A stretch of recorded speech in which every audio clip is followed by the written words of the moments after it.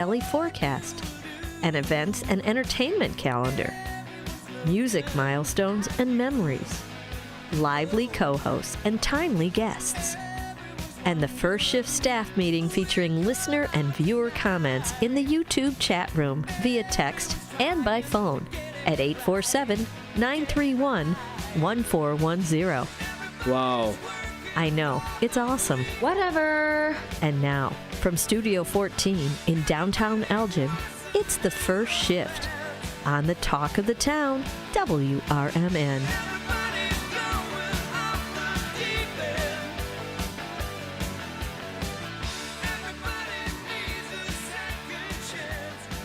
And welcome to Studio 14 in downtown Elgin. It is the day before the last day of the month. It is February the 27th, 2025.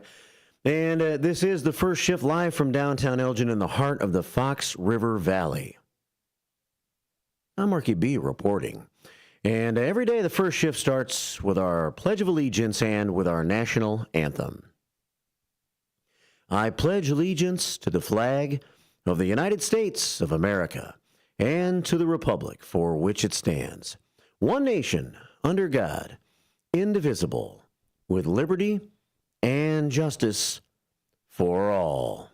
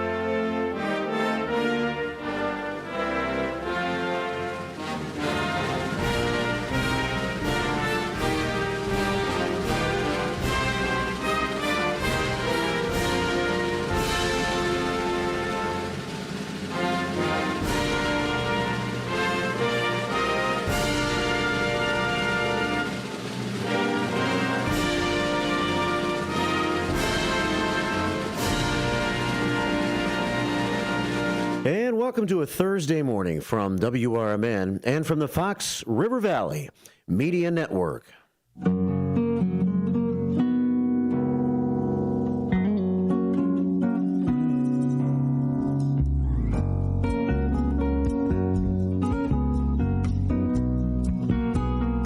Here we go. Ready? Thursday morning, February the 27th. Live from Studio 14 in downtown Elgin, Illinois. It is the First Shift, 227-2025. And today, I don't see my day and week count and my quarter total up here today, but it's late February. We'll leave it at that. But I can let you know that today is the 1,243rd First Shift since we started counting all this nonsense years and years ago. Who'd have thunk it would last this long? It is the 40th staff meeting of 2025. So let's celebrate number 40 of the year, and let's win this day.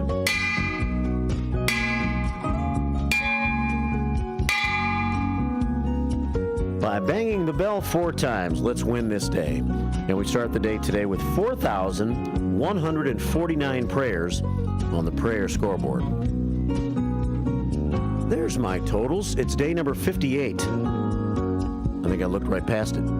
Day number 58, week number 9, and quarter number 1 of 2025. There's all the numbers. There's the show by the numbers as the show gets underway.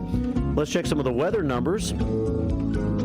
As the weather continues to be nice and mild, it, to me, turned out better yesterday than it seemed on paper. On paper, it looked like a drizzly, dreary day. In reality, it turned out to be an okay day. We were in the upper 40s yesterday. It even was a little bit bright, like the sun tried to come out a little bit at times. Got a little more dreary late in the day, but turned out to be a decent day yesterday before some rain came in Elgin. I'm not sure if it came all around the Fox Valley last night. It was right about bedtime, I think, for me. About 9 o'clock, I could hear the pouring rain outside. Good time for it in my world. And it just cleaned us off. It cleansed us a little bit more from the winter time and helped us to get towards what we're trying to achieve, and that is spring. Current temperature here in downtown Elgin is 36 degrees. Winds are out of the west at 7 miles an hour. And for today, there is a slight chance of a shower later on this morning. Not much to worry about. Otherwise, mostly cloudy today. Middle of the road temperature of 45. Not too bad. A little bit breezy today. 45 for the high. Tonight, partly cloudy skies with a low of 30. And then we look ahead to the weekend, and we kick in your weekend with a Friday show and a Friday of dazzling weather for this time of the year. Partly sunny, tomorrow's high 56 degrees. 56 on your Friday to start the weekend. Tomorrow night, a slight chance of sprinkles and flurries as a cold front comes through and drops us down to 23 tomorrow night. And then Saturday and Sunday, much colder, but tolerable. Saturday, mostly sunny with a high of only 31. It's going to feel cold after we've been spoiled with some really nice temperatures this week. 31 for the high on Saturday. And then Sunday, sunshine again with a high of 37. And then we bounce back into the 40s and 50s early next week. 6:13 on this Thursday morning. We're currently sitting at 36 degrees. Winds out of the west at 7 miles an hour. All right, let's settle in and try to make a good show of it today. I'll tell you who's going to be on the show in just a moment. We'll start by, of course, getting into the news headlines this morning. And some of the news that I've been tracking in the past 24 hours that I'll go over with you this morning. Your thoughts on those stories are always welcome. My thoughts on some of these stories are hopefully welcome because I give them as I'm reading them. We have crime times everywhere. Unfortunately, that's the bad news. Lots of crime in the local news this morning. None in Elgin, I don't think, that I'm aware of, at least that I'm sure there has been crime in the last 24 hours in Elgin, but not severe enough, I guess, to make a news story out of it. But we did have an Elgin man and his mom involved in a sex trafficking bust in St. Charles that took place back in the summer of 2023. And there were 5 people involved, and 2 of those people have now been, well, they've all been charged. 2 of those people have pled guilty and have agreed to serve sentences in conjunction with the sex trafficking bust. So I'll go over a few details of that story as we get ready to talk about sex trafficking and human trafficking next Thursday morning. That's next Thursday morning with Kane County State's Attorney Jamie Mosser. She's going to make an appearance, I think, here in the studio. I know she'll be on the show, either in the studio or on the phone, but she's scheduled to be on the show next Thursday morning. And we'll talk about sex trafficking and human trafficking in Kane County and their efforts to really try to crack down and get to the bottom of some of this nasty stuff. I believe we'll also hear Jamie Mosser's thoughts on the 0.75% Kane County proposed tax referendum that's going to be on the ballot this spring. And you may be surprised at what she's got to say about that. But that's a week from today. On today's show, more news stories include domestic violence. It seems like we're talking about human trafficking, child pornography, and domestic violence a lot. And to me, domestic violence cases have gotten worse and more violent, more blatant in the past couple of years, since COVID began. And so we have the latest crime time involving a domestic violence story, but there's a little good news in it as the victim survived and the suspect is dead. So we'll talk about that in the news. There was also a horrible domestic violence down in Bloomington, Illinois. Thanks to the commander, Mark Smith, for sending me that information. We'll go over that. We have another story as it as it has something to do with America's First Responders Fest, because it is a first responders related story that I'm going to share with you this morning if we have time. That'll be the Bender Dental feel-good start to the day. I need to make time for that. We have to have a feel-good story from Bender Dental. Plenty of crime times. Geez, one after another as I scroll down my list of stories. So we'll work some of the crime times in. Also on the show today, let's see what else I have. First Shift 411, big candidate forum for the Elgin City Council next Tuesday. WRMN's a primary part of it, and I'll tell you about that with First Shift 411. I have a couple of notices from our friend Sherry Aschenbrenner, the senior liaison in the city of Elgin, that I've collected over the past couple of days, events and other scams she likes to let you know about to protect our seniors in the area and everybody, really. First Shift 411, a couple of fundraisers to tell you about, including my very own fundraiser coming up. So I'll sprinkle that in with First Shift 411 this morning. Guests on the show. Let's see who I have. We're going to go back-to-back Beth Drendel days. Beth came on yesterday from the Kane County Emergency Management to talk about if you want to volunteer and start to get involved in emergency management and all that goes along with that. They're having a seminar Saturday morning. But Beth reached out to me yesterday and she said, hey, there's a big tornado drill going on next week, and I forgot to tell you about that in my appearance this morning. I said, well, how about tomorrow morning, Beth? We won't do that long with Beth today, but Beth Drendel's going to tell us about a county-wide tornado drill, I believe, going on next Tuesday morning. So we'll hear from Beth again briefly this morning at about 8:35. She's with Kane County Emergency Management. I am playing a little text game with Elgin City Councilman Anthony Ortiz. The ball is in his court right now. I texted him last night when I heard that the City Council passed the ordinance at their meeting last night banning THC products from convenience stores. Now, that might be a generalization. What does that mean exactly? Maybe Anthony can shed a little more light on it for us if he can make it this morning. He did respond to me when I texted him last night. I knew he was in a city council meeting or just about to be done with one. And by the time he returned my text, I was sleeping, so I didn't get his return text. So about 15 minutes ago, I returned his text. He said he could be here this morning to talk about it and asked me what time. So we'll see. I don't want to give a time yet, but we might have Anthony Ortiz visiting the studio for a few minutes this morning to talk about what occurred at the City Council meeting last night as it pertains to that. We were to be visited by the mayor of Huntley this morning, Tim Heft, filling in for our friend Mayor Mike Reed out of Hampshire. Tim, I talked to him on the phone yesterday. He sounded horrible. And we've had a little struggle. I guess struggle's the wrong word. We've been trying to get Tim on the air for a couple weeks now. Today was supposed to be the day, but he has a 101 fever. As of yesterday afternoon, when I talked to him, he sounded terrible. And so Tim's not going to make it in this morning. So we're going to have to reschedule the Huntley interview. And we'll see, if not next week, the following week after next week. Next week's going to be a very busy week here on the show.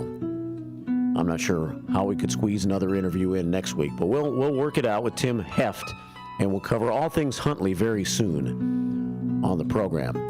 So no Tim Heft today, but we will be joined by Aaron Kelly. He's running for School Board District 300, which is out west, and we'll see what Aaron's got to say. Why do you run for school board? What do you do when you are a school board member? What are some of the issues that you need to be passionate about to run for school board? We'll see why he's running. Aaron Kelly's going to be here in studio with me this morning at about 9 o'clock. So we've got some guests. The two that are set, Aaron Kelly at 9. And at 8:05 this morning, or 8:35 rather, Beth Drendel for just a couple of minutes on the phone. Anthony Ortiz is floating right now. As soon as I have a firm time on him, I'll let you know. And that's the way we'll roll on this Thursday morning. Tim Heft is a scratch, a late scratch from the show. All right, 6:21. That was a long guest breakdown, wasn't it? We'll have our staff meeting all morning long. 3 ways to reach the show. WRMN Radio on YouTube, of course, where the chat room is underway this morning. We'll get into that in just a moment. WRMN Radio on YouTube. The Image 360 information line at 505-926-1410. That's 505-926-1410. Send me a text, either a message or a picture, and I can show the picture on Show and Tell. And the phone line, 847-931-1410. 847-931-1410. And that's where Westside Freddy joins us bright and early on the show today. Good morning, Westside.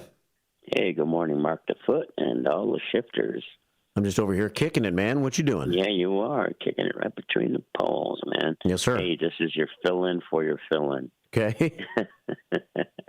You know what I did? I'm not going to wreck Anthony's story, but I did see the city council meeting on Fox News last night and talking about what Anthony's going to talk about, I'm pretty sure. Okay.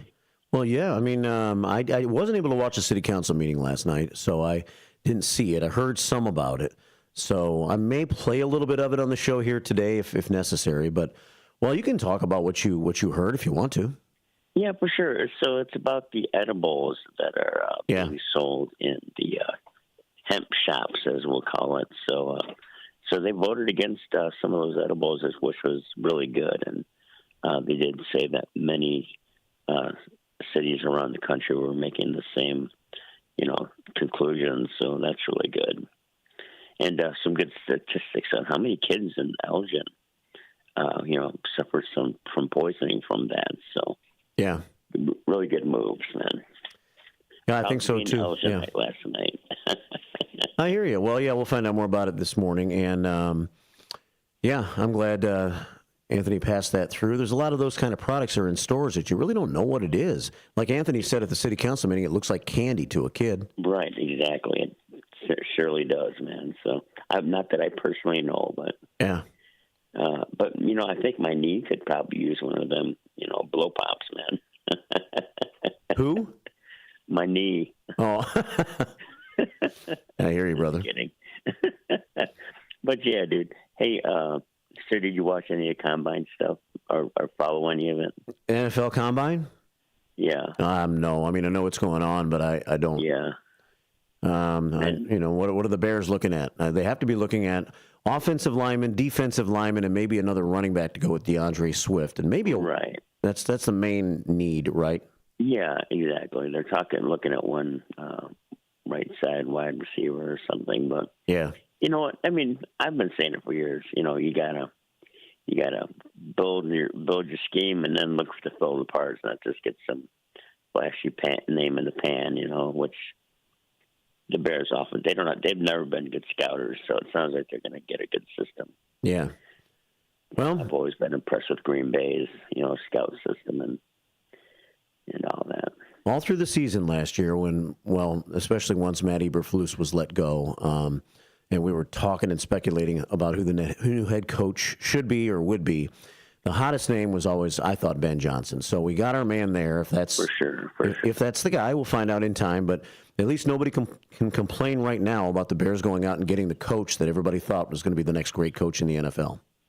For sure, man. So, and I think that was an easy. He said he liked Chicago, and he's already used to our weather patterns. So that was a pretty easy move. And what's that? Detroit's like a 3-hour drive. So. That's an easy move for him. So it really was all good for us. Yes, sir. All right, brother. Well, nice talking to you. Yeah, too. I know I haven't called in a while, so I wanted to just give a shout to our friend in Australia. I hope you're getting well.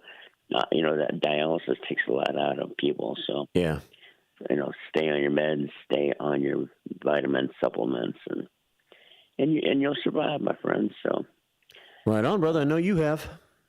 Yeah, man. Glory to the Lord for that, man. And just determination. You got to be a bulldog, my brother. Be a bulldog. And you've been a bulldog on the radio, AM at that. Grit and grind, brother. Grit and grind. Got to grind through every day. You know what? You never mentioned my emojis, man. Sometimes I send some cool ones like that flexing bicep. My AM strong. Well, I'm not sure if emojis translate on the radio so well, but I can. No, I know. Yeah. I mean, you can mention it, but yeah, not anyway, dude. You know how it goes. But I'll be stopping by soon. Me and Leonard are already making plans for the spring and coming by and putting coffee out some more. All right, man. Sounds great. Look forward to that. All right. Sorry to take up so much time. Talk to you later. All right. Talk to you soon. 2 minutes, David. Peace with you.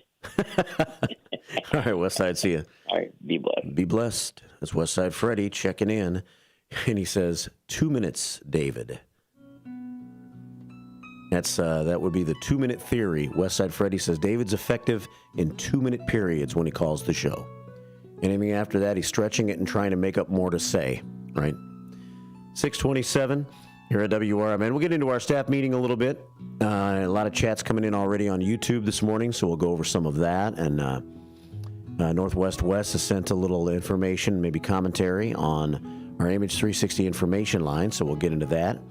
And we'll start with that in just a few minutes and get into some of the news stories that I have been able to get into over the last 24.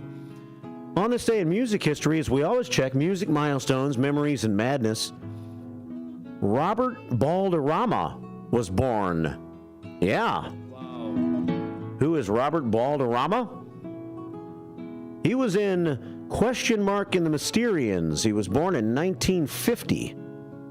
He must have been young when this song came out. 1966, he was like 16 years old. And Question Mark in the Mysterians went to number 1 in the United States with this crazy song. This will take us into our bottom of the hour news break. It's 96 Tears. Let's dance. Too many teardrops for one heart to be crying.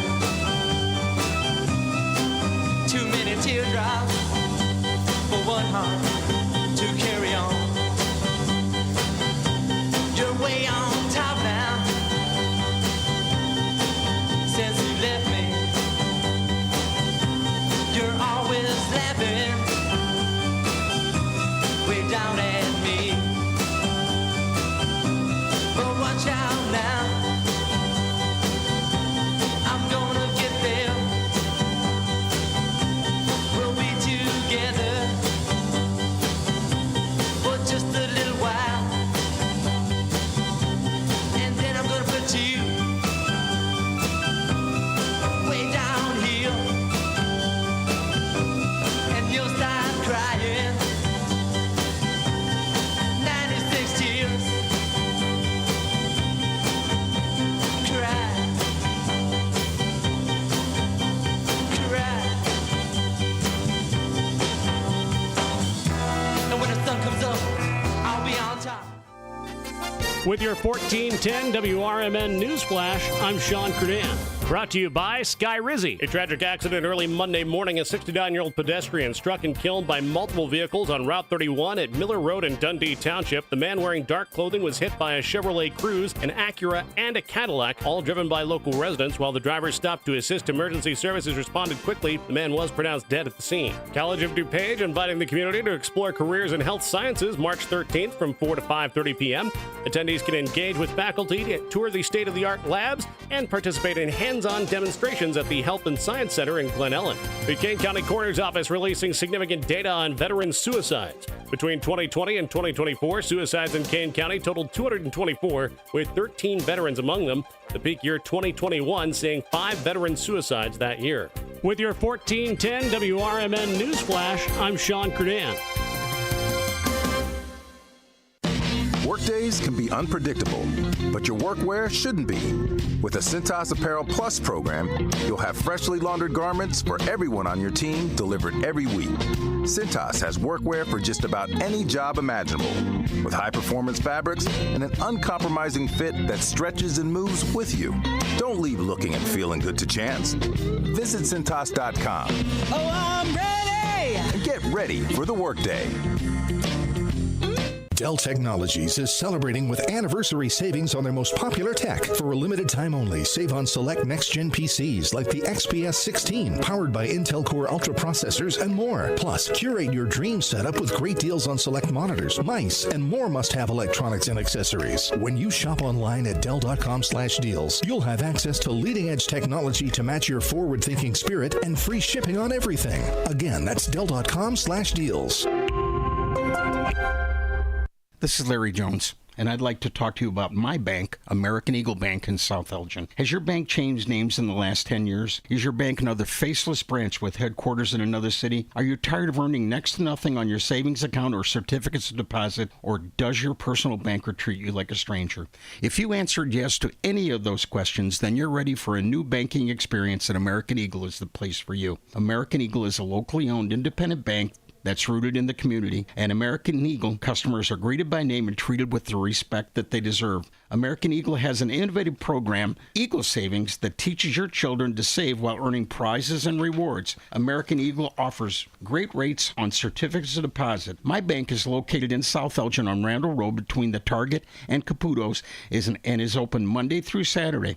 Give them a call at 847-742-7400 and a real person will answer the phone.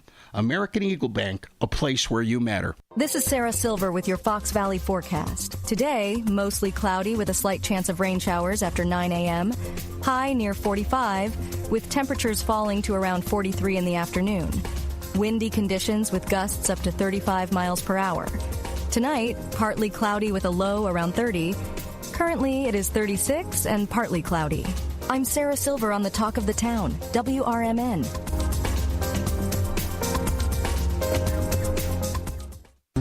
If you've been waiting to hear Macy's winter clearance, now's the time. Get everything you've been eyeing all season long at prices that are worth the wait. How good? Think 40 to 70% off coats, sweaters, boots, and more. Plus, come in and get an extra 20% off all your clearance purchases. That's up to 75% off. So if you've been waiting to treat yourself to something cute and cozy, hurry into Macy's now, because you're not the only one ready to score amazing winter deals. Savings off already reduced prices. Exclusions apply.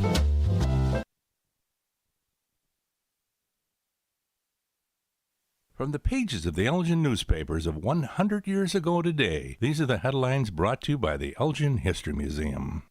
I am Tricia Grosser, and this is what was happening in Elgin 100 years ago, February 27th. Crippled by the loss of Waldy, their star center, the Elgin Junior College and Academy Basketball 5 will invade Lake Forest tomorrow afternoon for a non-conference game with the Lake Forest College Quintet. The entire Hill School squad is somewhat the worse for the grueling battle with Crane last Wednesday night. And according to Coach Wheeler, his team is rather down in spirits over the defeat handed them by Crane in a game which decided the Northern Illinois Junior College Conference title. Captain Pope Turner, Lanky's center, who has been ineligible this season, will make the trip with the orange and black and will play center in place of Rakow, who strained ligaments in his knee in the Crane game. Hayward Biggers, Elgin High School athlete, is the original hard luck man.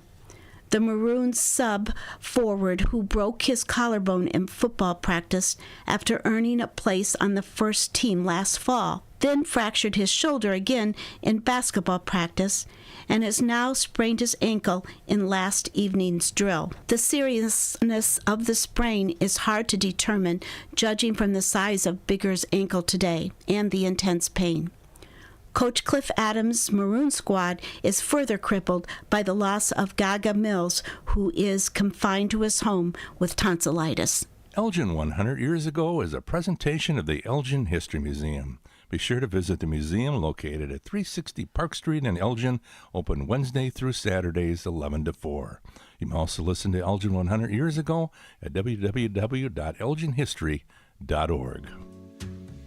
Man, sounds like the basketball team was beat up there, huh? Tonsillitis? I never hear about anybody getting tonsillitis anymore. Is it a thing of the past? Did we find a remedy, a cure for tonsillitis? 6:36. Welcome back to the first shift. On a Thursday morning, during the break. What happened during the break? Well, let's see. A lot always happens during the breaks. For one, Anna the chairman came marching in with a bag full of stuff. And, of course, she's the director of foreign affairs and a veteran first shifter approaching 90 years of age. Anna tells it like it is, or at least tells it like she sees it. I think people that say they tell it like it is should clarify that a little bit and say they tell it like they see it or like they think it is. But we love Anna the chairman, and she brought in pickled beets this morning, and she had a full jar, and she poured some of the beet juice because there was so much juice in there. There was no way you were going to get anything out of that jar without juice coming out of the top. And so she poured some of the juice into a cup. And because I said, you got to drain that jar a little bit. She said, I drink the juice. It's good for you. So she poured it in a cup and started drinking it. Me, I got a few little beet chunks out of there and had some beets during the break. Yeah, 6:35 in the morning. It's never too early to eat beets, I guess. Not if you're chairman. So that happened during the break. Also, during the break, I got a response from Elgin City Councilman Anthony Ortiz, who said, I'll be there. And he's going to stop in this morning at 8:05 at Studio 14 today to tell us exactly what happened at the Elgin City Council meeting last night. Also have the City Council Police doing some background work for me. That's John Priggy, who apparently sent me an email. And so, since I have 14 email addresses, I'll have to go to the correct email to find it. And maybe I can get some direction from John as to where to queue up the meeting to last night, if we want to play a little bit of it in advance of Anthony coming in at 8:05 this morning. So we will work on all of those things behind the scenes. It's 6:38 here at WRMN AM 1410 and at WRMN Radio on YouTube. Look at that, blue sky, kind of, as I look down Action Alley this morning. It's already daytime at 6:39 this morning. That's good to see. Just a couple of little patches of ice remain in Action Alley. It might be the only remaining ice of that kind in the city of Elgin right now. You know what I'm saying? Excuse me. You know what I'm saying? 6:39 here at WRMN. We are on YouTube this morning. Let's say a couple of hellos before we get into the news. No Nickname John, who yesterday's show was so busy that I didn't get to his bad joke of the day till like 9:40, said, we ain't gonna have that. I'm going to be first on YouTube this morning, and so you're going to have to deal with me right off the bat today. So, No Nickname John is in first on YouTube this morning at WRMN Radio on YouTube. Director of Bad Jokes and Bad Puns. We have a lot of departments here on the first shift. Good morning, first shifters. It's National Chili Day today. I did briefly glance through the dumb daily holidays of the day, and I did see that. National Chili Day. We all like chili, don't we? Big chili cook-off going over at Newman's Corner Pub a week from Sunday. South Elgin Santa rolls by the radio station. What up? SES. South Elgin Santa for the second consecutive day. Am I back on his route again? Or am I just lucky 2 straight days? Yeah, big chili cook-off. You're going to hear a lot about that, I'm sure.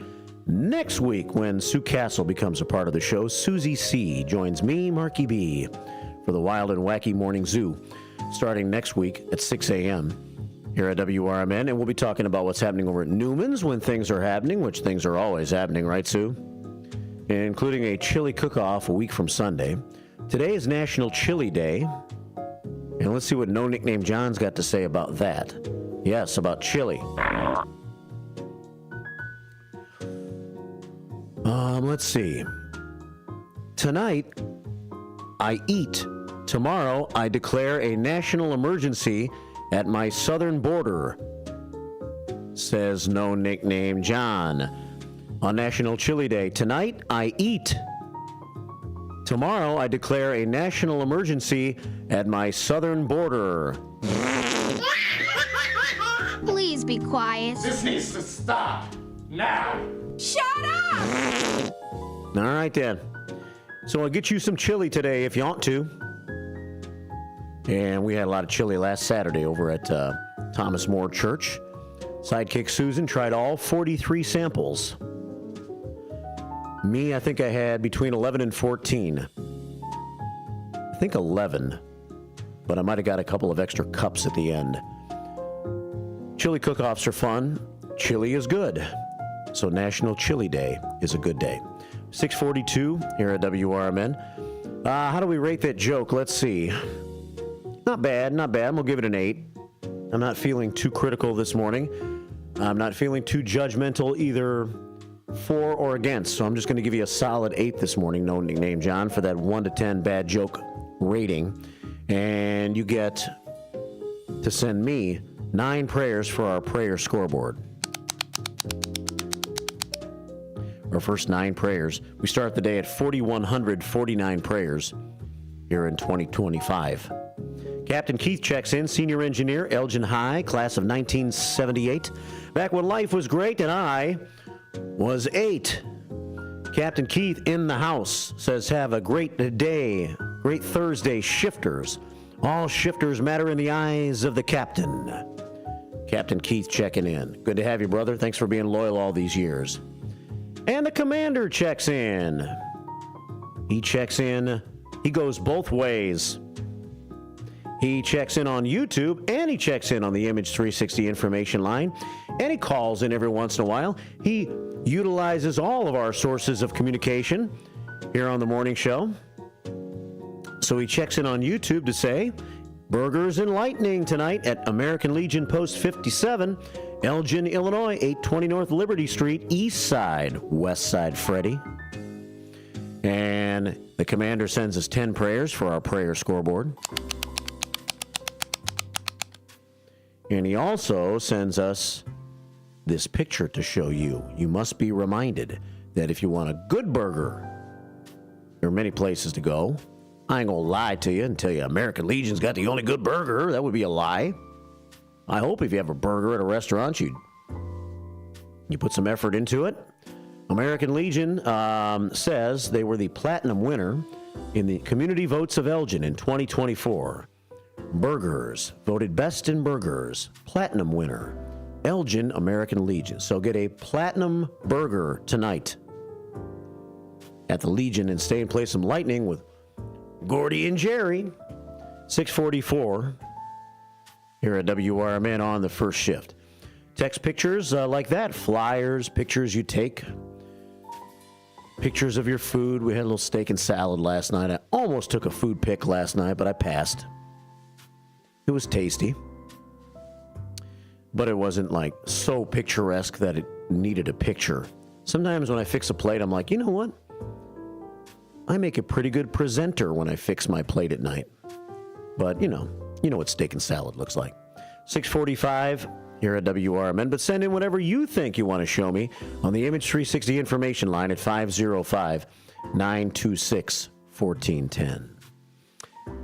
And the big boss man checks in. He's over in the community center this morning. He says, good morning, Marky B and First Shifters. Have a great day from the big boss man. We continued our secret mission yesterday. Oh, yes. And boy, it turned out to be quite the secret mission. I was out on the secret mission all the way until 6 o'clock last night. It was getting dark. I didn't know Nicole was such a long street. 6:45, I'll leave it at that. 6:45 here at WRMN. We have about 15 prayers from the big boss man this morning. It is the campaign season, and I do have some campaign-related news for you with fundraisers and a big forum going on next week. I'll pass that along next half hour. 6:46 here on WRMN. All right, let's get into the news a little bit now, and then we'll get back to our staff meeting. Off and on throughout the course of the morning show. That's the way I like to roll with it. Don't get too bogged down into one thing. Dip your foot in all the different waters. Taste all the chilies. Right now, we're going to get a little taste of news.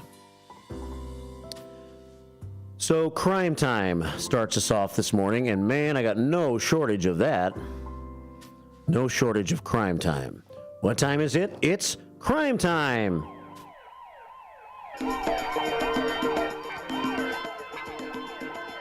Sex trafficking in St. Charles.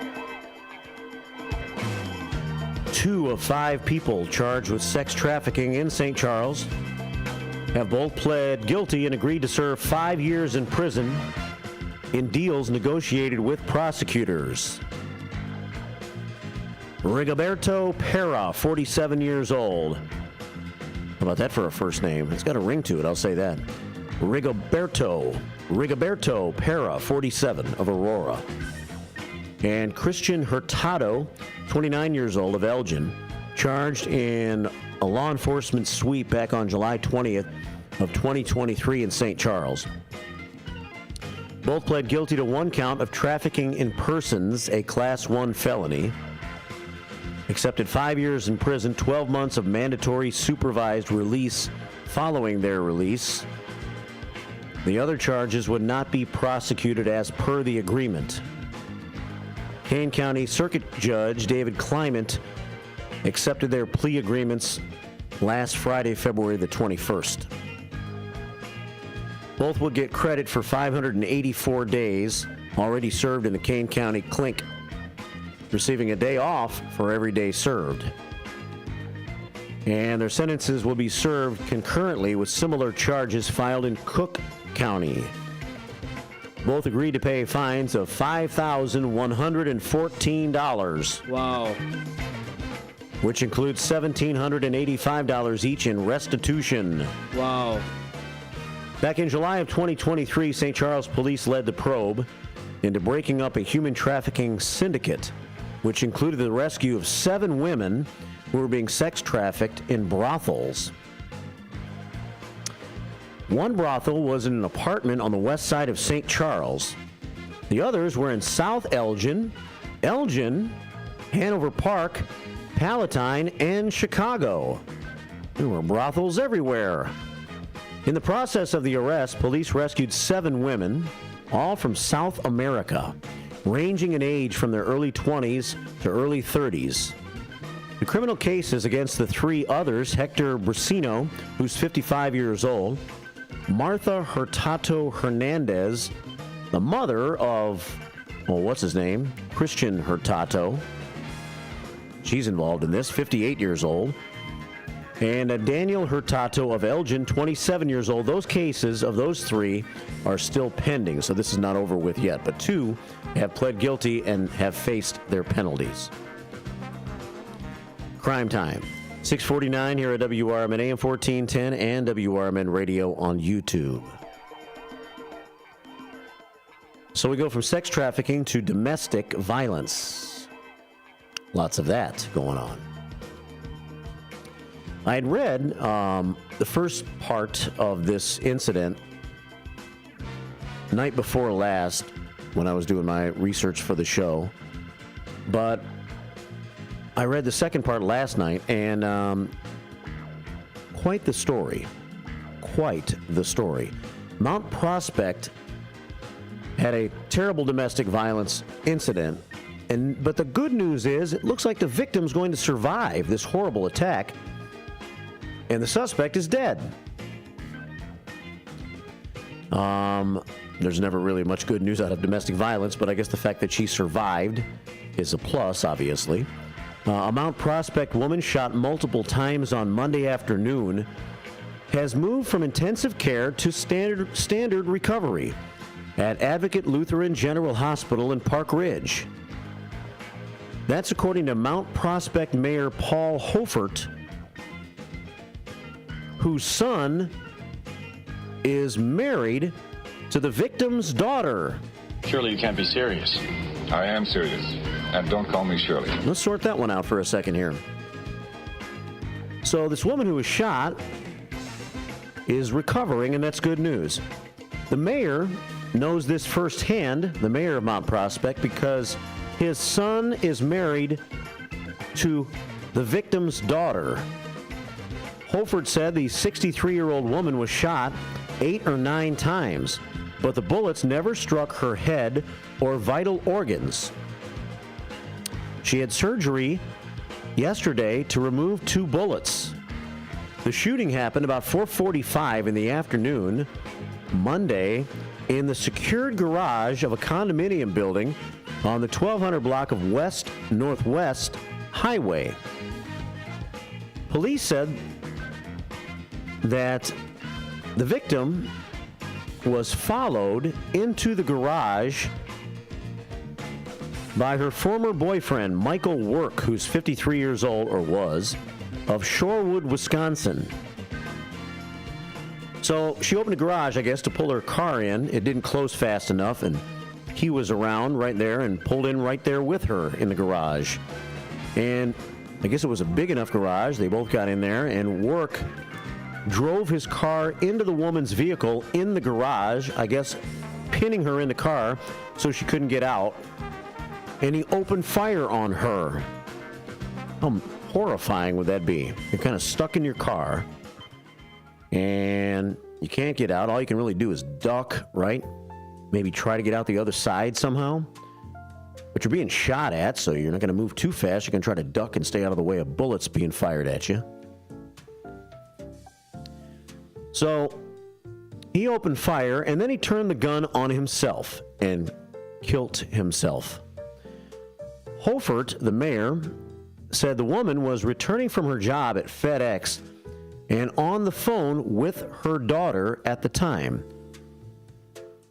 And again, Hofert's son is married to her daughter, so that's how he has all this firsthand information, I guess. She feigned death, pretended like she was dead, while her daughter, who works at a salon in Mount Prospect, turned to one of her coworkers and told her to call 911. Responding officers found the woman conscious and Work unconscious and dead. Both were transported to the hospital, and actually Work wasn't dead on the scene. He would die officially a few hours later. Hofert, the mayor, said he rushed to the hospital himself after learning about the shooting from his son about 15 minutes after the attack. 8 of the woman's 10 siblings were also at the hospital, so a big family. The woman was able to give her account to investigators before going into surgery. So she was conscious enough to tell the story. The mayor, Hofert, praised the village's first responders and other public safety personnel involved in the investigation and the care of the victims. So, how about that for a crazy one? But she apparently is recovering, and she's not in intensive care anymore, so that's good news about that. He's dead, so they can't charge him with anything at this point, obviously. And there you have it out of Mount Prospect. Domestic violence cases. Lots of them. Downstate Bloomington had a bad one, too. I'll tell you about that probably in the next hour. 6:54 here at WRMN AM 1410 and WRMN Radio on YouTube. So let's end this segment by sharing the Bender Dental feel-good start to the day. How about that? It's another America's First Responders Fest success story. A child was rescued by Good Samaritans after falling into an icy pond Sunday afternoon in Lisle. This is from the Daily Herald. According to police, the child was rescued by community members, so not actual paid first responders, but community members are first responders too. Everybody is, in their own way sometimes, right? Officers and firefighters were dispatched to the Lakeside Apartments complex 4700 block of Lake Trail Drive, 2 o'clock in the afternoon Sunday in Lyle. To assist, the child was transported to a nearby hospital for further evaluation due to the cold temperature of the water. But apparently the Samaritans, the people that were in the area, saved the kid because first responders weren't aware of the situation, so they weren't there yet. Deputy Chief Craig Gomorzak praised the community members for their help. And the child's going to be all right. It's the Bender Dental Feel Good start to the day. Way to go, community first responders. Maybe you should appear at this year's America's First Responders Fest. Details to come. 6:56 here at WRMN AM 1410 and WRMN Radio on YouTube. On this day in music history, as we get set for the 7 o'clock hour of what's going to become a very busy show this morning. I like it when they're busy. We battle through and get all the staff meeting in as much as we can. We have interviews on the show. We share news stories, play a little music, and that's what time it is right now. But I hate to waste a good song, a lot of a good song. So let me skip the one I was going to do now and move another song up in the rotation. It was this day in music history that, let's see, Neil Schon was born. He was with Journey, born in 1954, turned 71 years old. Journey had many, many hits, but for whatever reason, I'm going to play an upbeat Journey song, which was a theme song in the movie Vision Quest back in the early 1980s for you right now, as we go into our top of the hour break. I always like this song for whatever reason. It's just got some good positive momentum. It's Only the Young. Only the Young, Journey. 6:57 on the first shift. The video is from Vision Quest. Enjoy.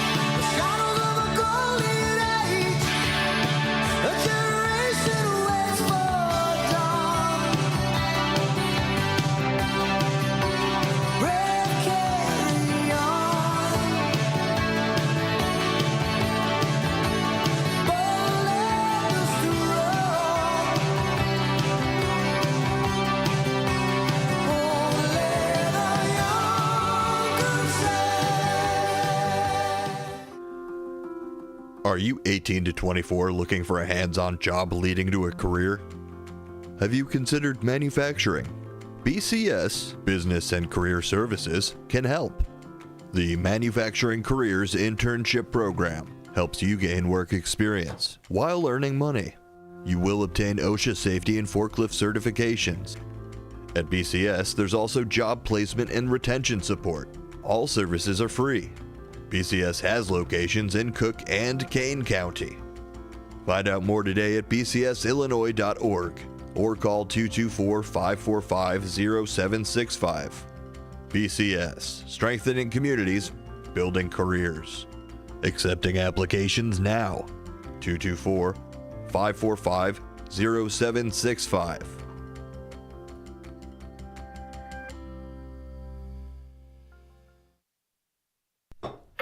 Your hometown radio station since 1949. We are WRMN AM 1410, Elgin time, 7 o'clock. With your 1410 WRMN Newsflash, I'm Sean Cruden. Brought to you by Sky Rizzi. Naperville District 203 School Board has sanctioned modest fee hikes for the 25-26 academic year. Kindergarten through high school general fees will see a $4 increase, contributing directly to school budgets. Half-day kindergarten programs and junior high yearbooks will also rise by $2. South Elgin police are investigating a gunfire incident near Fox Meadow Elementary School. Responding to a 911 call around 5:45 p.m. on Monday, officers learned of a group reportedly displaying firearms. By the time authorities arrived, the group had fled, though shots had been fired. Fortunately, no one was injured. Naperville Park District announced the opening of its summer rental season for pavilions, with residents able to apply starting at 8:30 a.m. on March 6th and non-residents on March 13th. The summer rental period extends from June 1st to August 31st, including the DuPage River Park Pavilion, among others. With your 1410 WRMN News Flash, I'm Sean Credan. Workdays can be unpredictable, but your workwear shouldn't be. With the Cintas Apparel Plus program, you'll have freshly laundered garments for everyone on your team delivered every week. Cintas has workwear for just about any job imaginable, with high-performance fabrics and an uncompromising fit that stretches and moves with you. Don't leave looking and feeling good to chance. Visit Cintas.com. Oh, I'm ready! And get ready for the workday. Dell Technologies is celebrating with anniversary savings on their most popular tech. For a limited time only, save on select next-gen PCs like the XPS 16, powered by Intel Core Ultra processors and more. Plus, curate your dream setup with great deals on select monitors, mice, and more must-have electronics and accessories. When you shop online at Dell.com/deals, you'll have access to leading-edge technology to match your forward-thinking spirit and free shipping on everything. Again, that's Dell.com/deals. Progressive presents the Sports Flash on News Talk Radio 1410 WRMN. Spring training Wednesday, the Padres beat the White Sox 3-1 this afternoon. The White Sox take on the Guardians. The Cubs and Giants played to a 4-4 tie. The Cubs take on the Angels this afternoon. At United Center Wednesday, the Clippers beat the Bulls 122-117. James Harden with 30 points. Zach Collins had 21 points, 7 rebounds, and 7 assists in the loss for the Bulls, who dropped to 23-36, 10-21 at home. The Bulls are back home Friday night hosting Toronto. The Blackhawks visit the Golden Knights tonight in Las Vegas. It comes with the NHL trade deadline approaching. Seth Jones reportedly unhappy. He said he'd like to be moved. The veteran defenseman voiced his frustration after the Blackhawks lost their 4th in a row and extended a run in which they've lost 7 of 8. Jones said, "We're the exact same team right now as we were in Game 1. The trade deadline is 3 o'clock Eastern on March the 7th. Bundle auto and home, renters or condo, and save with Progressive. I'm Chuck Sanders on News Talk Radio 1410 WRMN.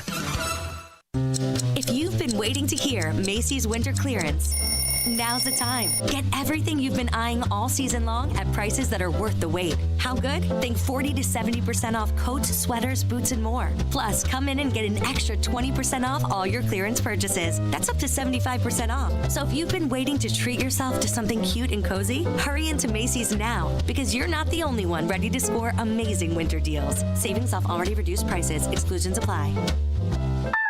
Things are just better when you switch to Cricket.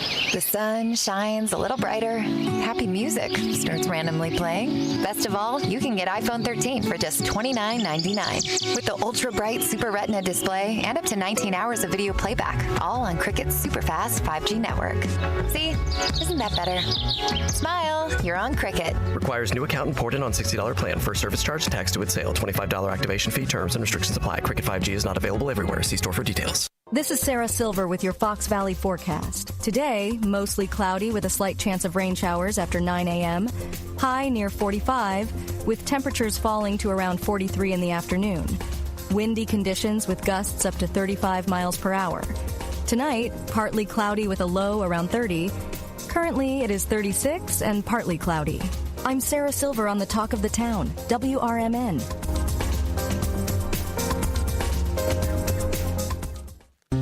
If you've been waiting to hear Macy's winter clearance, now's the time. Get everything you've been eyeing all season long at prices that are worth the wait. How good? Think 40 to 70% off coats, sweaters, boots, and more. Plus, come in and get an extra 20% off all your clearance purchases. That's up to 75% off. So if you've been waiting to treat yourself to something cute and cozy, hurry into Macy's now, because you're not the only one ready to score amazing winter deals. Savings off already reduced prices. Exclusions apply. In the middle of the night, everything will be all right if you listen to Coast right here on WRMN, 7 days a week from midnight to 5 a.m. Each night on Coast to Coast, listeners are captivated by George Noory with discussions on news and current events, conspiracy theories, UFOs, life after death, and all things curious and unexplained. Coast to Coast, every night, midnight to 5 a.m. right here on WRMN AM 1410 and 96.7 FM. Are you looking to buy, sell, or trade something? Maybe clean out that attic or basement, or just make a little extra cash? Then don't miss Tradio on Out to Lunch with WRMN AM 1410. Weekdays at 12:30 p.m. Call in to let folks in the Fox River Valley know what you're looking for or what you've got to get rid of. It's easy, it's free, and it's a great way to connect with your community. Call in at 847-931-1410. That's 847-931-1410. If it's got to go, then let us know. Only on Tradio. Here on WRMN AM 1410.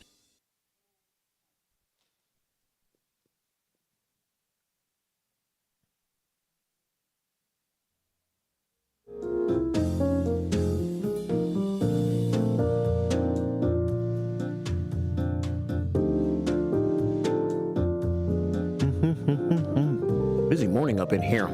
7:06 here at WRMN, AM 1410, and at WRMN Radio on YouTube.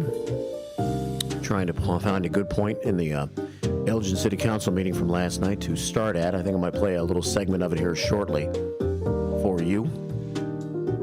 In advance of City Councilman Anthony Ortiz coming in to talk about it in the 8 o'clock hour this morning. So I'm working on queuing some of that up from last night. Hope you're feeling okay. Welcome to the 7 o'clock hour of the first shift. My name is Mark. I'm with you till 10 each day. Susie C. joins me starting next Monday here on the first shift, starting at 6 a.m. And it should be a wild and fast-paced week next week with guests across the board next week here on the show. I'll keep telling you about that with First Shift 411 this morning. Getting pretty busy. We also have the big City Council candidate forum next Tuesday night, and I'll tell you about that with First Shift 411 in a little bit. Let's start this hour by checking the Fox Valley forecast. Current temperature as we start the 7 o'clock hour. It's bike riding weather for some. Someone just rode by on their bike north to south on your radio dial. We have a cloudy sky. It looked like it was going to be a bright morning, but now it's more cloudy as the 7 o'clock hour gets underway. Fog and mist. It was pretty foggy when I left the house this morning. We had what sounded like pretty good little rain shower at about 8, 9 o'clock last night. And that put a lot of moisture in the air along with what's still melting from the ground, and all of that kind of mixed together in the air, and a lot of fog early this morning. Still might be some fog in your area, depending on where you are. Current temperature is 34, so we've dropped back 2 degrees. Winds are out of the southwest at 5 miles an hour. Ever so slight chance of a shower this morning. I'm guessing it's not really going to happen. Mostly cloudy with a high of 45. Tonight, partly cloudy skies, a low of 30. And tomorrow, a great day. Partly sunny with a high of 56 degrees on Friday. How about that? Partly sunny with a high of 56 to kick in your weekend. And then the weekend's going to be chillier, so really get out tomorrow and do as much as you can tomorrow. As we'll be in the 30s all weekend. We're still going to have sunshine, so it's not going to be so bad, but it will be much cooler over the weekend, especially if we get used to 56. So we're kind of all over the board. 45 today, 56, partly sunny tomorrow, and then Saturday, mostly sunny with a high of only 31. A cold front's coming through tomorrow, late in the day and in the evening, I guess, bringing us a chance of flurries and sprinkles, and dropping our temperature all the way down to 23 tomorrow night. And then we'll bounce back only to 31 on Saturday and 37 on Sunday. But the good news is sunshine both days. And as we look ahead to next week, we're back like it has been this week. Upper 40s and in the 50s. Monday, Tuesday, Wednesday of next week. So we are on our way to spring, baby. We will have our fallbacks of temperatures, but every time we do, we'll and we go back forward again, the forward will be a little bit on the higher side. 10 past 7, 34 degrees here in downtown Elgin in the heart of the Fox River Valley. First shift, hour 2. Matt's got out to lunch for you this morning at 10. What's cooking today with Mike Horn at 1 o'clock this afternoon. Talk time with Tammy. Tammy's down in Nashville this week, and she'll have her show for you today with Matt running the show, pushing the buttons, and being a co-host when needed. That's from 2 until 4 in the afternoon. Then a political talk show on the air with Sonar, Bendamoni, and Boquist and the boys between 4 and 6 this afternoon. 10 past 7. Let's check a couple of comments in our staff meeting today. Let's go to the Image 360 information line for a moment at 505-926-1410. Say good morning to Linda Carter. She opened up the office doors today, as she always does. 12:02 this morning. I'm talking about Linda Carter, Linda Carter, Linda Carter. Oosh! Linda Carter. I'm a little surprised my voice went there because I've had very little water so far this morning. It's time to drink a little water right now, I think, and try to catch up.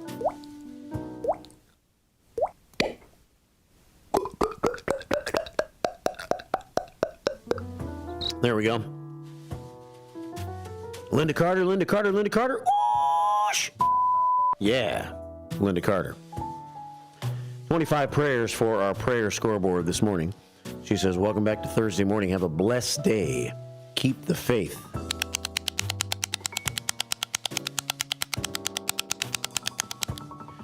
We got Commander Mark Smith, American Legion, Post 57. You saw the image.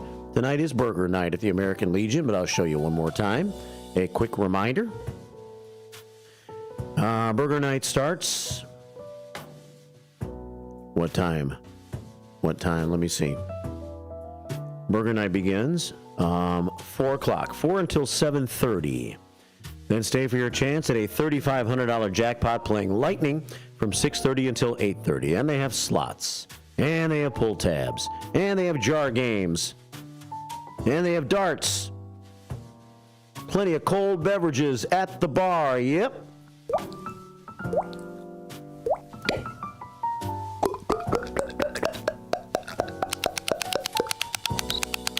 Ten prayers from Mark Smith.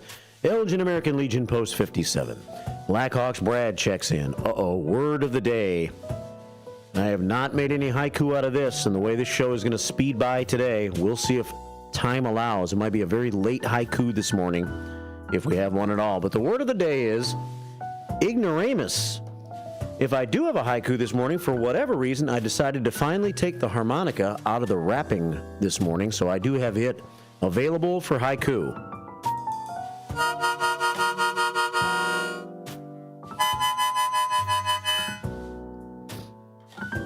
Because I'm an ignoramus. And that is our word of the day. I am an ignoramus. Loser. An ignoramus loser? Loser. Ignoramus loser? You're an idiot! Okay. Quit piling on. Ignoramus, an utterly ignorant or stupid person. Let's win this day. The American flag flies, the eagle flies over the fabulous Fox River, and a prayer. A prayer. Prayer number 66 on the prayer scoreboard. Thanks for the word. We'll see if we can work a haiku in later. BHB with the word ignoramus. If anybody wants to be an emergency haiku technician today, feel free to step in to my role. Do my job for me. CK checks in. Down in Florida, she sent me another Florida pic. Look at this one today. Look at that guy. What is that? Is that a stork? I don't know my birds very well. I know very little about most things. I know little about more things than most radio announcers. Claim to fame. That helps me be qualified for the Radio Hall of Fame. Well, there it is in Florida. Northwest Wes, who is a fill-in-the-blanks kind of guy for me. probably will tell me what kind of bird that is. 7:15 here at WRMN AM 1410 and WRMN Radio on YouTube. Take one more look. Down to the final few days of the long Florida vacation for CK and Mrs. Bossman. Soon to be driving back to the mighty Midwest. No, it's not Northwest West. It is comforting Kathleen to save the day. She jumps in and says, it's a blue heron. A blue heron checks in on the Image 360 information line at 505-926-1410. Miss you all, says CK. I might believe that.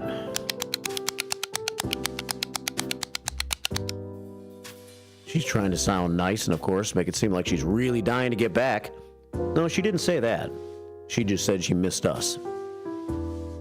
7:15 here at WRMN. Thanks, CK, for listening in on the app or on YouTube this morning, or a little bit of both. She has the app and listens from her phone quite often. She gets in on the YouTube page, I think, from time to time and watches the show. Every once in a while, WRMN Radio on YouTube. Download the app and you can listen from anywhere, static-free, all the way around the world. We have listeners from Tennessee and Florida, and we have co-hosts. We have hosts of the show that go different places and host their show from there, like Tammy does in Nashville, and Nancy joins her from Dallas, Texas. And, so it's nice to have people all around able to listen and be a part of the show on the app and on the YouTube feed. It's 7:16 here at WRMN. And we say good morning to Westside Freddie, checking in this morning as well. He made an early phone call to the show this morning. The West Side did.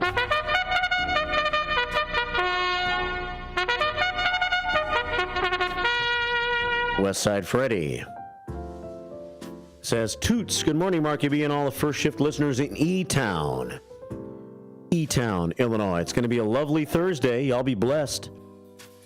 And enjoy Mark and the Beehive, says Westside Freddie. He coined that term, the way I refer to our YouTube feed, the Beehive Bar and Grill. Always listening on the West Side. 4 prayers from the West Side this morning. 7:17 here at WRMN. And good morning to my friend Dennis D. Not So Young, checking in from barely on the West Side on Elm Street. He's been hacking up a lung for about a month now. Not sure there's anything left in there, but he keeps on coughing anyway, even though all of his vital organs are now coughed out. 25 prayers from Dennis D. Not So Young. We'll send some back to you.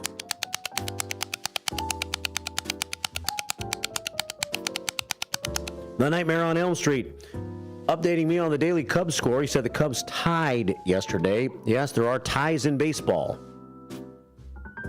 in the preseason. They don't want to use all those pitchers and get everybody tired and worn out. So if the game's tied, sometimes they just call a truce at the end of the game.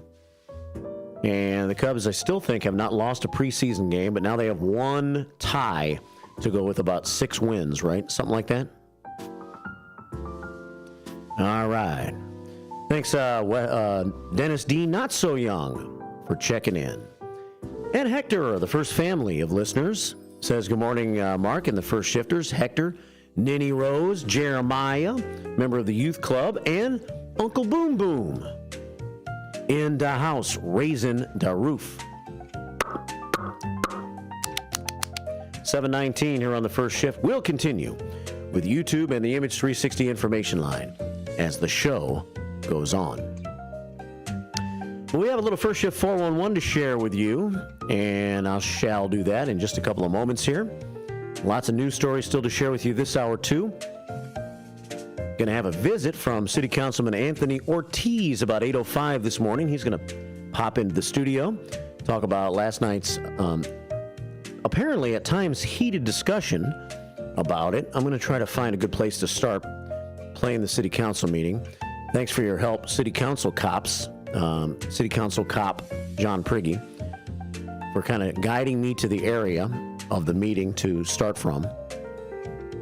So I'll see if I can cue it up maybe during the 7:30 news break, and then play a little bit for you when we come back from that. and I'll share my news stories along with that as well. City Councilman Ortiz at 8:05. 8:35, Beth Drendel for a brief time. Brief time. Sounds like I need some more water. Beth Drendel from Kane County Emergency Management on the phone again about 8:35 this morning. She wants to make sure we are aware of this tornado drill going on in Kane County next Tuesday. And then at 9:05 this morning, Aaron Kelly, running for School District 300 out yonder. He'll tell us all about School District 300, why he's running, what a school board member does, and a little bit about himself, as it's election time. And you'll be hearing from a lot of candidates during the month of March. Early voting starts March 17th. And April 1st is Election Day.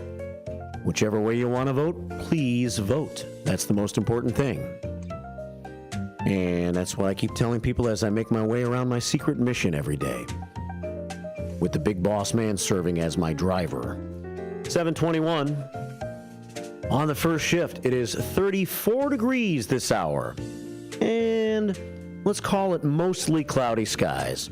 On a Thursday, on the first shift on the 27th of February on WRMN. Good morning. Get ready for Around the House every Saturday night from 5 to 7 p.m. on WRMN AM 1410. If you're a homeowner or contractor looking to tackle those projects that feel a bit too big, this is the show for you. Join Eric along with his knowledgeable guests as they dive deep into everything from DIY renovations to creating a healthy home environment. We'll provide you with the tools and tips you need to complete your projects with confidence and ease. But it's not all work and no play. We believe in having fun. Our passion for home improvement shines through as we help you save time, money, and reduce the stress of DIY. So whether you're a seasoned pro or just starting out, don't miss Around the House. Tune in every Saturday night and let's tackle those home projects together. This is a story of the one. As a maintenance specialist for university housing, he knows college students can major in wear and tear. Plus, housing so many students doesn't leave a lot of room to house all the supplies he needs. That's where Grainger comes in. With over 1 million industrial-grade products and fast, dependable delivery, Grainger carries the quality products he needs so he doesn't have to. From a new door hinge to a whole new faucet. Call, click Grainger.com, or just stop by. Grainger, for the ones who get it done. Theriault Booth, a leading local law firm, is located on the beautiful Fox River in downtown St. Charles. Here's Ryan Theriault. For better or worse, there are just times people need a lawyer. Whether you are involved in a work injury, in an automobile crash, selling a home, or even planning for your estate after your passing, we're here. We're local. We're part of the community. For more information, visit them on the web at tbfirm.com or give them a call at 630-526-4242. Hi, I'm Ryan Blaney, a third-generation race car driver, and we dedicate a lot of our time to going as fast as possible. My grandpa Lou is the reason why my dad and I started racing, and I'm really proud to follow in his tracks. But when my grandpa was diagnosed with Alzheimer's, it was a very unexpected bump in the road for us. I've learned a lot on this journey with my grandpa Lou, and the memories of my grandpa will always be with me. It's important to notice if older family members are acting differently, experiencing problems with their memory, or having trouble with routine tasks. Talking about Alzheimer's can be really tough. But if you notice something, have a conversation with your loved one. Encourage them to see a doctor or offer to go with them. Early detection of Alzheimer's can give your family time to explore support services, make a plan for the future, and access available treatments. The Alzheimer's Association provides care, support, and research to help you take control of the situation with your family and manage the disease together. If you or your family are noticing changes, it could be Alzheimer's. Talk about seeing a doctor together. Visit alz.org/time-to-talk. A message from the Alzheimer's Association and the Ad Council.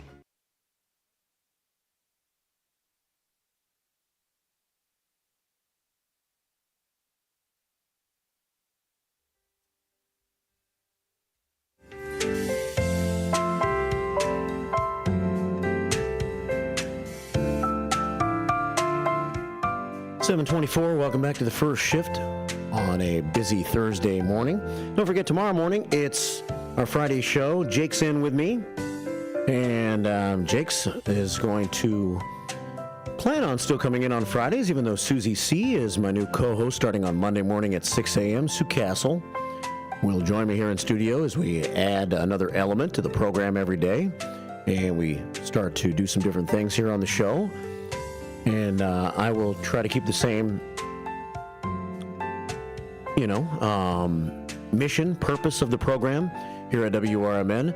But we'll add some new things. It's always good to explore change and try to make things better. So Sue Castle, Susie C. joins me, Marky B, starting next Monday at 6. But Jake's a longtime Friday host along with Larry Jones. Jake's is in tomorrow morning from 7 until 9. 9 o'clock tomorrow. The Chief is out this week, so we will have a 1-hour edition of the Senior Community Spotlight Show. And that'll be from 9 until 10 on tomorrow morning with Steve Thoren. The Senior Community Spotlight Show. No music memory show with Stevie T tomorrow, so Matt takes over at 10 a.m. with Out to Lunch. And Wild Bill Pellerinos comes in at noon on Fridays with his show, Life Experiences. He's had a lot of them. 7:26 here at WRMN. All right, well, let's see what I can accomplish here. We only have about 4 minutes until the bottom of the hour. Let me explore a little First Shift 411 for you right now. The Elgin City Council Candidate Forum is next Tuesday night. We would love you to go, but if you can't make it, or if you'd rather stay home, you can listen to it and view it. Listen to it on WRMN. View it on our WRMN YouTube page. It is taking place at Journey of Hope, a United Methodist Community Church. And it's at 37 West 040 Highland Avenue from 6 until 9 next Tuesday. Doors open at 5. Live broadcast on WRMN and on our WRMN Radio YouTube page. Meet the City Council candidates moving forward, as there are 4 or 5 new faces. I want to say 5. And there are 3 incumbents. There will be a total of 8 candidates available for you to vote for. The top 4 are in. Our incumbents are Steve Thoren, Dustin Good, and Corey Dixon. Incumbents that are running again. Carol Rauschenberger would have been up for election. She's not running again. There are 5 new faces also as a part of it. And so meet the candidates next Tuesday night, either in person at the Journey of Hope United Methodist Community Church or right here on WRMN. 7:27. All right, what else do I have time for? Want to let you know about this, which was posted on the Elgin Police Department Facebook page, also sent to me via email. This is information about the Better Business Bureau and the EPD canines, sent to me by Sherry Aschenbrenner. They're going to have something going on Thursday, March the 20th at the center of Elgin. It's a triad event. 100 Symphony Way, downtown Elgin, 9 to 10 a.m. Triad members will have vendor tables. 10 until 11 a.m. Steve Burness, the president and CEO of the Better Business Bureau, been on the show many times over the years, will present Senior Scams. How do you search the BBB site for resources and report scams? From 11 until 12, the Elgin Police Department's Canine Demo Unit will be on hand. Officer Nisavaco and Canine Ace, and meet Officer Arnold and therapy dogs Chance and Charm. That's 11 to noon. And then noon, it's a complimentary lunch. Seniors invited, triad event involving the Better Business Bureau and the Elgin Police Department and their canine unit. Call the Elgin Township today if you want to go. 847-741-2045. That's 847-741-2045. No walk-ins will be allowed, so RSVP if you want to go take advantage of a fun morning and an educational and informative morning over at the center of Elgin. All right, I guess that's about all the time I have for First Shift 411 right now. I have a couple of fundraisers I want to announce later in the show. I'll talk about mine a little bit. But it's a fast-paced show here today, so we'll keep it moving at a fast pace. Coming up on 7:30, we got some WRMN news coming up. We'll check Elgin 100 years ago, and then I'll come back and we might take a peek into last night's City Council meeting, and I'll have some other news stories for you as well as continuing our staff meeting.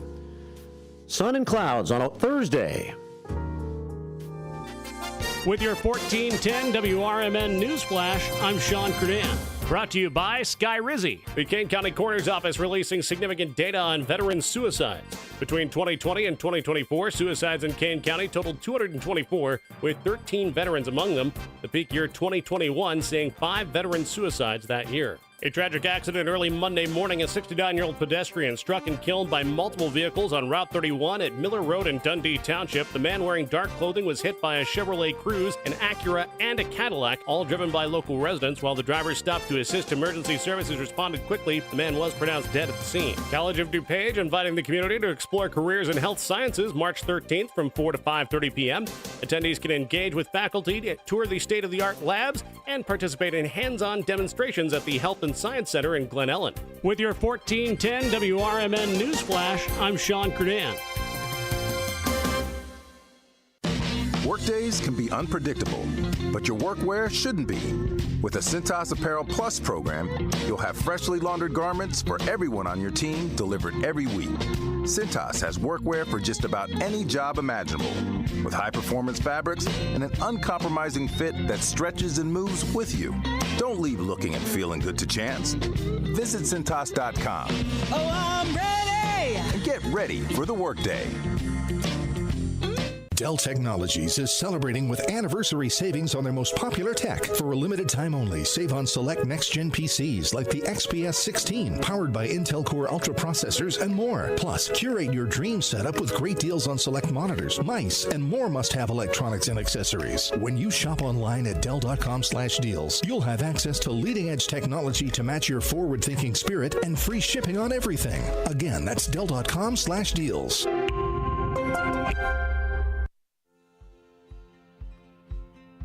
Hi, everybody. This is Steve Thorne, running for re-election to the Elgin City Council.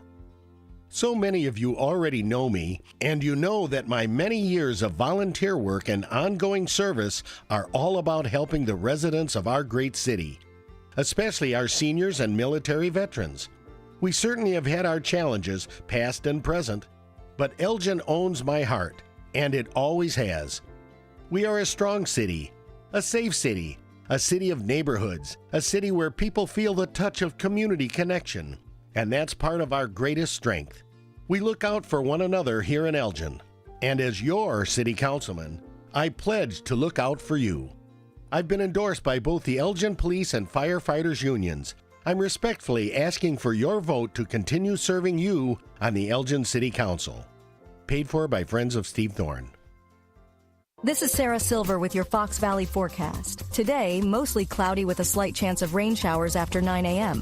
High near 45. This afternoon, mostly cloudy. Tonight, partly cloudy with a low around 30. Temperatures rising to around 32 overnight. Tomorrow, partly sunny with a high near 56. Currently, it is 36 with fog. I'm Sarah Silver on the Talk of the Town, WRMN.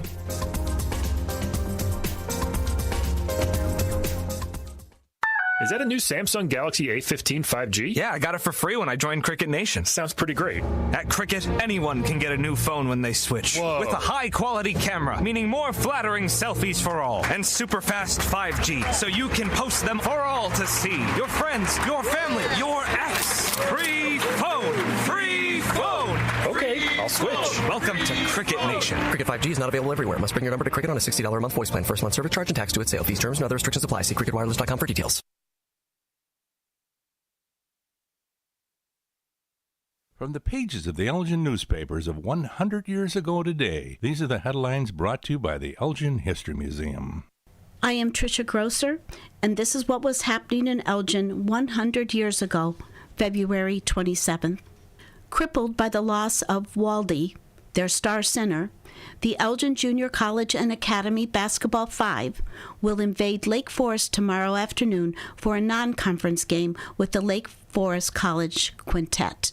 The entire Hill School squad is somewhat the worse for the grueling battle with Crane last Wednesday night.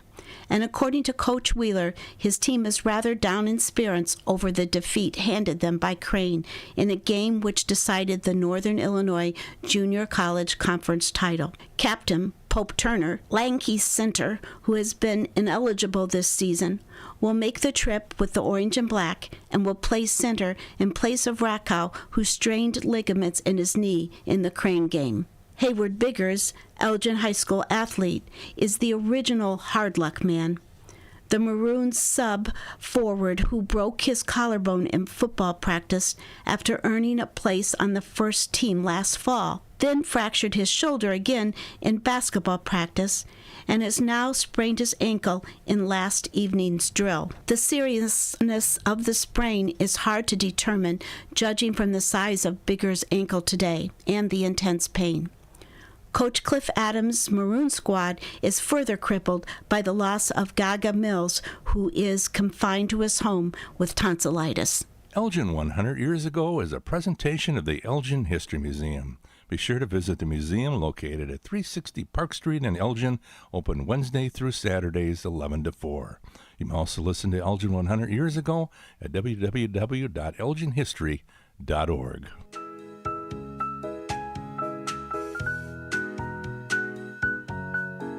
.36. Busy morning here at WRMN AM 1410 and WRMN Radio on YouTube, inside Studio 14, in the Community Center, and outside of Studio 14.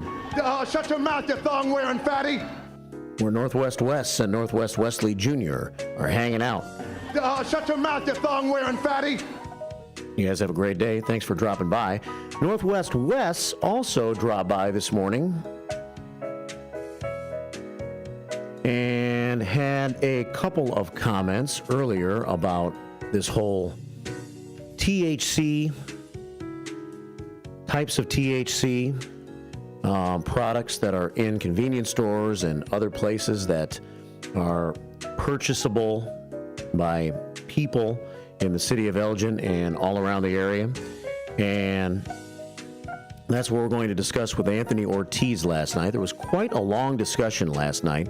I was sifting through it some during the 7:30 break here, trying to find a good couple of comments or minutes to play from last night's city council meeting. And it passed, I believe, on a 5-4 vote last night to go ahead and ban certain types of THC. Let's see what Northwest West has to say here. He says it's about banning the unregulated Delta 8 products and not the regulated Delta 9 THC products. Marijuana Delta 9 has rules and regulations. The hemp-derived Delta 8 has nothing, and the state has delayed doing anything so far as of now. And the state has been sitting on this for quite some time. The city of Elgin decided to quit waiting on the state, and Anthony Ortiz became proactive about trying to ban these Delta 8 products, I guess. He's going to tell us more, clarify things when he comes in this morning at 8:05 to join me in the studio for a little bit. But he was the big pusher, I think, behind doing this at the city council meetings, and there's been a lot of argument on both sides of the coin as to whether it's good to ban these types of products or not. And some of these stores say it's going to kill them to not be able to sell these things. These types of products. I have a few minutes here of last night's council meeting to play for you. And first I'm going to play what Rose Martinez had to say. Elgin City Councilwoman Rose Martinez, who is for and voted for the ban of these certain products. And then you'll hear from Tish Powell, who is against the ban of these certain products. And then maybe if I can figure out how to cue it up again, I'll have Mayor Dave Captain breaking the tie, and we'll see what Mayor Captain had to say. So let's try to get into this a little bit right now and start by stopping the jazz music and then start by going to Rose Martinez as she makes her comments as to why she likes the ban of these products. I can't support it. I do appreciate you, and you guys are doing your due diligence, and that's what you should be doing, and I really appreciate that. But the reason why I can't support it is I can't trust Deputy Chief Chusler or our Chief Saget, not because I don't believe you. It's because you said it yourself. You know, there's people that are going to the hospital. This is who we should be asking, the hospitals, where people are being brought in. Because what Councilman Ortiz brought, like, let's say, for example, what looked like Fruit Loops, okay? You can go ahead and you can do your due diligence when you sell it, but once it gets home, that's a different issue.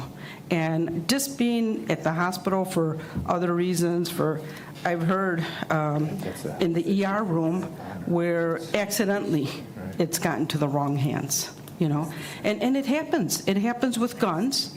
You know, people go ahead and they regulate that, right? But there's accidents that happen. The same thing with liquor. People drink too much, right?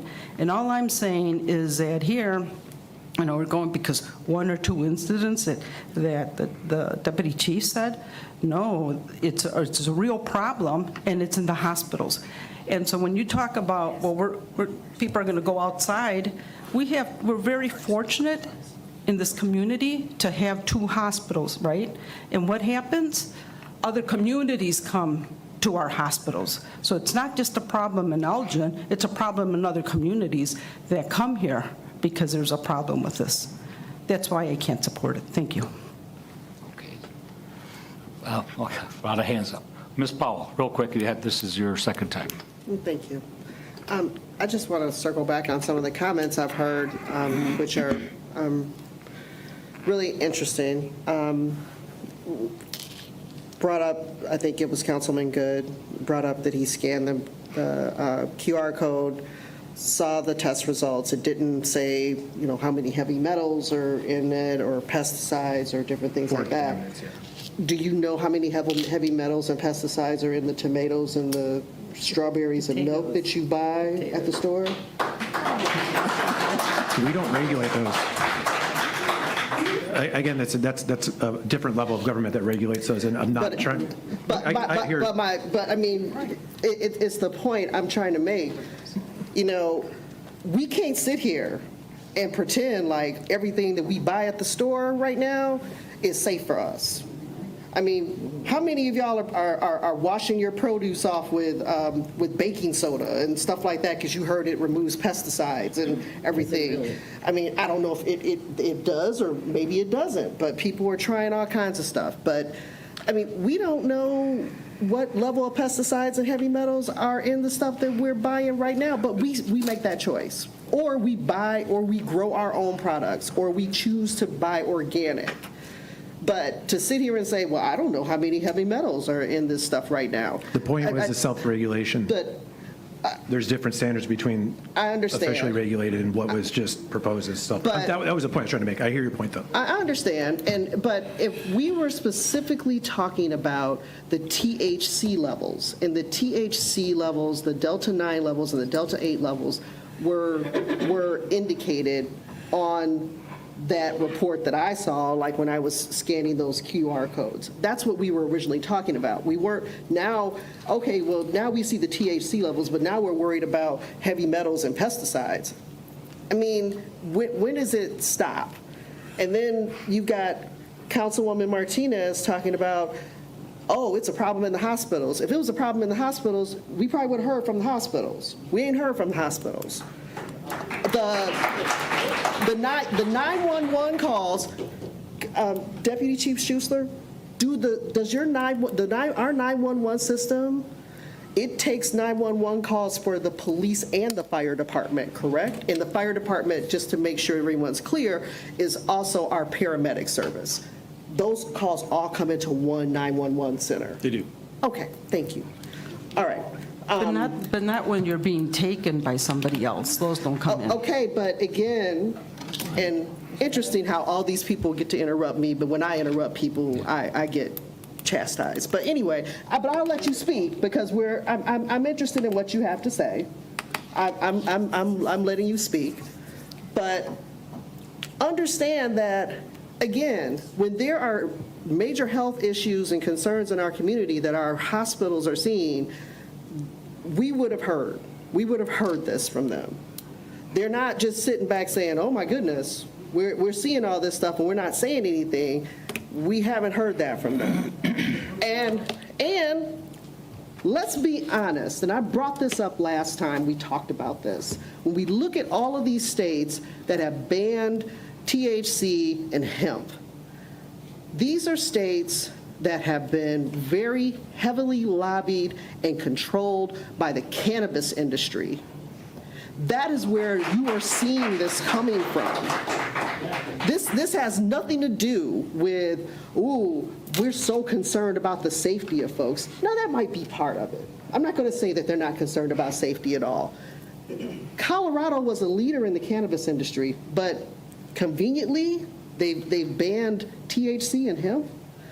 You don't think that there's some connection between the heavy lobbying and influence of the cannabis industry in Colorado? Please, people, use your critical thinking skills if you have some. That is where that is coming from. That is where that is coming from. So I go back to the fact we are trying to solve a problem that doesn't seem to exist in our community. And as a result of what is being proposed, we are going to negatively impact people in our community that use these products. We are going to negatively impact the same small businesses that we purport to want to try to support and help in our community. And to say that, oh, well, we can always change this and reverse this, when the state, if the state does something or puts forth some regulations later, we can change back. Well, I don't know, I'm not a small business owner, but I have common sense. It may be too late for your business. So there's some comments from Tish Powell last night, who's obviously against the ban of certain products at these convenience stores. It sounds like Rose Martinez, city councilwoman, is for the ban.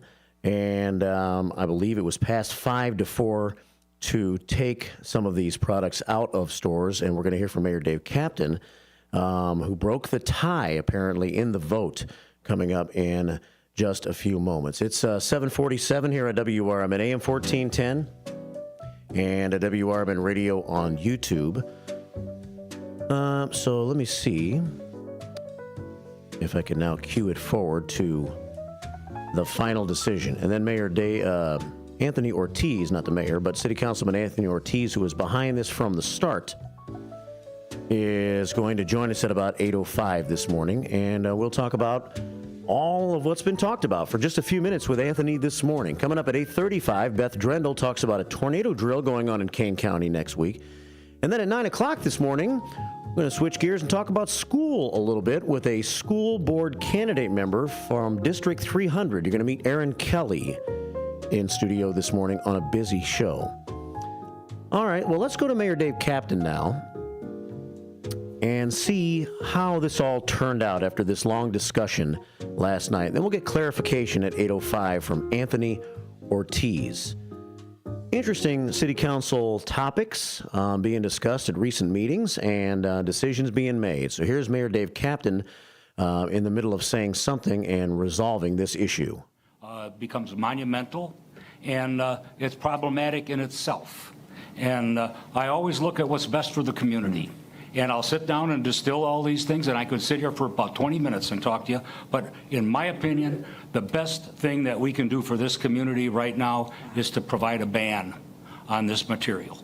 And that's my opinion. I only have one vote up here, but that's my opinion. Doing a 21 is going to be problematic. It'll never be able to be enforced. And I appreciate you people being here. You run smoke shops, and I understand that you run a reliable business, and you guys are doing the best that you can do. But what I don't see out here are the convenience stores and the gas stations that are selling this stuff without doing anything, and they have part-time people that come in, and they may go through 50 employees in a year that do not regulate this stuff, and they're selling it, and that is where the problem is. How are we going to be able to deal with that? We can talk all we want about what's happening at the hospital. HIPAA laws protect a lot of people from things, and I understand that. We've had a lot of discussion here. Everybody's had a chance to speak a number of times. The motion right now on the table is for a ban that would only apply for people under the age of 21 years of age. Is that correct? And also that it be behind the counter, the products be kept behind the counter and not sold to anyone under 21 years of age. And Okay, so just for clarification, I thought, didn't Councilman Dixon amend the motion to add, like, licensing it? Didn't you? I did not. Maybe later. Yeah, I didn't lay it on there. Yeah. I said if it passed, Has to be a then we later can date. come back. So I didn't. So we're just going with your motion. Yeah. Oh, okay. Yeah. Okay. Clerk, please call the roll on motion for 21. Then we can come back with it. All right. Councilmembers Dixon? Yes. Good? No. Martinez? No. Ortiz? No. Powell? Yes. Rauschenberger? Yes. Stefan? Yes. Thorne? No. Mayor Captain? No. Motion fails 5-4. Now we'll call the vote on the motion for a ban, and that was the original motion for a ban on the sale of THC products in the city of Elgin. Clerk, please call the roll. Councilmembers Dixon? No. Good? Yes. Martinez? Yes. Ortiz? Yes. Powell? No. Rauschenberger? No. Stefan? No. Thorne? Yes. Mayor Captain? Yes, motion's approved 5-4. And there you have it. And so we are going to have a ban, apparently, and we're going to talk about what that means with Anthony Ortiz coming up in about 15 minutes right here on WRMN as he stops in to kind of clarify some of what we've been trying to figure out during the last 10 minutes here on the program. What does that all mean? It's 7:51 here at WRMN AM 1410 and WRMN Radio on YouTube. And it is a Thursday morning. We are on YouTube, and thanks everybody for chiming in. Let's go ahead and catch up on our staff meeting just a little bit here. And say good morning to Becky Blue checking in, sending us sunshine. Hello, First Shifters. Have a great day. Plenty of sunshine from me to you on behalf of Becky Blue. And we can always use a little extra sunshine, although I think Mother Nature is going to give us some today and tomorrow. We're in the 30s this hour. We're headed for a high of about 45 degrees today. We got the Construction Man checking in. Good morning, Mark, and First Shifters from the Construction Man on Tulo. He and Hector always go back to back on the prayer scoreboard.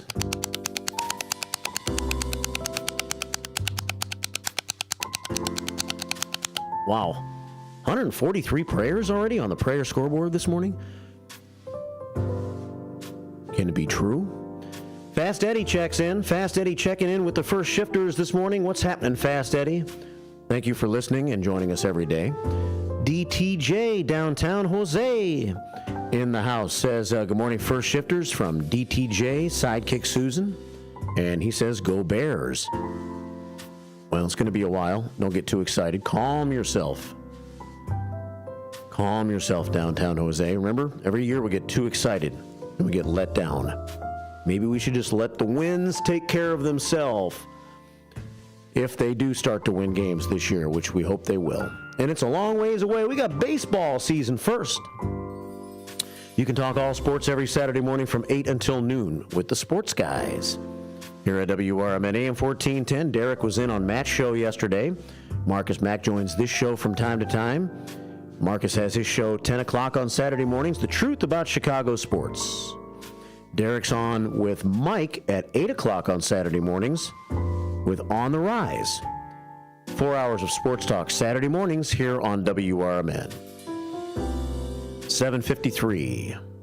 Trucker Dennis checking in on YouTube today. What's up, Trucker? Looking here at your sweatshirt, it must be a little chilly in Studio 14 this morning. Have a good day, First Shifters. You know what? It's not bad. I actually have a decent shirt on under my sweatshirt, and I've just forgotten to take this sweatshirt off the first 2 hours of the show. Maybe I'll shed the shirt at the top of the hour break. 7:54. Thank you, Trucker Dennis, for checking in. The Robles one is in the house. I'm talking about Robles Ralph. Good morning, First Shifters and Mark B. Another rainy, chilly morning in Elgin. Make the best of it. It's not so bad. It was a little bit rainy in the middle of the night. We had fog. We had a pretty good rain shower last night around here, about 8, 9 o'clock. But it's going to be a mostly sunny day, I think, today. or at least a mixture of sun and clouds, and a high of about 45. 5 prayers from the Robles one this morning.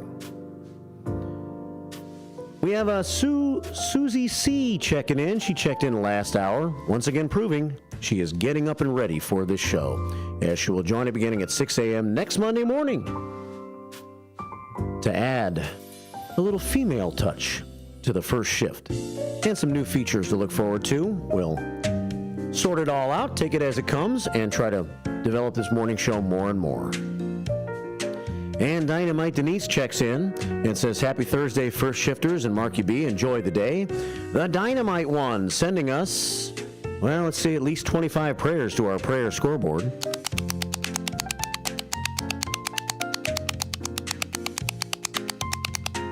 And we have broken the all-time record this morning already. 3 minutes until the top of the hour break here. And we'll keep on going with this fast-paced show. Right now, we're going to keep going and check in with Westside Freddy, who is making it a point of calling the program this morning. Hey, Westside, welcome back. Hey, sorry, guys. Just wanted to ask a quick question. Anybody out there who knows what the U46 school schedule is for today? I know the kids are off tomorrow, but there was some talk that today is a half day off. So if somebody can call in and clarify that, I really appreciate it. All right, Westside, we'll see if we can get an answer to that. Thanks, my friend. All right, buddy. Please call in. Thank you. Bye-bye. Take care. Bye. Westside Freddy checking in. Want to know about U46 today. To my knowledge, nothing has changed, but we'll see if we can get an answer on that. Tommy James and the Shondells. In the news on this day in history. This is my favorite Tommy James and the Shondells song. It's Crystal Blue Persuasion. Our friends from Deacon Frost play this song very, very well. Look over yonder. What do you see? The sun is rising, most definitely. A new day is coming. Ooh, people are changing. Ain't it beautiful? Ooh, crystal blue persuasion.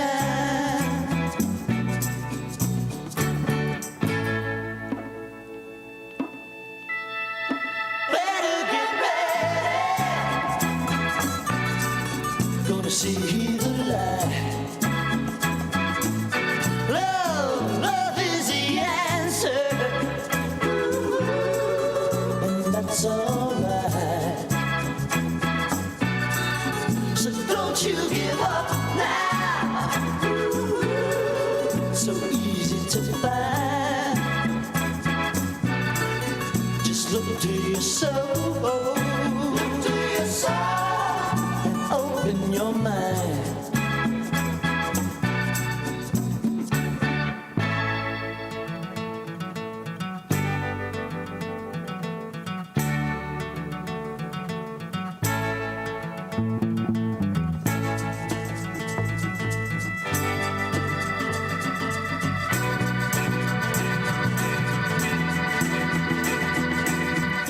Crystal blue persuasion.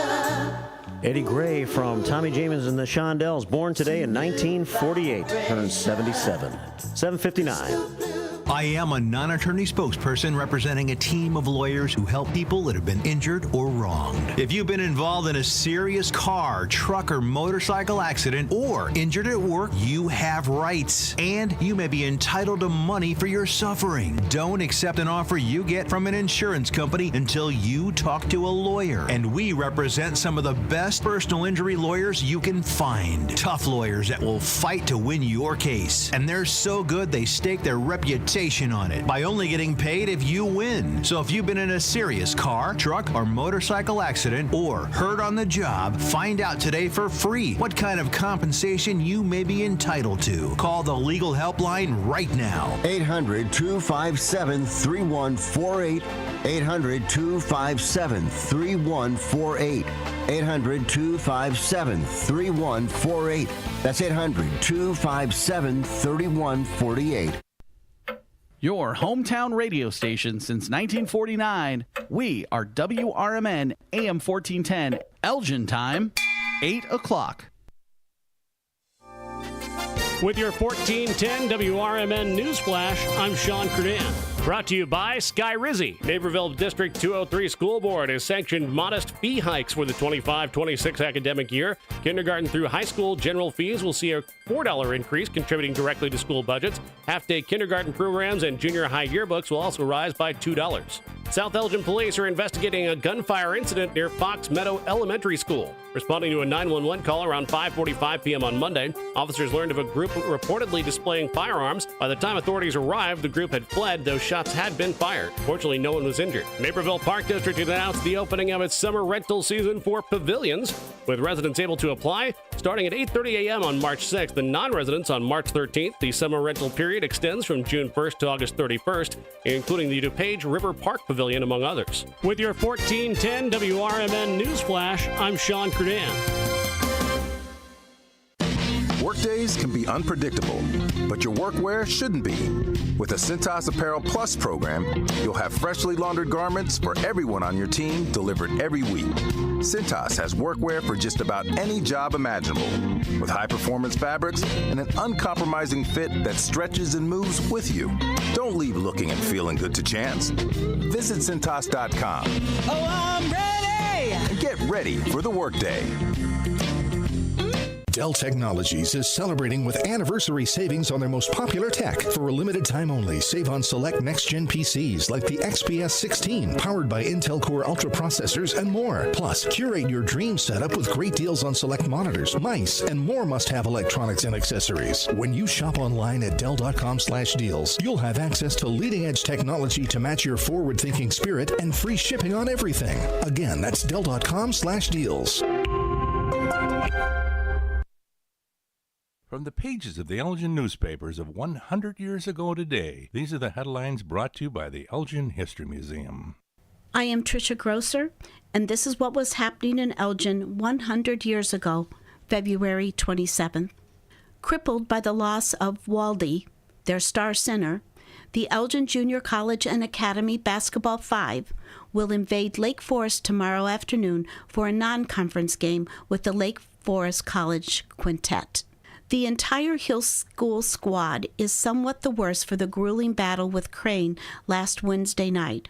And according to Coach Wheeler, his team is rather down in spirits over the defeat handed them by Crane in a game which decided the Northern Illinois Junior College Conference title. Captain Pope Turner, lanky center, who has been ineligible this season, will make the trip with the orange and black and will play center in place of Rakow, who strained ligaments in his knee in the Crane game. Hayward Biggers, Elgin High School athlete, is the original hard luck man.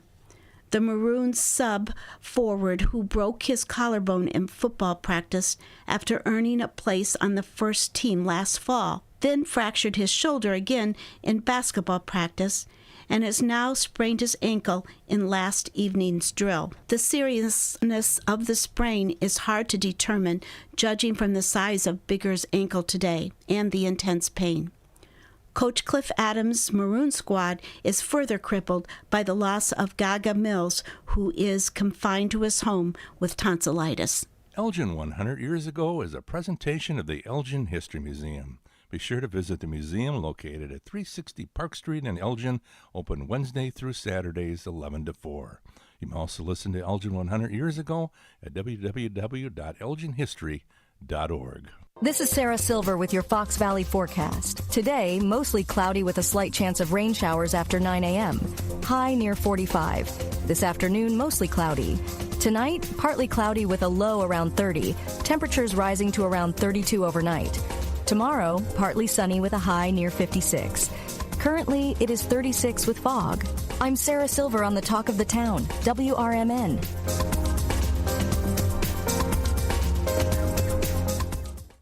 Is that a new Samsung Galaxy A15 5G? Yeah, I got it for free when I joined Cricket Nation. Sounds pretty great. At Cricket, anyone can get a new phone when they switch. Whoa. With a high-quality camera, meaning more flattering selfies for all, and super fast 5G, so you can post them for all to see. Your friends, your family, your ex. Free phone. Free Cricket Nation. Cricket 5G is not available everywhere. Must bring your number to Cricket on a $60 a month voice plan. First month service charge and tax to its sale. These terms and other restrictions apply. See cricketwireless.com. When I never graduated from high school, I realized I wanted to go back to school because I didn't want to work these back-breaking jobs the rest of my life. With the help of my father and having my son, that was all the motivation that I needed to come back to school. I felt accomplished, made me feel that I could take on whatever challenges life throws at you. Find free adult education classes near you at finishyourdiploma.org. Finding a reputable business shouldn't require luck or chance. But how can you tell who you can trust? Pro tip, the BBB connects people with businesses they can trust. So think of the BBB as the better, check with the BBB first, because better businesses are honest and commit to high ethical standards bureau.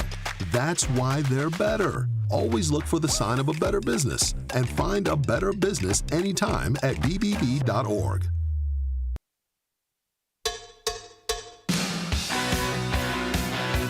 Welcome to The First Shift with Marky B on WRMN, the voice of the Fox River Valley. The First Shift is community radio featuring the latest local and national news, your Fox Valley forecast, an events and entertainment calendar, music milestones and memories, lively co-hosts and timely guests, and the First Shift staff meeting featuring listener and viewer comments in the YouTube chat room via text and by phone at 847-931-1410. I know, it's awesome. Whatever. And now, from Studio 14 in downtown Elgin, it's the First Shift on the Talk of the Town, WRMN.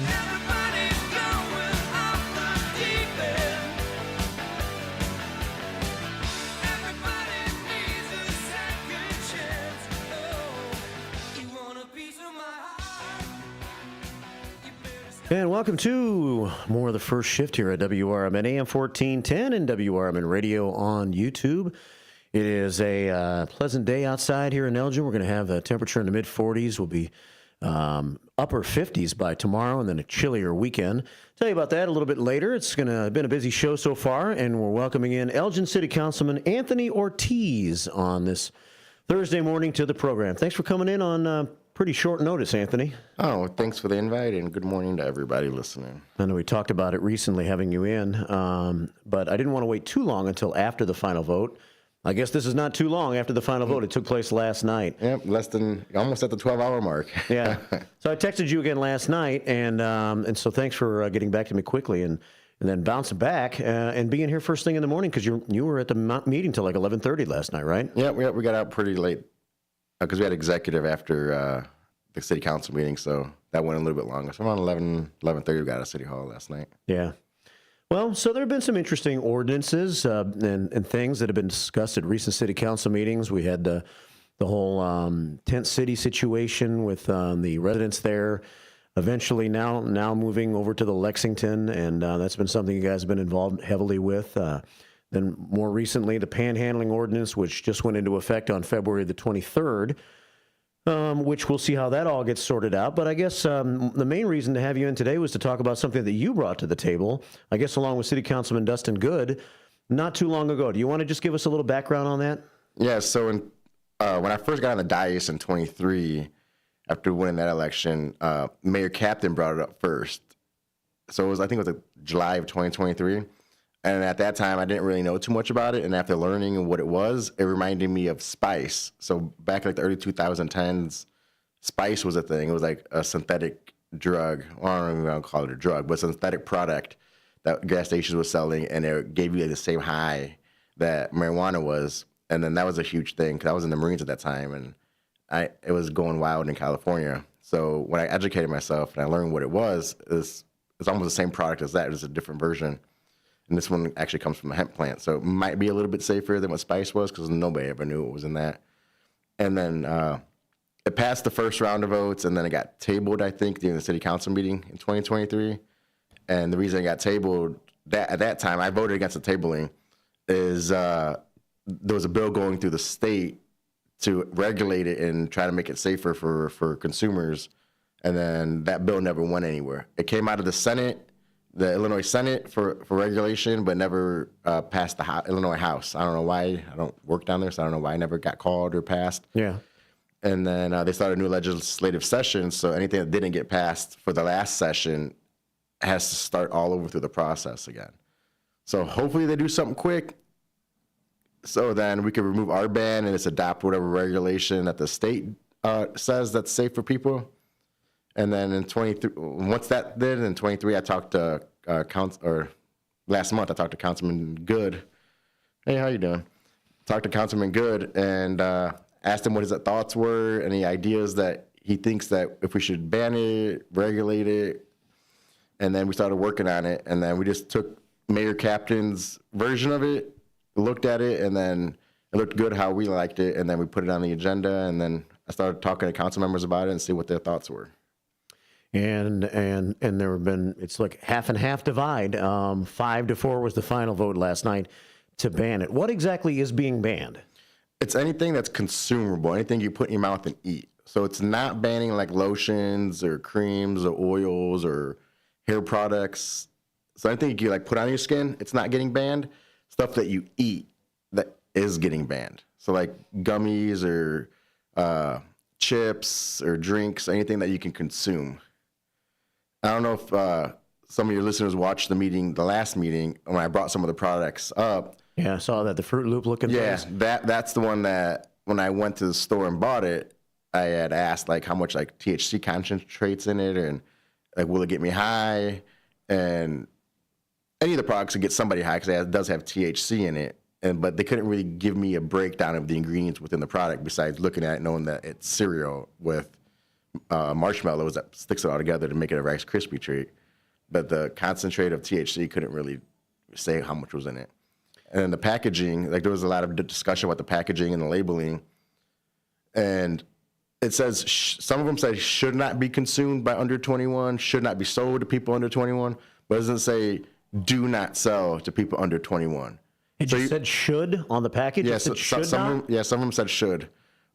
Should not. Yeah. That's so weird. So it gives the person working at the desk or the discretion to do what they want. Wow. And and the defense of some of the vendors and stores that came out to oppose the ban, those are the ones that are doing everything right. I think I don't know who it was. One of the council members said that like those are the ones that are doing everything right. They're checking IDs, they're scanning IDs, they're not selling homemade products. The only stuff that's coming from a distributor.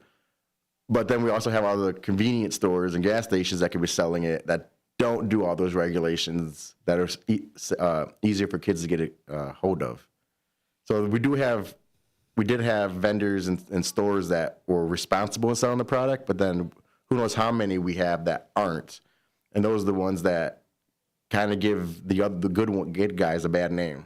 Right. And it's hard to tell our police department or code enforcement or whoever to go to every convenience store, every gas station in the city and see who's selling what. It's going to be too much manpower. So the easiest thing is to ban it, in my opinion, and see what the state or the feds do at a later date. So the ban then is on what exactly? What does the ordinance call for?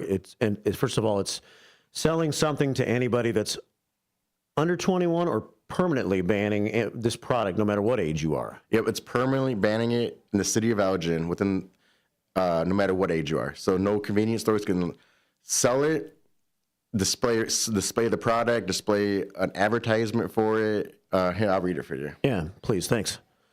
8:13 here on the first shift. We have David on the phone. We'll get to David in just a moment. He may have a question for City Councilman Anthony Ortiz, who's pulling up the ordinance just to give us some clarification on exactly what this new ordinance does.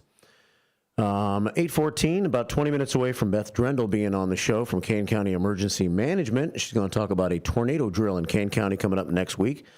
And you got it? Yep, I got it. Okay. So the purpose of the ordinance is to make advertisement, display, sale, and delivery of these THC Delta 8 products without a state lawful license within the city prohibited, and impose the fine up to $1,000 for any violation, plus the reimbursement of any testing on a product the city needs to do to see if it is a Delta 8 product or Delta 9 product. So they can't do anything to advertise, sell, or distribute a Delta 8, Delta 9 product within the city without pretty much a dispensary license. So it does not affect any dispensaries like the one we have down the street now by Butera. They can still operate how they do because they have a license through the state that they can sell cannabis products. So it just takes those products out of the local convenience stores, gas stations, yes, things like that. And some of the businesses that were there last night fighting for the vote to go the other way are trying to sell the fact that they think this could drive them out of business completely. Yeah, some of them came and said that this is probably about 50% of the revenue or 40% of the revenue, which is pretty big. And with us banning it, those items will have to come off their shelves, so it's going to do a big hit on what money coming into their business and could bankrupt them. But Councilman Good made a good point that this has been a gray area since 2018 when the agriculture bill came out that had this loophole in it that nobody's closed yet, that they've been working in a gray area since 2018, and they should have known that if they're working working with an industry that has a big red light blinking, I'm paraphrasing now, I'm trying to remember exactly how he said it, that had a big red light blinking, that something could happen. It could get regulated, it could get banned, then maybe they should diversify their product on their shelves. Right. I mean, have all these businesses that claim that 40 or 50% of the product that they have is this type of product. Did they exist before this type of product even existed? And if so, how did they make it then? Yeah. Right? I think the hemp industry came out in 2018 when the agriculture bill came out, because that's when people started learning that they could pull the THC, deprive it from the plant after they process it for cannabis. I'm not too sure how the process works or how they even pull this kind of chemical out of the plant. I don't know how that works, but it all got out in around 2018 when the hemp bill went through, or the agriculture bill went through.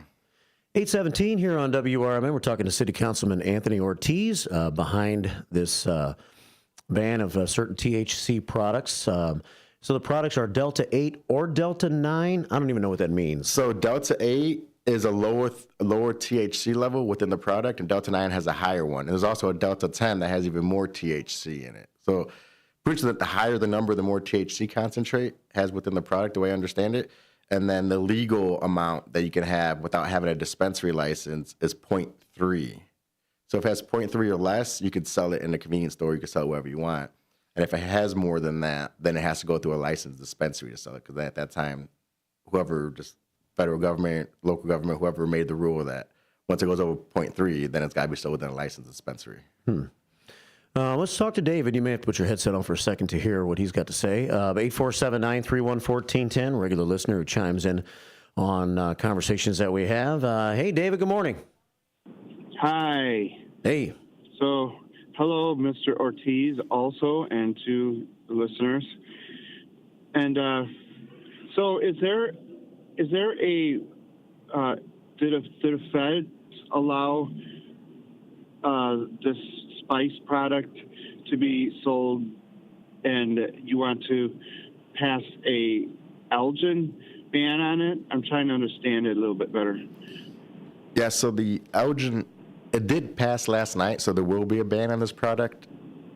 I don't know when the exact start date is to where either our police department or code or whoever's going to go out and start educating the vendors in the storefronts. But it passed last night, so it will be a ban within the city of Elgin only. So it's not going to be unincorporated Elgin. It's not going to be things that we don't have jurisdiction over. It's only going to be within the Elgin city limits. If I answered your question correctly. Yeah. So that local ban would even stand up in court, even though the feds say it's okay. It's up to the local cities. Well, the federal government and the state government don't have an opinion on it yet. They're working through the process of how to regulate it. It's an unregulated industry at the moment. So anybody can go and sell the item as long as it's under that 0.3 THC level. So, and there's other cities around us within the Chicago area that's already banned it. And then there's other ones that are looking to restrict it. Like the city of Naperville, just at their last city council meeting last week, seen in the paper that Elgin was looking to ban it. So one of their council members brought it back up during their new business section of their council meeting, asking their city staff to reopen their ordinance to see if maybe they should ban it too instead of just regulating it. So I think there's more cities now that Elgin has it banned that might be looking to ban it also. Seems like I'm seeing more stories of that nature, yeah. So if a business, let's just pretend that a business sells it to someone, and of course they shouldn't, but and somehow there's, you're not a lawyer probably, or maybe you are, but if there's legal action because somebody gets deathly ill or dies and the family takes legal action against, for example, the store or manufacturer, do you think that might up the ante of legal ramifications for that store because they were breaking that ordinance, and it could be argued because they were breaking that and the person had an addiction or desire for it, then they could be in more legal trouble? I know I shouldn't ask this, put you on the spot. I'm sorry. No, that's a good question. No, I'm not an attorney, so I can't answer your question completely because I don't know. But I do know if they're selling it after the ban goes into effect, there's $1,000 fine if they're caught, plus any reimbursements, any lab testing the city needs to do to see if it is a Delta 8 or Delta 9 product. Right. As far as I'm concerned, ban cigarettes, ban all vape and all that. But anyway, people obey the rules. It's the best for you and your health. And that's, honestly, I'm sure the city and people like you are that's the main concern, is people's health and safety. So have a good day. Thanks, David. You too. Appreciate it. Okay, bye. 822 here at WRMN. The city council, and I know you're not here to speak for everybody else, but the four that were voting against the ban, what was their main, if there was something they had in common as to the reason why they thought it shouldn't be banned? Because it was going to damage businesses in Elgin? Was the main reason behind it, or? Yeah, I believe so. They had that. There was the small businesses, and then that another argument that was brought up was communities or states that are banning the hemp products like Delta 8, Delta 9 are more in the bag for the cannabis industry, because there is a belief, and I believe it too sometimes, that when one industry gets hurt by another industry, they try to lobby other municipalities or governments to ban this thing because it's hurting my industry. And it happens all the time. And I do think that there are people in the cannabis world that don't like the Delta products because they have this loophole where they can go sell stuff without having to go through a licensing process so they can sell their product. So it's easier for them to get their store up and running and get their product out the door to consumers than a licensed dispensary, because they have to go through more rigorous licensing and testing and security for their storefronts. So that was one of the arguments, is that people that want to ban hemp products are more in the bag for cannabis industry, which I don't smoke weed. I don't smoke anything. I don't do any gummies. I don't ingest any kind of THC products. So for me, it's more of the health thing, be proactive, get it banned, instead of having to be reactive and something happened within our city and then go and trying to ban it or regulate it or do whatever we need to do. So mine was just proactive for a health concern until the state does something, because I'm not in the bag for anybody. Right. And so what was it then that made you decide you were going to make a push for this, along with, I guess, Dustin Good? You and Dustin were the two that really jumped in here to try to put this ban into effect. Was it something that was a personal experience with somebody that you knew, or what was it? Why suddenly did Anthony Ortiz want to make this happen? So when 2023, when it got tabled, one of the reasons it got tabled, I think Mr. Dixon brought it up at the last meeting, is they motioned to table it to see what the state was going to do with the pending bill that was going through the Capitol. And I was like, all right, I voted against the table, but I understood why the council at that time wanted to table it. And when the new session came in and the bill never passed, even Governor Pritzker had a press conference showing some of the products that the bill needs to get passed, needs to get done.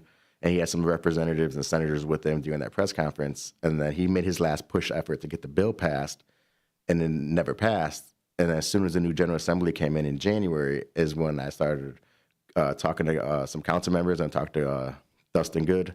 And I'm like, should we bring this back? What do you guys think about it? And that's where the conversation started. It's pretty much as soon as the state didn't do anything, the reason for tabling it is the weight on the state is when I was like, all right, let's bring it back and see if we can get it done. And to put something in place until the state does something. So at least you can say that the city of Elgin is making an effort to try to keep kids healthier, even though it's city by city. And you were mentioning a couple of minutes ago that certain other municipalities are also looking into it or have already banned this product, but there are many others around here that haven't, right? So you can probably, kids that really want this or people that really want these products can go over to Streamwood and get them, right? Because yes. I don't know about Streamwood, but I'm just saying that as an example. Yep. So that was another argument that was brought up at both meetings that I think some of the vendors even brought it up that if Elgin doesn't have it, they'll go to South Elgin or Harpersville, whoever does have it, and travel over there to get it. Yeah. But it puts a little bit of a barrier because now instead of going down the street to your local smoke shop or your convenience store to get it, now you actually have to travel somewhere to get it if you really want it. Yeah, at least Elgin can say they're doing their part, right? Yeah. So one more phone call, and then we'll let Anthony go this morning. It's 8:26 here at WRMN, and 847-931-1410. We actually have two more calls now, but we only have about 3.5 minutes, so we have to make it kind of quick here. Good morning. Welcome to the first shift. I just caught part of this, but how does this product or drug affect people? How has it been substantiated, the effects of this on the human body? It's like smoking marijuana. It's like a psychedelic where if you consume enough of it, it gives you enough THC within your body and your bloodstream, or it gets you high. So if you're driving a car, it could cause a problem. Yes, I don't smoke it, so I don't know exactly what the feeling is, but it has THC in it. So if you eat enough of it, ingest enough of it, it could. See, Councilman, I don't understand then how 4 people could vote against imposing the ban. I mean, if it's going to hurt people and hurt innocent people, why are people voting in favor of the continuation of this product being sold? It doesn't make sense. Yeah, I can't answer that because I don't know why. It's not like going to the grocery store and eating tomatoes. So. Right. Thanks, Ken. Okay, bye. Bye. Didn't mean to rush you off here, but I have one more call. We got about 2 more minutes till the bottom of the hour. So, good morning. Welcome to the first shift. Hey, good morning. I'll try to be real fast. Hello? Yeah, James, you're on. Okay. I was just getting the feedback on the other side there. So anyway, I look at it this way. If it's addictive, alters behavior, or impairs your judgment, you got to ban it. Because like Ken said, it becomes a public safety issue. As far as, and all these drugs too. But apparently what's happened in our society is, and I've even talked to doctors about this that are pro-legalization. Everybody's worried about the other side of it, the criminalization side of it. And they figure, well, if we make it legal, we can make money off it and we can regulate it. But that is, I don't agree with that. Common sense tells us if it's addictive, alters behavior, or impairs judgment, forget it. Thank you, guys. Thanks, James. All right. Well, that makes perfect sense, right? Yep. But then again, those will say, well, alcohol's for sale, right? Yeah, so that's cigarettes and alcohol. Yeah. But cigarettes doesn't alter your mindset necessarily, right? Oh, I can't answer that because I don't smoke. Yeah, So right. I can't either. Yeah. I can't either. Well, thanks for the time, Anthony. I know you've been busy and you stayed up late last night at the meeting and you came back really early this morning to talk about it. So anything, last comment you want to make? Yeah, I just want to say that it may have been my name and Mr. Good's name on the agenda item, but we couldn't have got it done with the council members of the other 3 that voted yes. So I just want to make sure that Mr. Thorne, Mayor Captain, Ms. Martinez, they get their credit too for voting for this because we only get 1 vote on the dais, so we need to find 5 votes to get anything passed. Yeah. Thank you to them.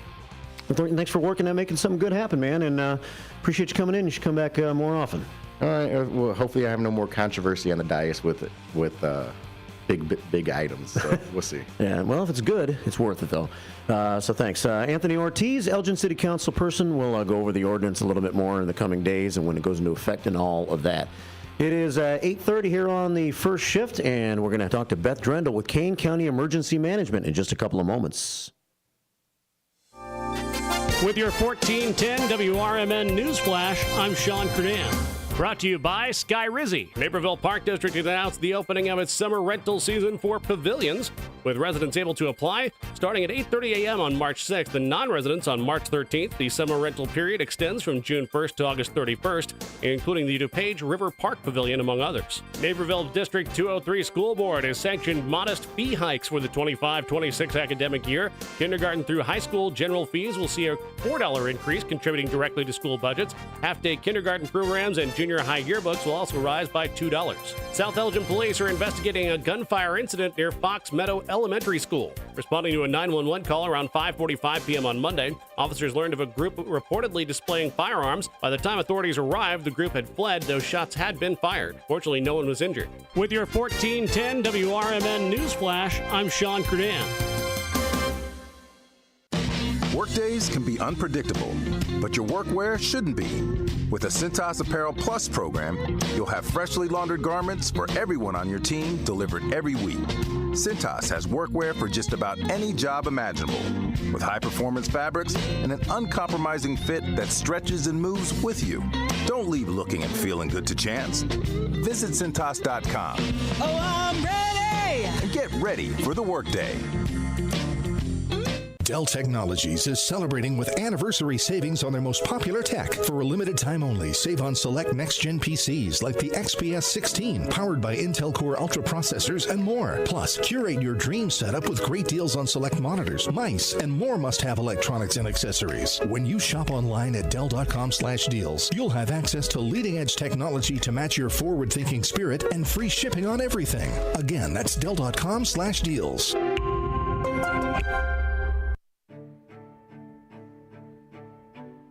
In this next Elgin City Council election, you'll have a choice to make, not just between political philosophies or even the candidates on the ballot.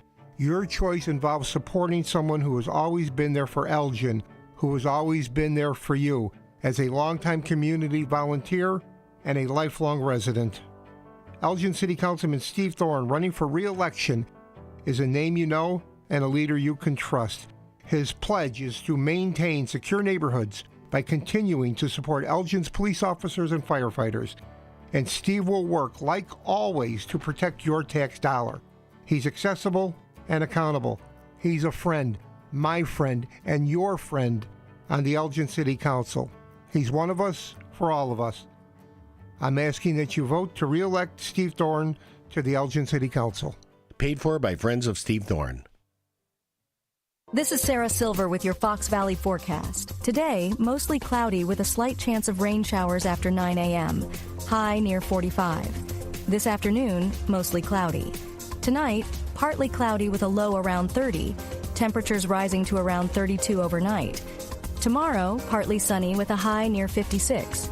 Currently, it is 37 and partly cloudy. I'm Sarah Silver on the Talk of the Town, WRMN. Huge news. Right now at Wendy's, you can get a Son of Baconator for just $3. I don't think you understand this situation. The Son of Baconator is only $3 for a limited time. You know, smoked bacon, rich melted cheese. That Son of Baconator is only $3. Thank you to whoever wished upon that star. For bacon that just won't quit, gotta be Wendy's. U.S. price and participation may vary. Prices may be higher in Alaska and Hawaii, not valid on a combo or on third-party delivery platforms.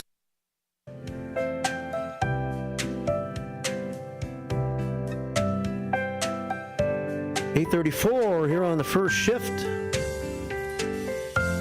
Busy show. I like it that way. It means we're getting a lot of information out there.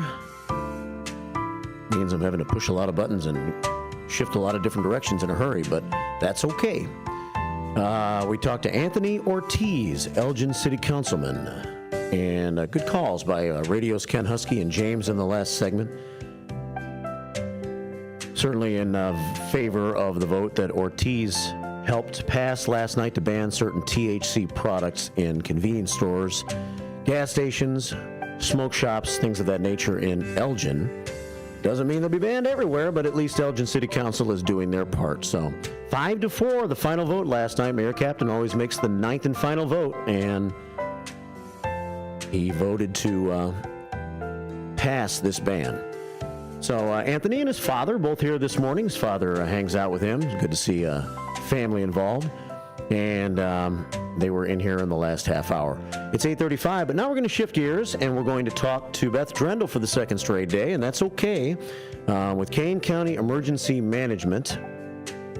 Yesterday, she was on to talk about an event that they have coming up on Saturday. We might just quickly mention that again.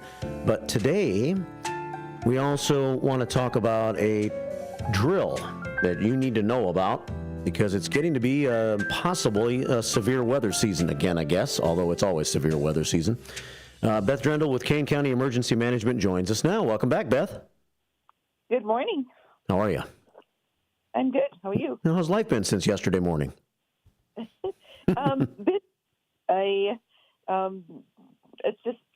just a busy month. So yeah. I don't do a lot of preparedness classes in February, but there's a lot of other things that need to be done. So yeah. So you mentioned to me yesterday, the one thing you forgot yesterday was to talk about a big National Weather Service tornado drill going on next week, right?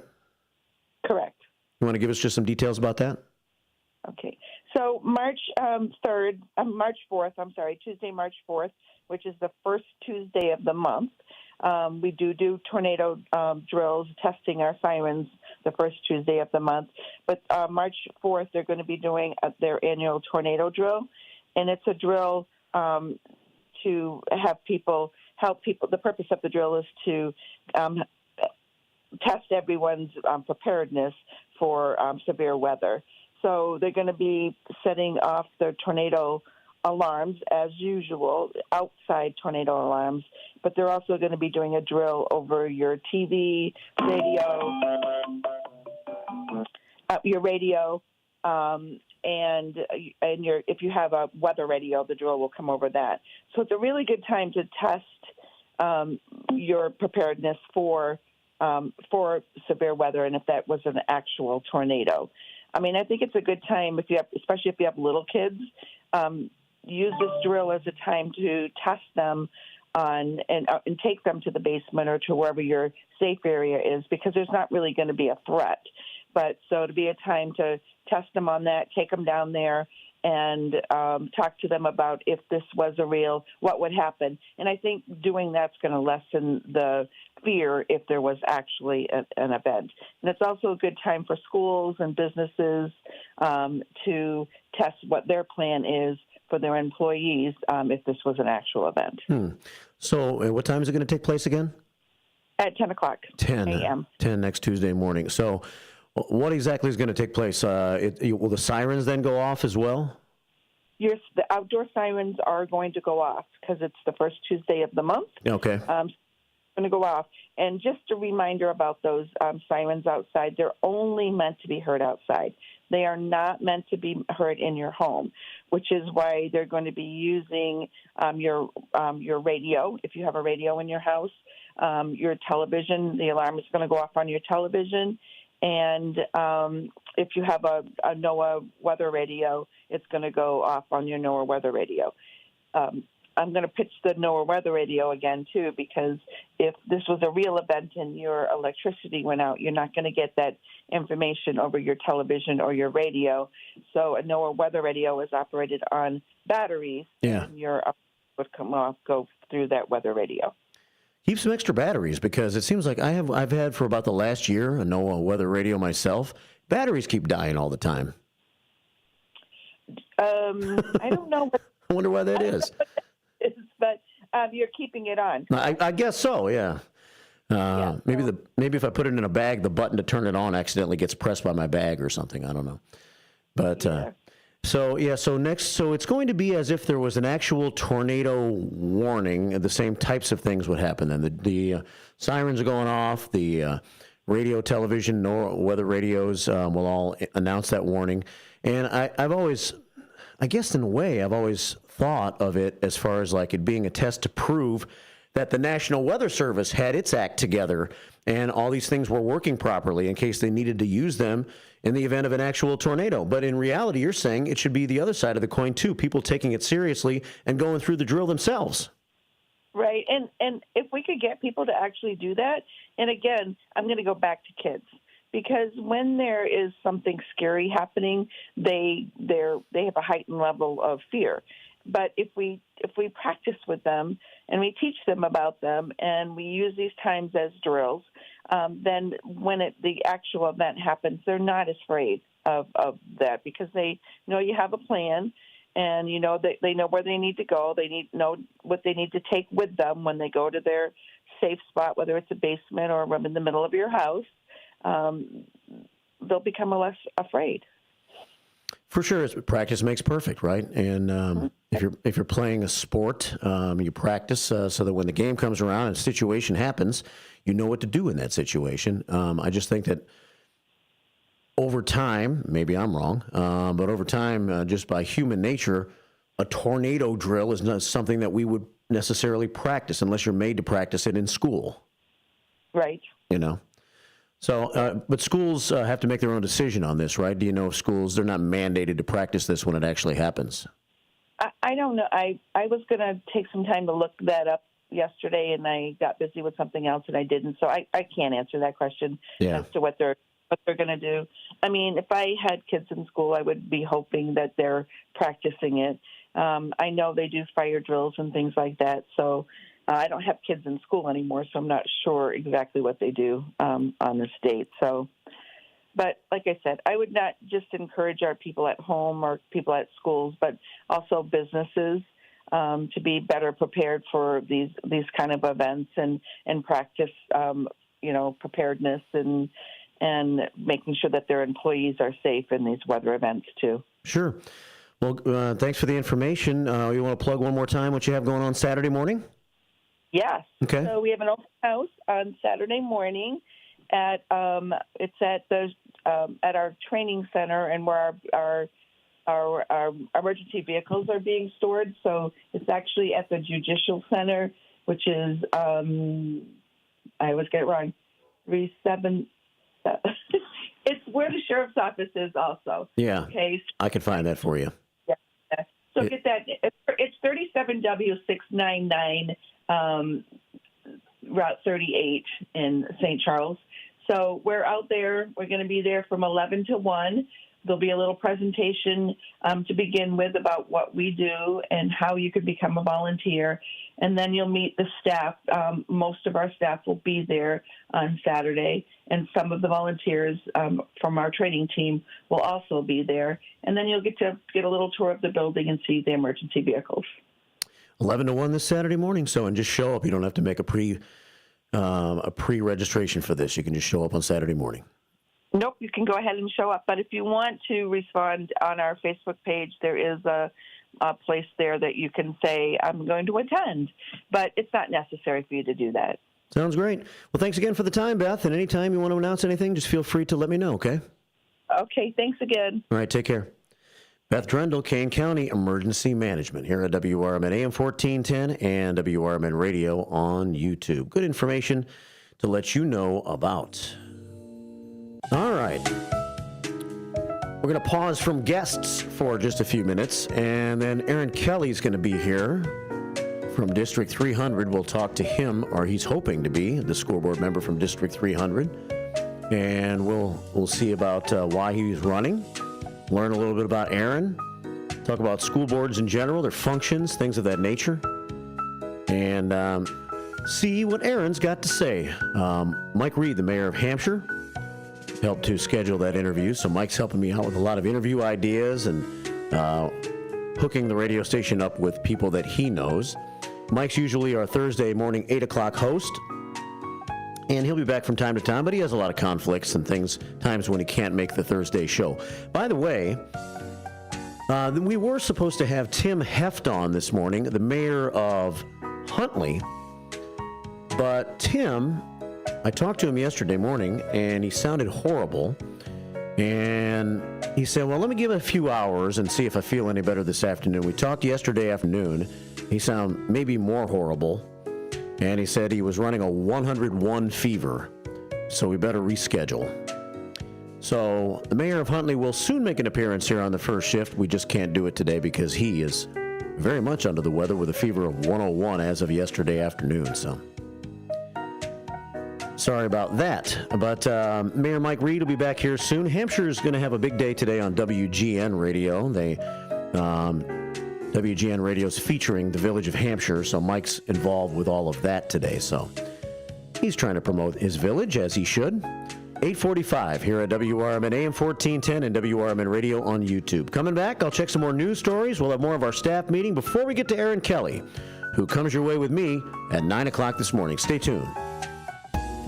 Are you ready to take your brand to the next level? Image 360 South Elgin is your ultimate destination for custom signs and visual communication solutions. Looking to rebrand your office interior? Need striking vehicle wraps or decals for your fleet? Or perhaps you're in the market for a standout trade show display? At Image 360 South Elgin, they've got you covered. As your full-service custom sign and graphics partner, they deliver bold solutions and exceptional support. From outdoor signage to eye-catching store signs, indoor graphics to comprehensive branding solutions, they have the experience to elevate your brand's presence. Trust Image 360 to create a long-term partnership that gives your brand 360 degrees of exposure. Visit them at 506 Sundown Road in South Elgin. Image 360 South Elgin. Bold solutions, exceptional support. Your kids could get free or low-cost health coverage from Medicaid or CHIP. Even if you've applied before, they may be eligible now. Kids up to age 19 are covered for checkups, vaccines, dentist visits, hospital care, and more. And if they already have Medicaid or CHIP, remember to renew every year. Visit insurekidsnow.gov or call 877-KIDS-NOW. Paid for by the U.S. Department of Health and Human Services. Ready to tackle your junk piles? Call the Junk Luggers. From old furniture to entire cleanouts, we do the heavy lifting. And here's the best part. We rehome and recycle as much as possible to keep it all out of landfills. Feel good about your cleanout the green way. Call 1-800-LUG-JUNK or visit junkluggers.com today for your eco-friendly, stress-free service. Is diabetes keeping you from enjoying life's special moments? At US Med, we understand the challenges you face, and we're here to help. With US Med, I can finally manage my diabetes without it managing me. US Med offers a wide range of services to simplify your diabetes care. Personalized care plans, convenient access to cutting-edge diabetes tech, and knowledgeable support. Plus, we'll check your insurance so your diabetes care may be covered at little or no cost to you. With US Med, I feel confident and control of my diabetes. I can finally live my life to the fullest. Don't let diabetes hold you back. Choose US Med and experience better birthdays, better adventures, better anniversaries, and better everything. Call now. US Med. Better service, better care. 800-785-1673. 800-785-1673. 800-785-1673. That's 800-785-1673. Did you get that phone number? 848 here at WRMN. Say it. What was the phone number? He said it 4 times in the commercial. You should know it by now. Oh, man. It's a fast-paced morning here. I'm trying to keep up. I need a drink of water. Should we take it to the doggy bowl and see if, George, you out there listening this morning? The official dog of the WRMN first shift, Steve Thorne's dog, George. It's time to hit the water bowl, George.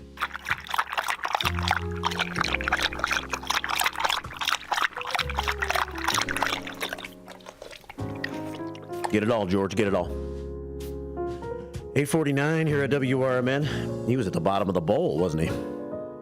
At the end there. 8:49. All right, let's work in a couple of other news stories here while we have a chance. The Daily Herald did a story on what we talked about yesterday here on the show. That was Ziegler's Ace Hardware on Lillian Street. On a landmark on the near west side. Place has been around since 1981. Cool to have a hardware store in your neighborhood. But they're not going to. Ziegler's Ace Hardware, unless another hardware store opens there, but I doubt it, is closing after 44 years. The liquidation sale is underway. It's day 2. I meant to stop by there yesterday and forgot. Big Boss Man also meant to stop by there yesterday and forgot. I'm sure they're going to discount things slowly but surely. And then when they say, you know what, we got to close this place, they'll discount things a little more heavily. But it's at 1158 Lillian if you want to stop by today and see what they have. Everything's for sale. And you might get you a grill this year.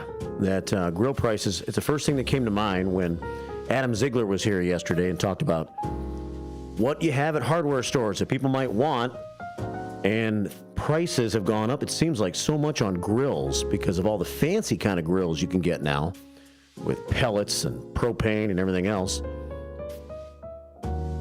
So maybe they got a nice discount on a grill over at Ziegler's Ace Hardware. Nice to have Adam Ziegler on the show with me yesterday morning. 8:50 here at WRMN. In other news this morning, let's see. Where'd my other news go? I need to pull it back up real quick and get to some of the other stories that I had prepared for you this morning. I haven't had a chance to get to yet on this busy show. We have, I mentioned earlier this morning with the early news that 2 of 5 people charged with sex trafficking in St. Charles have pled guilty and agreed to serve 5 years in prison in deals negotiated with prosecutors. Rigoberto Parra, 47 years old of Aurora, and Christian Hurtado, 29 of Elgin, charged back during a law enforcement sweep back in 2023. 3 more are still going through their criminal cases. Hector Briseno, 55, Martha Hurtado Hernandez, 58, and Daniel Hurtado, 27 of Elgin. So the guilty pleas have not all come in yet for this yet, but St. Charles, Kane County, really cracking down on human trafficking, sex trafficking, things of that nature. We're going to talk to State's Attorney Jamie Mosser next Thursday morning on the first shift. She's going to be on at 9:30. After we talk to Corinne Pirog, who is the Madam Chair of the Kane County Board. She's going to be here at 9 o'clock next Thursday. They're not coming in together. They're just both ironically scheduled to be here in the same hour next Thursday. Corinne's going to be on to talk about the Kane County 0.75% retail tax referendum. And I'm thinking she's going to talk about why she thinks it's a good idea to say yes. As I start to drive around Kane County now, I see that people are putting signs up that say no. No, no, no, no, no, no, no. No new taxes, especially not right now. With everything being so high, there's a time for taxing, but not in the state of Illinois, not right now, when everything else is crazy. 8:53 here at WRMN. Let's see. What else can I get to this morning? I mentioned a domestic violence story earlier today, sent to me by, well, the one that took place in Mount Prospect that's going to have, I guess, happy ending in that the victim appears as if she's going to survive. That's really good news. Terrible domestic violence that took place in Mount Prospect this week. Commander Mark Smith sent me another domestic violence that took place downstate, continuing to emphasize that domestic violence cases seem to be getting more violent and more prevalent. And I think it all started or got worse when COVID started. What time is it? Crime time. A Bloomington Public School District student, 87, School District 87, was confirmed as one of 4 people found dead in a home on Sunday. Bloomington police and the McLean County coroner have released the identity of the 4 individuals found dead in a home in the 900 block of North Lee Street down in Bloomington. Christopher Simmons, 33, Chelsea Lusher, 31, Trina Hollins, 31 of Normal, Illinois, and Armoni Bennett, 13 years old of Bloomington. The coroner confirmed that Lusher, Hollins, and Bennett all died from multiple gunshot wounds. Simmons died from a self-inflicted single gunshot wound to the head. So this was a murder-suicide domestic that took place down in Bloomington. Investigators believe that Simmons killed his girlfriend, Chelsea, her biological son, Armoni, and Chelsea's friend, Trina, before fatally shooting himself. And Armoni was the 13-year-old son of his girlfriend, Chelsea. How terrible is this? Bloomington Police Department said the firearm used in the homicide was located under Simmons' body when the police arrived on the scene. According to police, Simmons did legally purchase the gun back in 2021, but after the purchase, the Illinois Firearm Owner's Identification Card was revoked, the FOID card, prohibiting him from legally possessing or purchasing firearms, yet he still managed to have one. So another domestic situation downstate. We had a terrible one in Elgin last year. We've had some murder-suicides. We had a murder-suicide in Elgin last year, so it seems to be getting worse. I think we should probably spend more time on finding ways to fight domestic violence and clamp down on it even harder. If it takes jail to keep someone away from somebody else, then that's what it takes. Restraining orders don't oftentimes work. You can learn more about additional local domestic violence community resources by visiting 211illinois.org.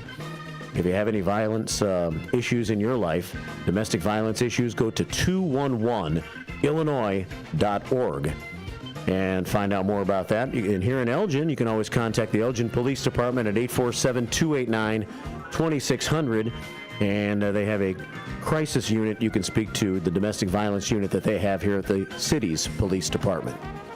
It's 8:57 here at WRMN AM 1410 and WRMN Radio on YouTube.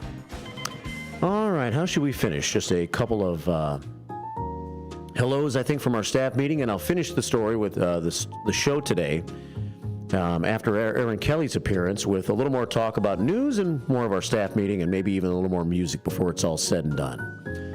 But let's head back to YouTube for just a moment and say hey to Dino today. Dino says hey to Susie C. and to me, Marky B. And he says Friday, we will be on Dino's Night Out. That's right.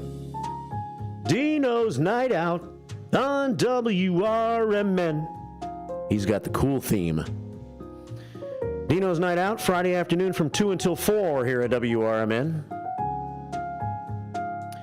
And Susie C. and myself are going to talk to Dino, and we'll find out what we talk about. I don't know what. You know why? We haven't talked yet. Find out. Listening to Dino's Night Out tomorrow afternoon from 2 until 4. I guess we'll be talking about the new morning show. Of course, that's what we'll talk about. Dino's Night Out every Friday from 2 until 4, and will be a portion of that program tomorrow. Linda Carter in the house this morning on YouTube. And she says hello to Derica. We still have to check in with Derica and hopefully see if she's okay. And Kimmy D checks in. She says, happy eve of the weekend. Have a great day, first shifters. 9 prayers from Kimmy D to the prayer scoreboard. On a record-setting day, 182 prayers today on the prayer scoreboard. More of our staff meeting next hour. More news next hour. Maybe even some more First Shift 411 next hour. But we're going to talk to Aaron Kelly after this top of the hour break about School District 300 on the First Shift. We are AFGE, the American Federation of Government Employees. We represent 700,000 federal and D.C. government workers who are the vital threads of the fabric of American life. We support our nation's military. We take care of our nation's veterans. We protect our nation's borders. We respond to our nation's crises and natural disasters. We provide services to our nation's seniors, the American Federation of Government Employees. We work for America. We are AFGE, the American Federation of Government Employees. We represent 700,000 federal and D.C. government workers who are the vital threads of the fabric of American life. We support our nation's military. We take care of our nation's veterans. We protect our nation's borders. We respond to our nation's crises and natural disasters. We provide services to our nation's seniors. The American Federation of Government Employees. We work for America. Your hometown radio station since 1949. We are WRMN AM 1410, Elgin time, 9 o'clock. With your 1410 WRMN Newsflash, I'm Sean Curdan. Brought to you by Sky Rizzi. College of DuPage inviting the community to explore careers in health sciences March 13th from 4 to 5:30 p.m.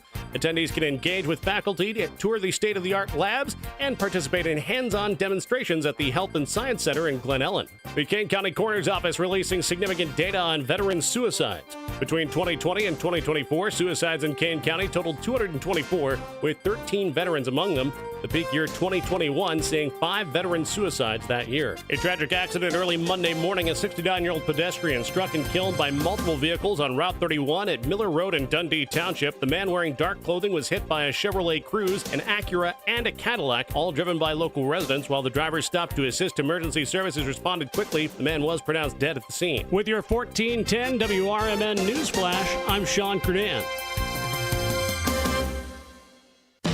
Workdays can be unpredictable, but your workwear shouldn't be.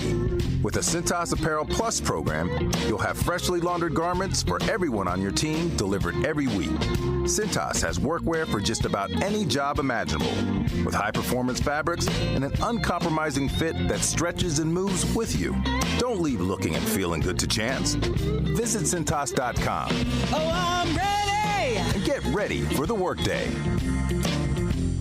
Dell Technologies is celebrating with anniversary savings on their most popular tech. For a limited time only, save on select next-gen PCs like the XPS 16, powered by Intel Core Ultra processors and more. Plus, curate your dream setup with great deals on select monitors, mice, and more must-have electronics and accessories. When you shop online at Dell.com/deals, you'll have access to leading-edge technology to match your forward-thinking spirit and free shipping on everything. Again, that's Dell.com/deals. Progressive presents the Sports Flash on News Talk Radio 1410 WRMN. The Blackhawks visit the Golden Knights tonight in Las Vegas. It comes with the NHL trade deadline approaching. Seth Jones reportedly unhappy. He said he'd like to be moved. The veteran defenseman voiced his frustration after the Blackhawks lost their 4th in a row and extended a run in which they've lost 7 of 8. They're 0-3-1 in their last 4, 1-5-2 in their last 8. Jones said, "We're the exact same team right now as we were in Game 1. The trade deadline is 3 o'clock Eastern on March the 7th. At United Center, Wednesday, the Clippers beat the Bulls 122-117. James Harden with 30 points. Zach Collins had 21 points, 7 rebounds, and 7 assists in the loss for the Bulls, who dropped to 23-36, 10-21 at home. The Bulls are back home Friday night hosting Toronto. Spring training, the Cubs and Giants played to a 4-4 tie. The Padres beat the White Sox 3-1. Bundle auto and home, renters or condo, and save with Progressive. I'm Chuck Sanders on News Talk Radio 1410 WRMN. If you've been waiting to hear Macy's winter clearance, now's the time. Get everything you've been eyeing all season long at prices that are worth the wait. How good? Think 40 to 70% off coats, sweaters, boots, and more. Plus, come in and get an extra 20% off all your clearance purchases. That's up to 75% off. So if you've been waiting to treat yourself to something cute and cozy, hurry into Macy's now, because you're not the only one ready to score amazing winter deals. Savings off already reduced prices. Exclusions apply. Things are just better when you switch to Cricket. The sun shines a little brighter. Happy music starts randomly playing. Best of all, you can get iPhone 13 for just $29.99 with the ultra-bright Super Retina display and up to 19 hours of video playback, all on Cricket's super-fast 5G network.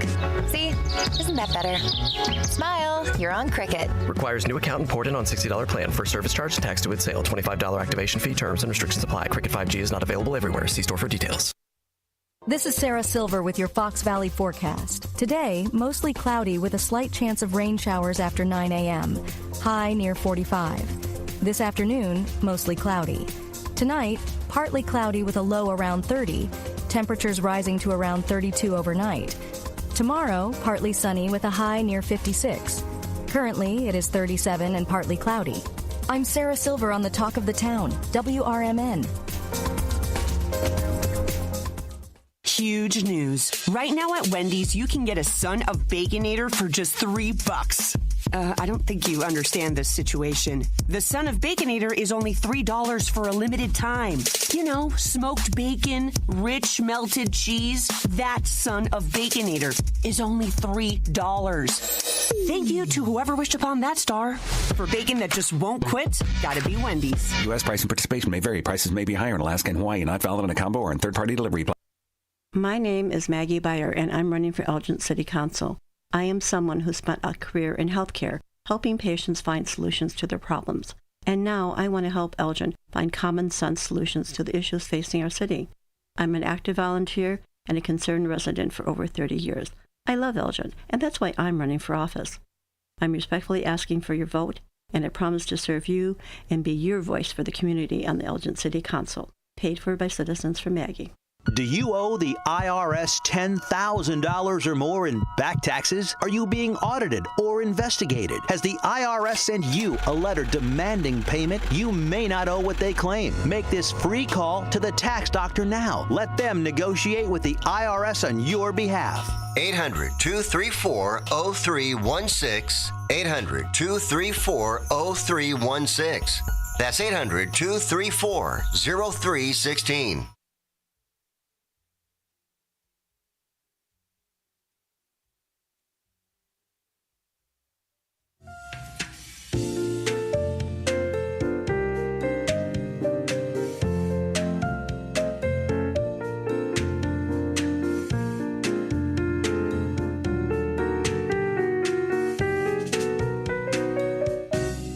Welcome to the final hour of the first shift. It's 9:06 here at WRMN, AM 1410, WRMN Radio on YouTube.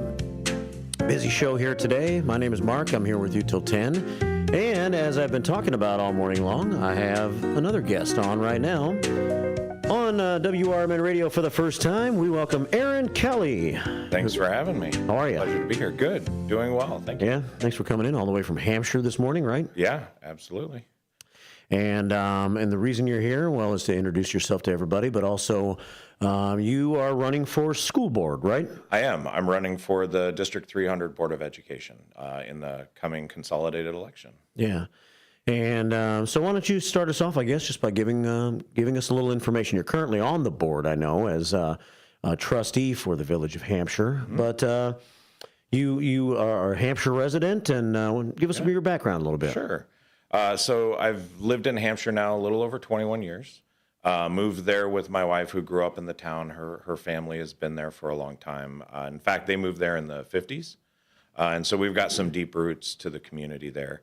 And, you know, I've served in different volunteer positions throughout the community and the broader area, right? So through Little League, I am what we call an assistant district administrator. So I help leagues be successful, and local leagues even in Elgin. So Elgin Classic, Elgin National. We have 14 leagues, I think, in District 13 that we help out. So I started with that, and then started to be a part of, or ran for and was elected to be a part of the Hampshire Park District, Hampshire Township Park District. So really passionate about youth programs, about helping youth in the community. And I've had the honor of serving the Village of Hampshire now for the past 6 years as a trustee. So as the conversations happened with colleagues, with friends, with family, there was a calling for myself, but also with the support of others, that to consider running for the school board. I've had the pleasure of working with the school board on a variety of projects through the Village of Hampshire. So Big Timber Elementary is a new elementary school in the community. So we worked with them on the development. We also worked together through Park District programs. We expanded and did a daycare, the Gary D. Wright Gym. So it's just, the more I work with the district and the organization, I see the great impact it makes on our community. And education is really important to me. My son's now at Hampshire Elementary. And so taking my passion for giving back to the community and funneling that into something that can continue to help as he's going through school as well, his friends, and then the broader community is really important to me. So I decided to run for District 300. I feel that not only my service background, my education in psychology, and then I earned my MBA from the University of Illinois, OLINI. And so I hope to bring those skills to the District 300 board. So, well, that's great. Well, thanks for being here today. What do you do when you're not a trustee or a school board member hopeful or a prior member of the Park District? What's your regular living? Yeah, so my regular living is I'm in product marketing. So I lead product and industry marketing for a couple of industries at a tech company, Salesforce. Some of your listeners have probably heard of or seen our recent commercials with Matthew McConaughey during the Super Bowl. But I am working in the tech field in that area. I also really just enjoy spending time with family and friends. So being able to get outside on beautiful days like today. I mean, you have a great view here, the sun shining out. Yeah. So that's how I like to spend my days.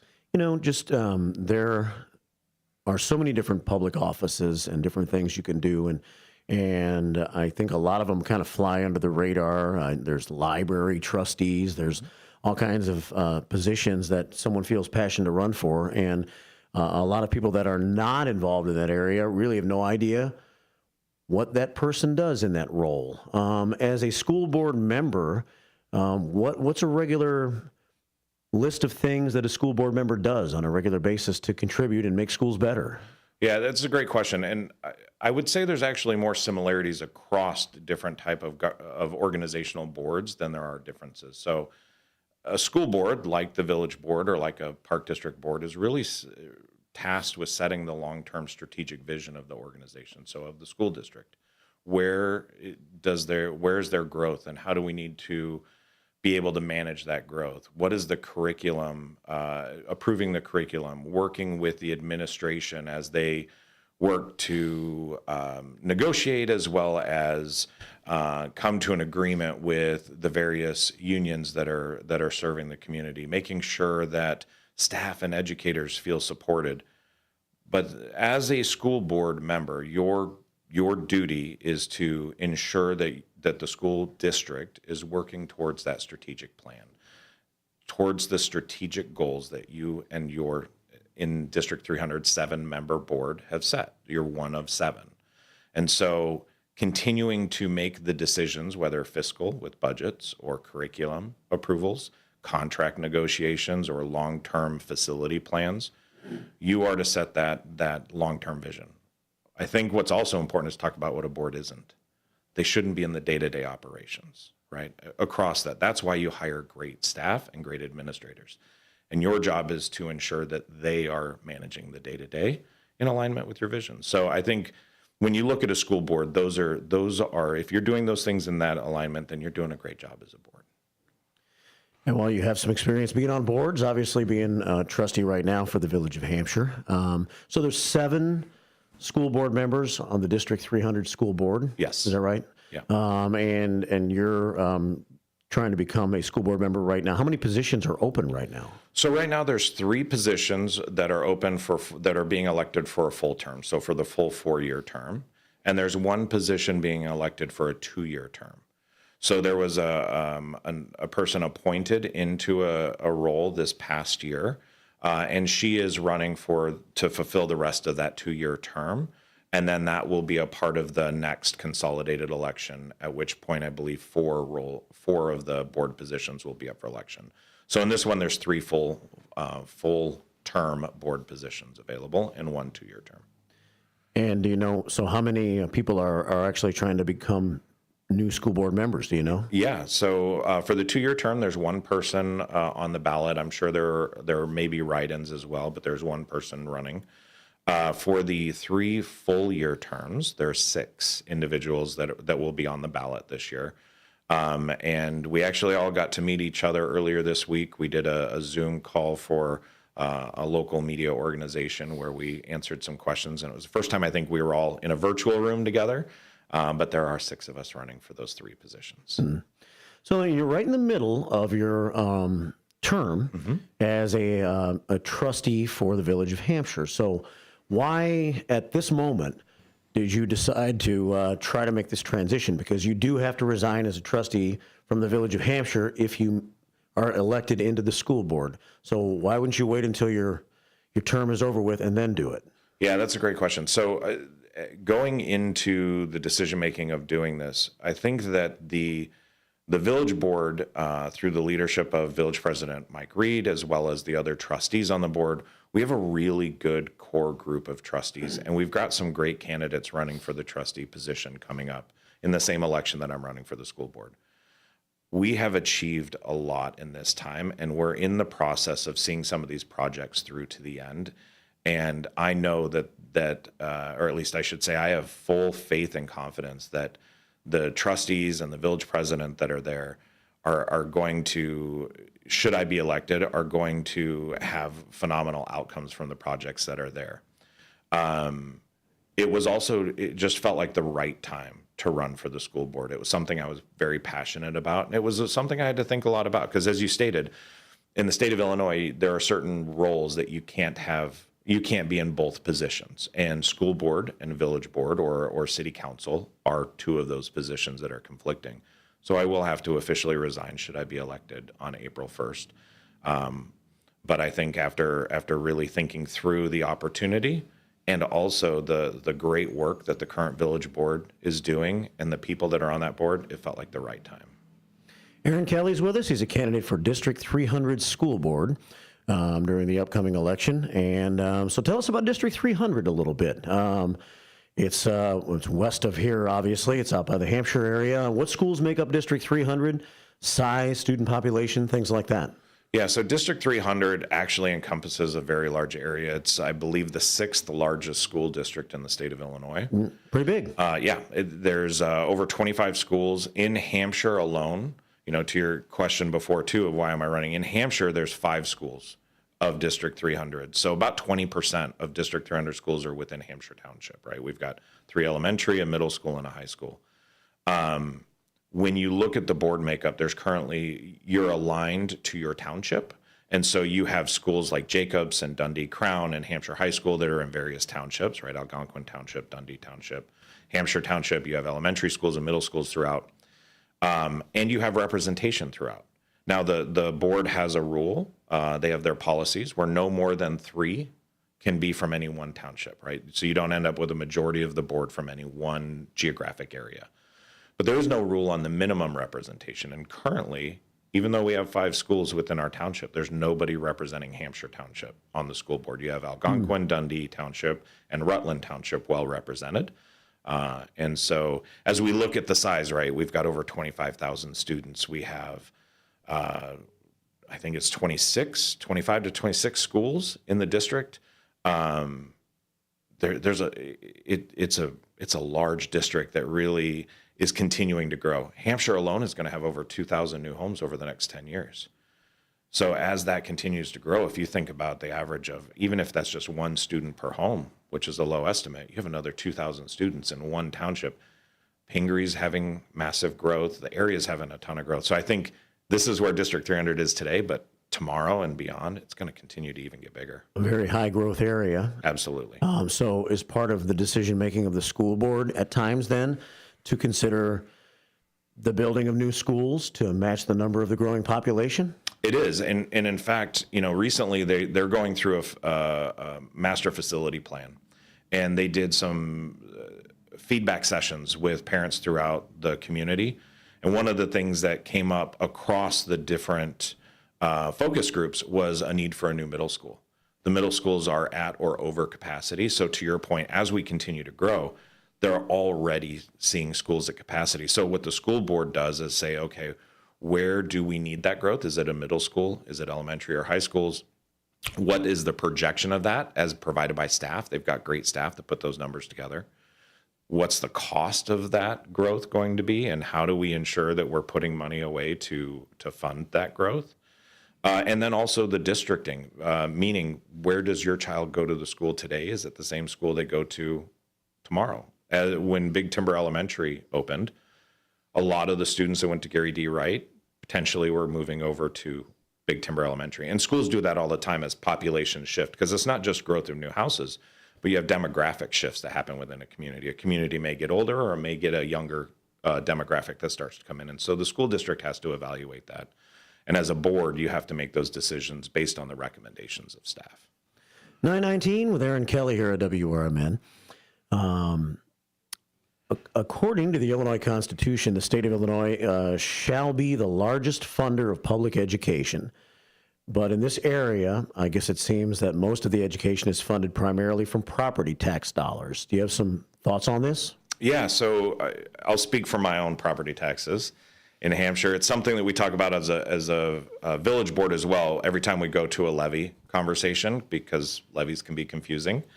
The school district accounts for about 80% of our property tax in Hampshire. It varies from year to year, but it's right around 80%.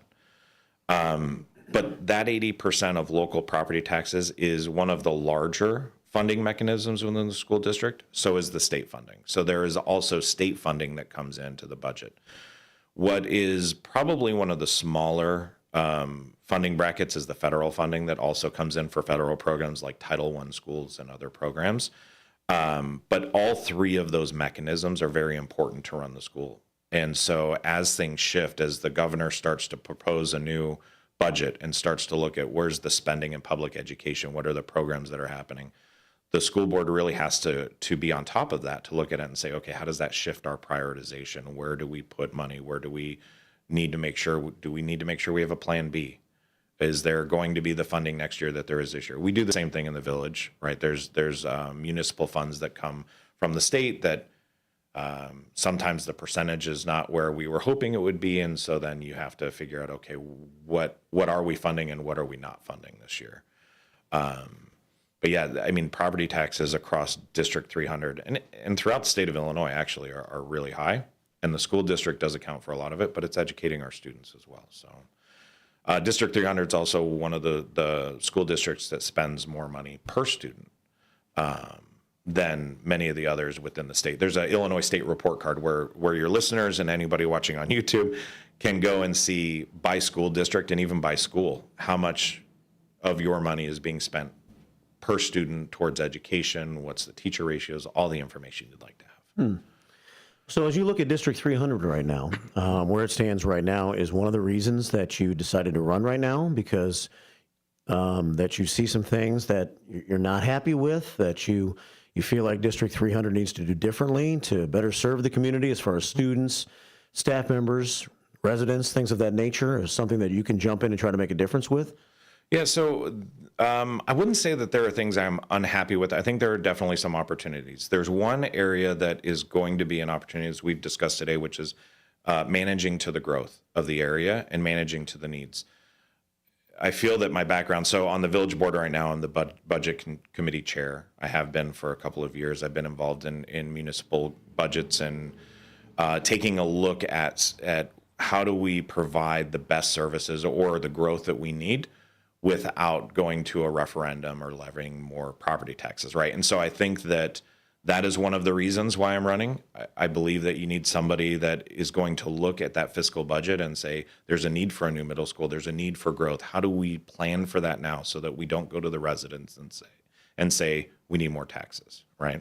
I think a couple of the other areas that I've brought up that I'd like to work with the educators, the people that are in the room with the students to learn more about, and would like the board to work with them about, is really evaluating our curriculum.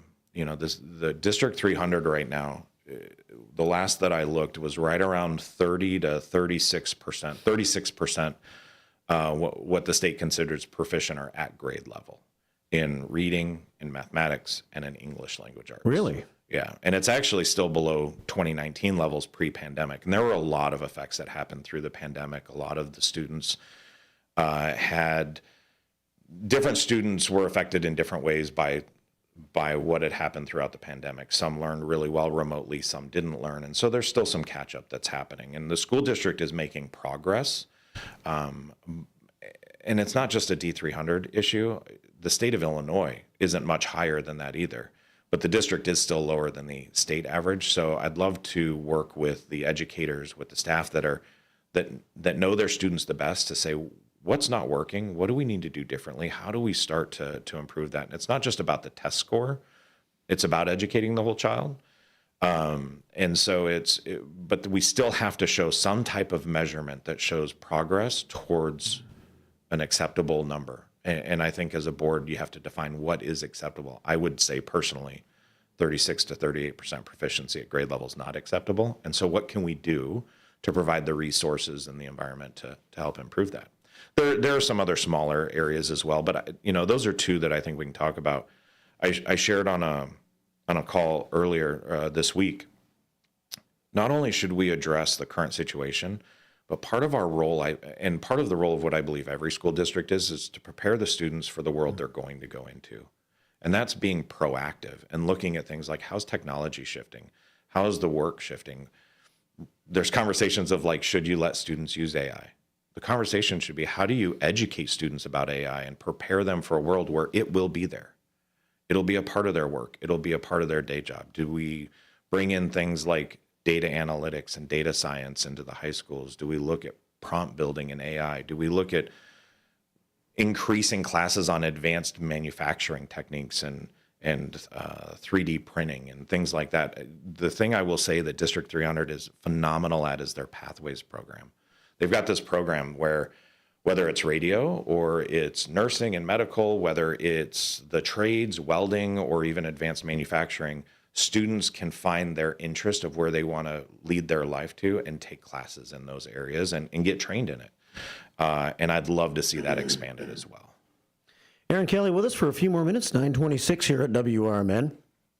What is is there a District 300 policy about cell phones in schools and things like that? I mean, that's something I cannot relate to. I don't have kids, and I can't understand how learning has changed and how social media impacts life of a current school kid, because we didn't have that when I grew up. So it's just such a weird, the things that you should teach the kids or not teach the kids because you don't have to anymore because they have access to it from AI or from their cell phone or from anything else. So it's real tricky as you mentioned, technology develops, right? Yeah, absolutely. I mean, this cell phone policies in schools is a big topic right now. We just heard the governor talk about it. District 300 is currently in the process of doing an evaluation of what the policy should be. They've sent out surveys to parents and to the community. They've also hired a research firm to look at what are other districts throughout the country doing and how are they approaching it. What's state and national policy looking at? So I'll just share my perspective and point of view, and that's, I don't think cell phones need to be out in the classroom. Do they need to be banned from the school? I don't know that that's the answer either, but they cause a distraction in the classroom. To your point, I'm going to age myself, but I also had no cell phones in the classroom. And in fact, I remember when graphing calculators were out, it was almost like they needed to be checked so you didn't have your answers in your graphing calculator. I would say that from the conversations that I've heard from the other candidates, well, we're all pretty aligned to this, that the cell phones within the school or within the classroom, they shouldn't be out within the classroom. I think we all have varying opinions on whether they belong in the school, but there's nothing that the school technology or that a cell phone can provide that the school technology cannot. Now, there should be some exceptions for things like if you have a diabetic monitor that's connected to your phone and you need to be able to check your blood sugar levels, that's a medical reason. If there's an agreement with the school, whether it's an IEP, an individual education plan, or a 504 plan, that there is a specific reason agreed to by the school and by the parents that they have to have it for whatever reason, like the example I just gave, then I think those exceptions exist. But I don't see the educational value of somebody having a cell phone out in the middle of class that's not needed. I mean, do it between passing periods or at the beginning or end of school. And that's just my opinion on it. But I think as the policy comes, it's taken the feedback from the community. What do the other 6 board members feel? What's the feedback from the educators and the staff? And really take a comprehensive view of it and then make the policy from that. So what I'm giving is just my perspective. I wouldn't imagine that the educators in the classroom would want to continue to have cell phones either. I wouldn't think so. such a big distraction. Yeah. Well, and it's not just a distraction, but the rise over the past years of things like cyberbullying. Yeah. How do you help to minimize some of that? I don't know that saying a phone can't be out in class eliminates cyberbullying, but I do think that it starts to set the groundwork for what is and isn't appropriate with usage of a cell phone. And so my hope is that as they get all of this information, that they look at that, and I would hope that cell phones would not be out in class. It's 9:30 on this morning, and we have Aaron Kelly here with us talking about District 300, and he is making an effort to become a school board member. He's currently a trustee for the Village of Hampshire. Aaron's going to stick around for just a couple more minutes. After we take this break, we'll break down the details of how you can reach him and anything else he wants to say to us. You're listening to The First Shift on WRMN, AM 1410, WRMN Radio on YouTube. Keep it right here. This is WRMN News. Hello, I'm Dennis Green. President Trump says in order for the Russia-Ukraine war to end, concessions would have to be made on both sides. News Nation's Robert Sherman reports. In terms of concessions, he said Ukraine could, quote, forget about NATO, but that Russia would have to leave something on the table as well. Will he have to make concessions, President Putin? Yeah, he will. He's going to have to. And I believe that because we got elected, that war will come to an end. President Trump will meet Ukrainian President Volodymyr Zelensky at the White House Friday to sign an agreement that calls for Ukraine to give the U.S. revenue from its rare minerals, while Ukraine wants security guarantees to prevent Russia aggression in return. President Trump says he wants Europe to provide that security.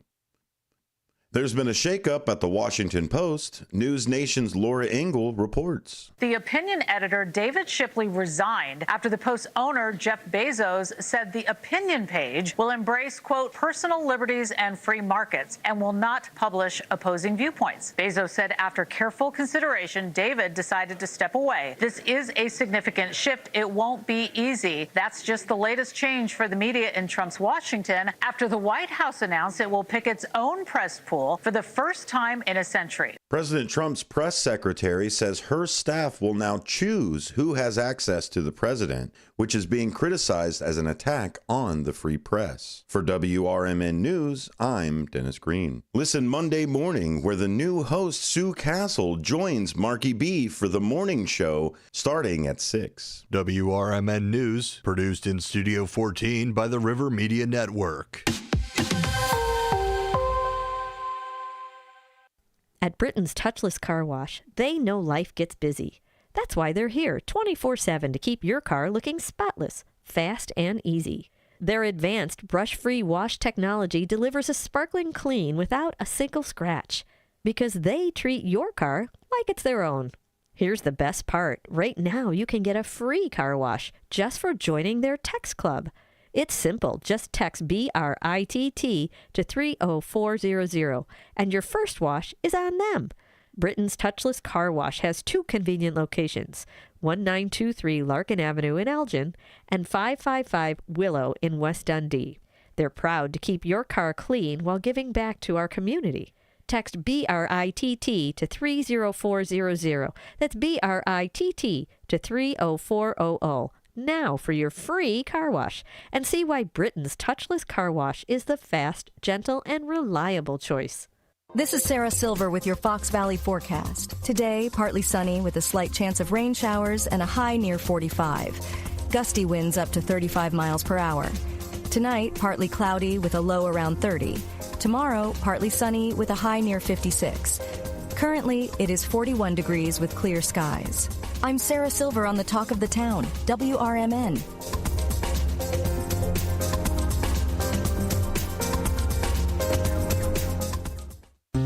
If you've been waiting to hear Macy's winter clearance, now's the time. Get everything you've been eyeing all season long at prices that are worth the wait. How good? Think 40 to 70% off coats, sweaters, boots, and more. Plus, come in and get an extra 20% off all your clearance purchases. That's up to 75% off. So if you've been waiting to treat yourself to something cute and cozy, hurry into Macy's now, because you're not the only one ready to score amazing winter deals. Savings off already reduced prices. Exclusions apply.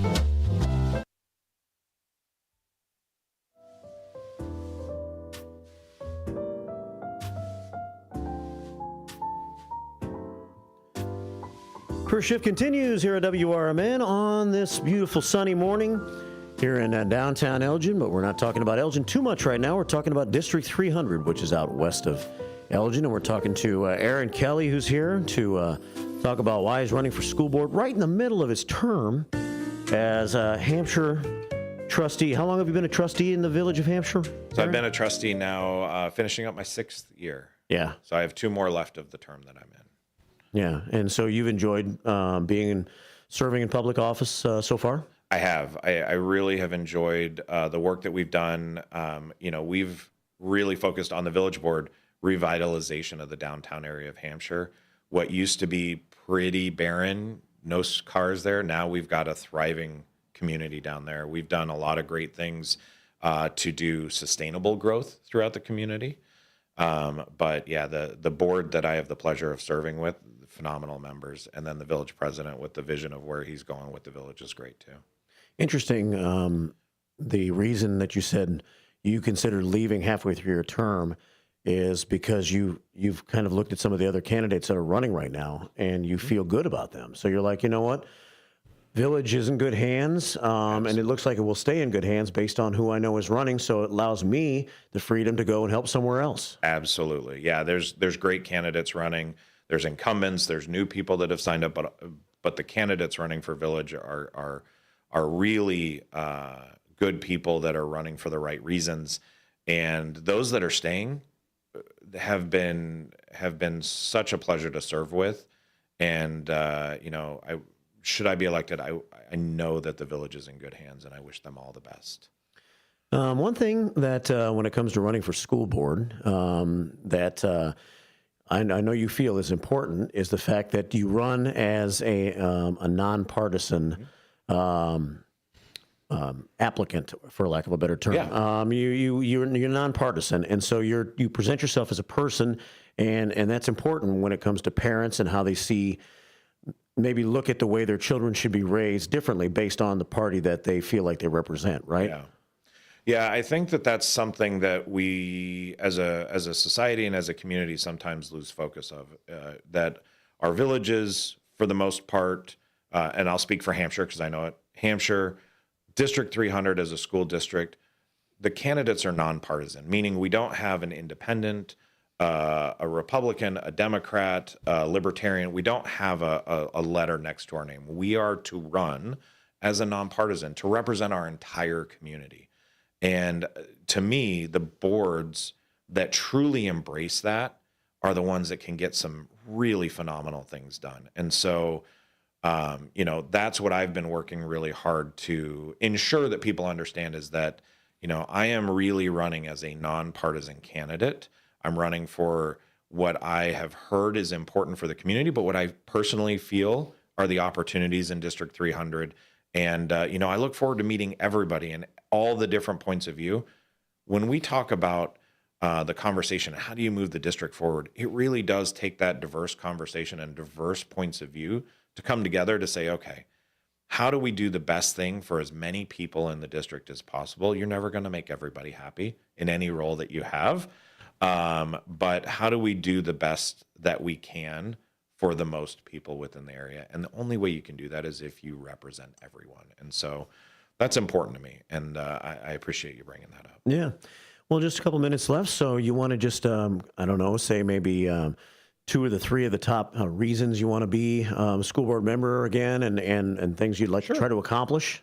Yeah. So, one, as I shared earlier, I'd really like to see Hampshire Township have representation on the board, on the school board, and to ensure that those that live within the community have somebody within their community to give a voice, not forgetting that we would also represent the entire District 300 community, right? You're not just voting for Dundee Township or Rutland or Algonquin or Hampshire Township. You're voting for somebody to really represent the entire community.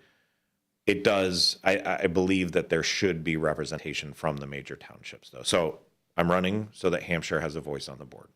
I'm also running so that we can ensure that fiscal responsibility and, some experience when it comes to fiscal budgets, government budgets, and not having to go to things like referendums or increasing taxes. I'd like to be able to provide that perspective as a member of the board. There's, any one person isn't going to just go into a board and do the thing that they want to do. It's about the discussion and the collaboration and the cohesion of a board. So fiscal responsibility, the student success, how do we really drive greater student success, whether it's through increased scores, whether it's through providing more programs through the Pathways program, whether it's providing that environment that's needed. Also to have District 300 become a choice employer in education. Nationally, teacher shortages are happening, right? And it's in District 300 too. I think the last I checked, there were almost 70 open positions for certified education, whether it's teachers, paraprofessionals, paraeducators, or nurses. Even though the district is a governmental organization, you're still in competition. You're in competition with other school districts. How do you separate yourself? You have to look at how do you get new teachers in? How do you start to incentivize experienced teachers to come over? And then how do you retain the educators that you have today? And by providing them the resources and the environment to support them. And you also need to make sure that everybody feels safe, right? And so you need to provide that safe environment so that when the students are there, they can focus on learning. The educators and the staff can focus on providing the education and the environment and the skills needed. And so, I go deeper on these areas, both on my Facebook page and also on my website, aaronforeducation.com. But those are some of those main areas that I'd love to work with the board to help move in a positive direction, right? And so those, if you break it down, those are the main focuses I have right now. Do you have a theory on why there is such a teacher shortage right now? Why is it harder to recruit teachers and staff than it maybe once was? Because pay has gotten a lot better over the years, right?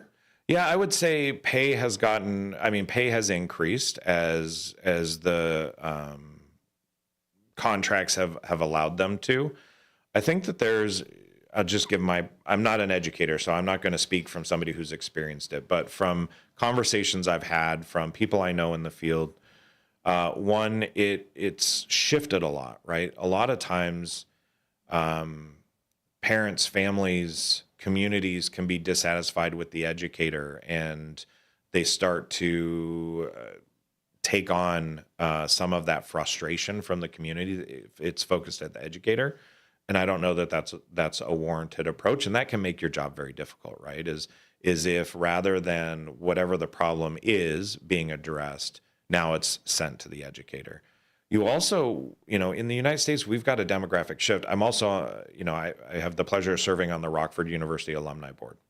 And one thing that that school has talked about from a higher education perspective is the birth rate declined for a period of years. And so you actually have less people coming out of high school, less people going into higher education, less people eventually coming out of higher education. So not only do you have less people going into the education field, but overall, the pool of potential applicants is going to continue to decrease for a period of time.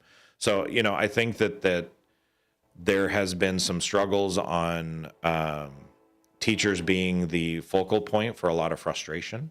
And when that happens for a long period of time, I don't know that I would want to be in that type of a role. Yeah. And so that's that support network. And how do we make sure that they feel supported and cared for and appreciated? And I think a lot of people in our society really do appreciate teachers. I don't want to speak for you. I know for myself, some of my educators, some of my teachers growing up are ones that made impressions on me for my entire life. I think we can all say that, right? Yeah. And so how do we continue to let them know the difference they make in somebody's life and really celebrate that?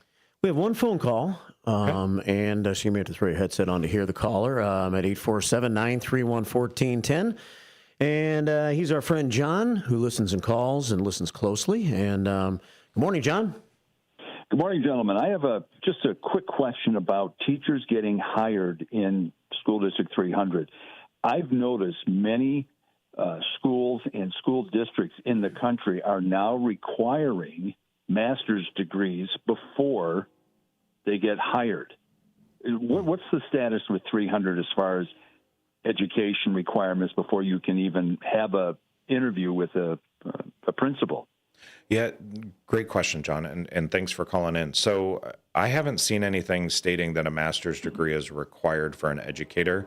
In fact, part of the undergraduate process to get your teaching certification is that you do student teaching within a school, so you're paired with an experienced teacher. And one of the things that I think the District 300 could really lean into, and they've done this, is look at those student teachers. So this is just an undergraduate degree, and I don't mean just as if that's a small feat. I think anybody that gets a degree has done a phenomenal job. It doesn't require that master's degree, and to really have those student teachers want to come back and become educators within the school, that's a great way. That's almost like an internship program to start filling open roles. So to answer your question, I haven't seen District 300 have a policy that you have to have a master's degree to come in, and I know that there are plenty of student teachers, and there are student teachers that are hired into the district. So I don't think that's a District 300 policy. I may be wrong, but I don't believe it is. It would seem that, and I've noticed this in like Wisconsin, for example. I have a family member that got a degree in elementary education and also was a student teacher. But then when she decided to explore the possibility of working in that school, that was a school that said you have to have a master's before you'll even apply. Is there a benefit, can you see, to that? Because usually it'll cost the district more money to hire someone with an undergrad than a master's. And I know a lot of teachers will start out and then they'll get their master's at night, and then the district is required to pay them more when they have a master's. Yeah, I don't know that I see a benefit towards it. I think if you're looking at lateral teachers coming over and you're looking at experienced teachers, maybe if you have a plethora of people applying for a position or more people applying than you have open roles, maybe that's one of the considerations of, do they have an advanced degree like a master's degree? But I don't, and again, just my opinion, I don't know that there's an advantage to saying I'm only going to hire a master's degree, especially when it's hard to fill the roles as it is. I was going to suggest that, and because it makes it seem, at least in my world, that my perspective is that it's weeding out those who just got an undergrad and want to be a school teacher, and maybe it reflects more of a commitment to education by getting a master's beforehand, and the district's deciding that, yeah, it's worth it to pay this brand new teacher, even though, they do have a master's. It's worth it to pay them more to start out than it is to get somebody fresh out of college in May and have their own fourth grade class in, August. Yeah, and you make a good point. I do think there is something to be said about being able to hire a new teacher that has a master's degree in there. They usually are going to have a specialization of the area that they were studying for that master's degree. I just am saying I don't think it should be a requirement of the role. If you have those applicants, great, but I don't ever think that somebody with an undergraduate degree that's done their student teaching, has their certificate, wants to go into education, wants to help our students prepare for the future ahead. I don't ever think you should have open roles because you're not willing to hire a good qualified candidate for that. Sure. Thanks, John. Well, thanks. I appreciate the question. Another great guest, Mark. Thank you, sir. All right, take care, bud. Yeah, you too. John Prigge checking in this morning. Well, thanks for the time today. If people want to learn more about you, reach out to you, whatever the case may be, what are the ways to do that, Aaron? Yeah, so feel free to go to the website, aaronforeducation.com. I've got a form on there if you want to connect. I'd love to meet as many people as possible. I'm active on Facebook. It's Aaron Kelly for D300.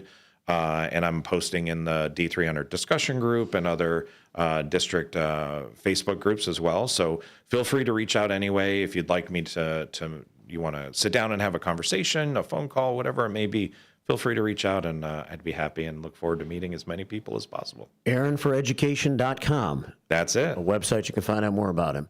Well, thanks for the time. Nice long interview today, and I wish you the best of luck in becoming a school board member. Great. Thank you for the time. Aaron Kelly, School Board District 300 is what he's running for right now. So 9:48 here on the first shift. Keep it right here for the final segment in just a couple of moments.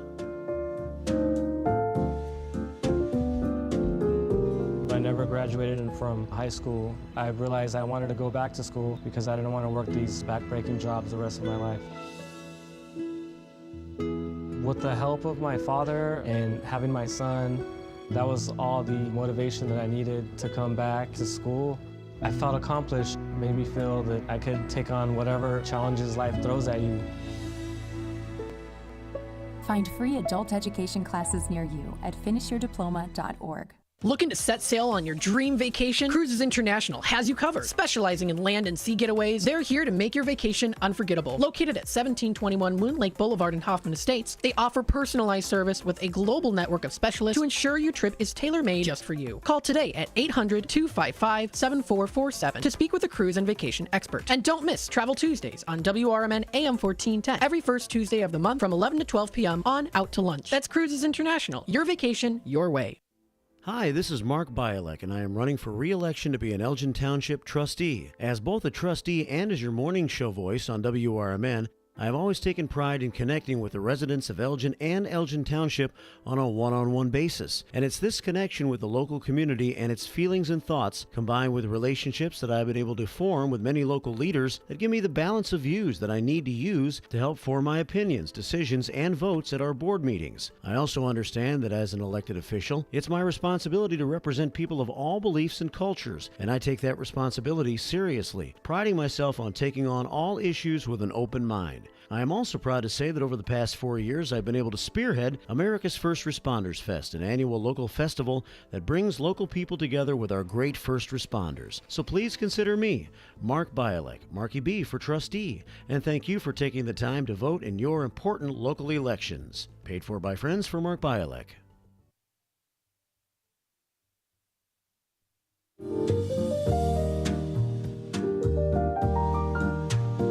Well, that was a fast break. Guess it was normal amount of time, but I'm still talking to Aaron Kelly off the air, so didn't have a chance to adjust much or figure out what I'm going to do here in the final segment. But it's 9:51 here at WRMN AM 1410 and WRMN Radio on YouTube. Hope you enjoy the different guests we've had on the show here today, and certainly we are...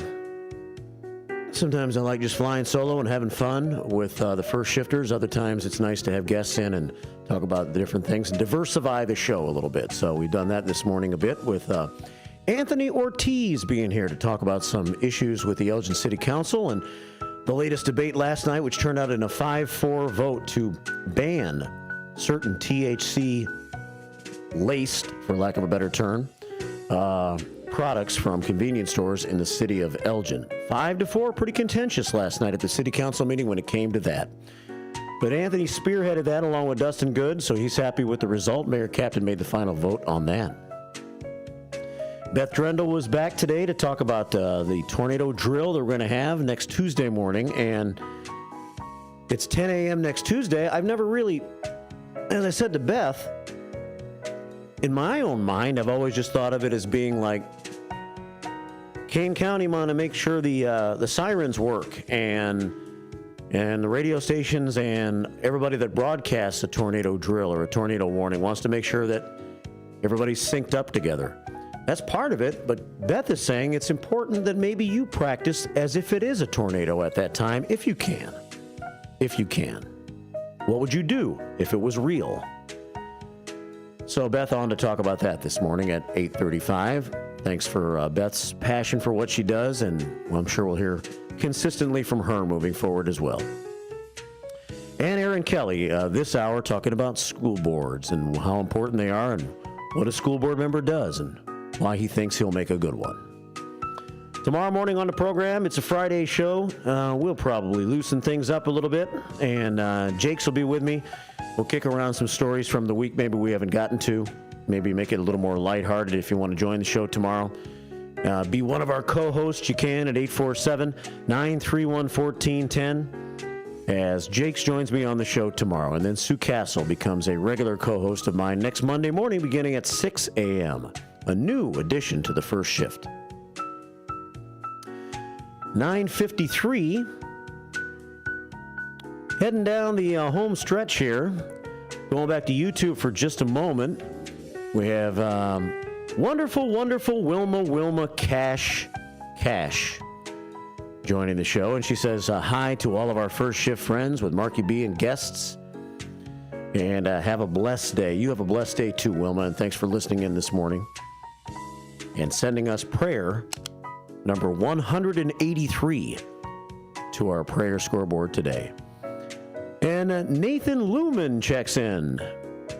Must be someone who knows Aaron Kelly and says, great job, Aaron. Thanks for stepping up for District 300. Thanks for listening, Nathan. Don't be a stranger to the show. Let's see. Heading over to the Image 360 information line this morning at 505-926-1410. Let's see what I have over there that we didn't get to yet today. I guess this is from Robles Ralph. He sent it on behalf of the Classic Car Transport Incorporated. And I'm not sure what a picture that is. What is Robles Ralph sending me here? But I'll show it on our YouTube feed for just a moment. What is that? 9:55 here at WRMN. We're always on WRMN Radio on YouTube. I like to show pictures on the program. When people send in pictures, you can send in your pics to the Image 360 information line at 505-926-1410. Like the blue heron that CK sent in earlier from Florida that she spotted hanging out as she listens in Florida on YouTube at WRMN Radio on YouTube or by listening on the app. Three main ways of listening to the station: on our app, on YouTube, or on the old blowtorch AM 1410. If you want to be old school like that. Sensational Shelley checks in, says, what a beautiful day it's going to be, so I hope you all have a great day. Off to Wisconsin for high school state wrestling championships, says Shelley. I am so looking forward to seeing my granddaughter. Hope she places first in her weight bracket. Enjoy your day. 10 prayers from the sensational one. And good luck to your granddaughter, Shelley. Let us know how she does this weekend. Maybe take a few pictures. So when you come back, you can send them next week to the Image 360 information line. You can show her holding up her big medal or her trophy as she wins the state championship in the state of Wisconsin. As a freshman, right? That would be amazing. 9:56 here at WRMN. Thanks for Northwest Wes and his input this morning. Of course, Northwest Wes is fixed on a skating rink. He cannot get the skating rink off his mind. And everything we relate to when it comes to a city council matter comes back to a skating rink. He says, hey, if the mayor of Elgin is so worried about kids getting into Delta 8 products or other drugs, maybe give the kids alternatives for safe recreation, such as an ice rink. Northwest West is a stubborn guy. Surely you can't be serious. I am serious. And don't call me Shirley. Northwest West checking in. It always comes back to the ice skating rink for Northwest West. A lot of people would like to see it. But apparently, soccer fields are a lot more important than an ice skating rink. 9:57 here at WRMN, and Stevie T sends me an official picture of George as we were having a little drink together this morning. George and I were. First time we've had a drink together in a while here on the show.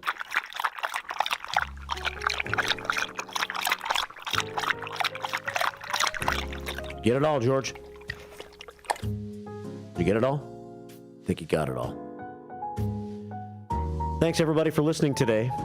We're down to the final minute. Don't forget, Matt's up next hour, and he will have Out to Lunch this morning between 10 and 1. Mike Horn, what's cooking today between 1 and 2? Later on this afternoon, 2 to 4, it's Talk Time with Tammy and Friends. Tammy coming to you from Nashville today. We'll see what friends she has on the show. Matt will produce the show and also serve as a co-host when and if needed. And then a political talk show later on this afternoon, 4 until 6, national and local political talk and more with Sonar and Bendamoni and Boquist. It's all coming up today on Community Radio, Elgin's radio station, the talk of the town, and the home of the Fox River Valley. Have a great day. Enjoy the sunshine. Talk to you tomorrow at 6. Do you own an annuity, either fixed rate, indexed, or variable? Are you paying high fees and getting low returns?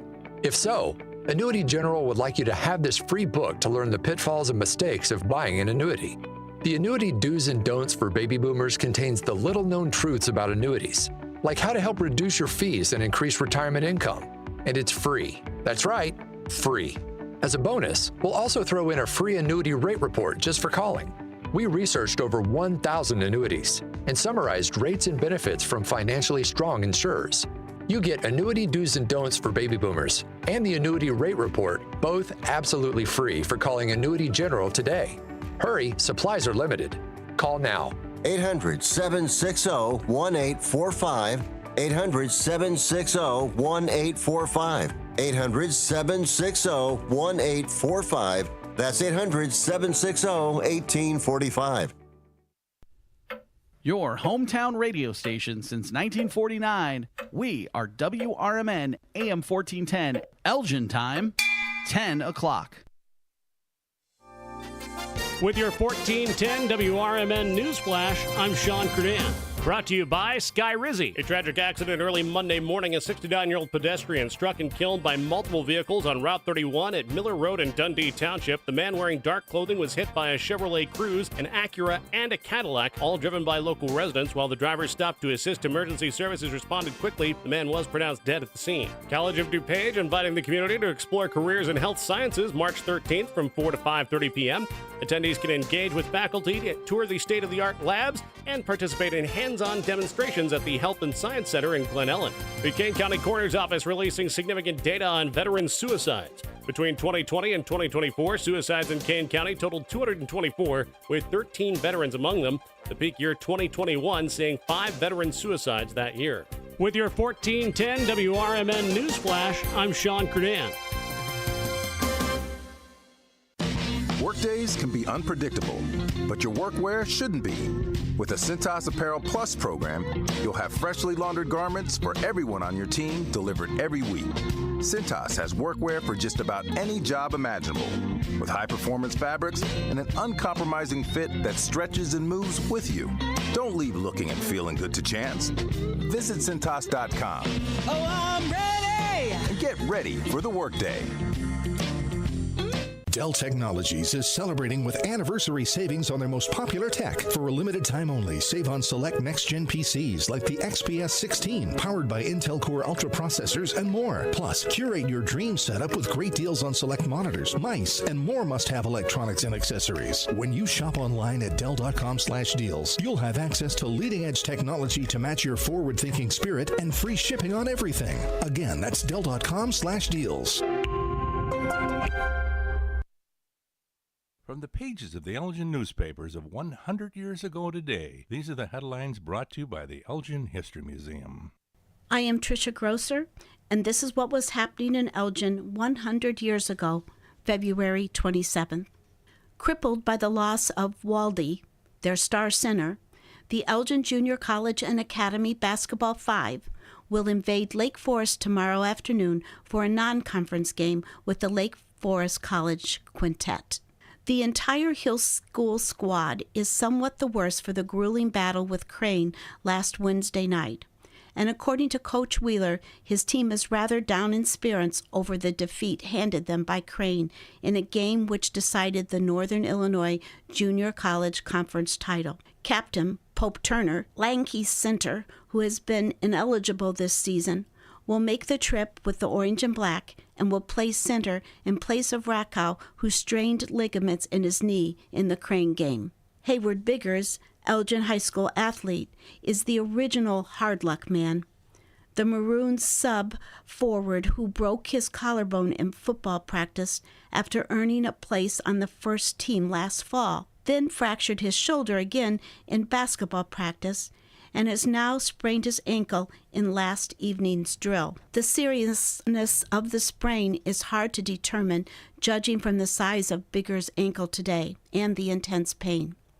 Coach Cliff Adams' Maroon squad is further crippled by the loss of Gaga Mills, who is confined to his home with tonsillitis. Elgin 100 years ago is a presentation of the Elgin History Museum. Be sure to visit the museum located at 360 Park Street in Elgin, open Wednesday through Saturdays 11 to 4. You can also listen to Elgin 100 Years Ago at www.elginhistory.org. This is Sarah Silver with your Fox Valley forecast. Today, partly sunny with a slight chance of rain showers and a high near 45.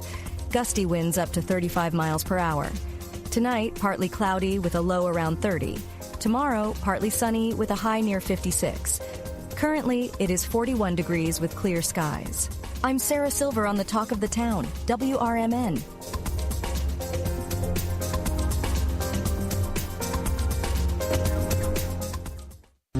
If you've been waiting to hear Macy's winter clearance, now's the time. Get everything you've been eyeing all season long at prices that are worth the wait. How good? Think 40 to 70% off coats, sweaters, boots, and more. Plus, come in and get an extra 20% off all your clearance purchases. That's up to 75% off. So if you've been waiting to treat yourself to something cute and cozy, hurry into Macy's now, because you're not the only one ready to score amazing winter deals. Savings off already reduced prices. Exclusions apply.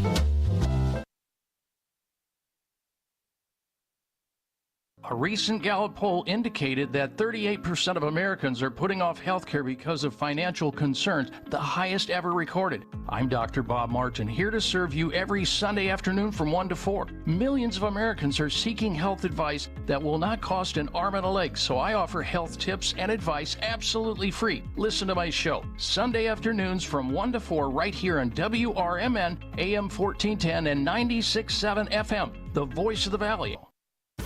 Businesses come in all shapes and sizes. Integrity doesn't. For more than a century, the Better Business Bureau has set the standards for how businesses should operate honestly and ethically. So when you're looking for a business you can trust, check to see who's BBB accredited and who isn't. Always choose the better business. Look for the BBB seal because it's looking out for you. That's why it's the sign of a better business. And find a better business anytime at bbb.org.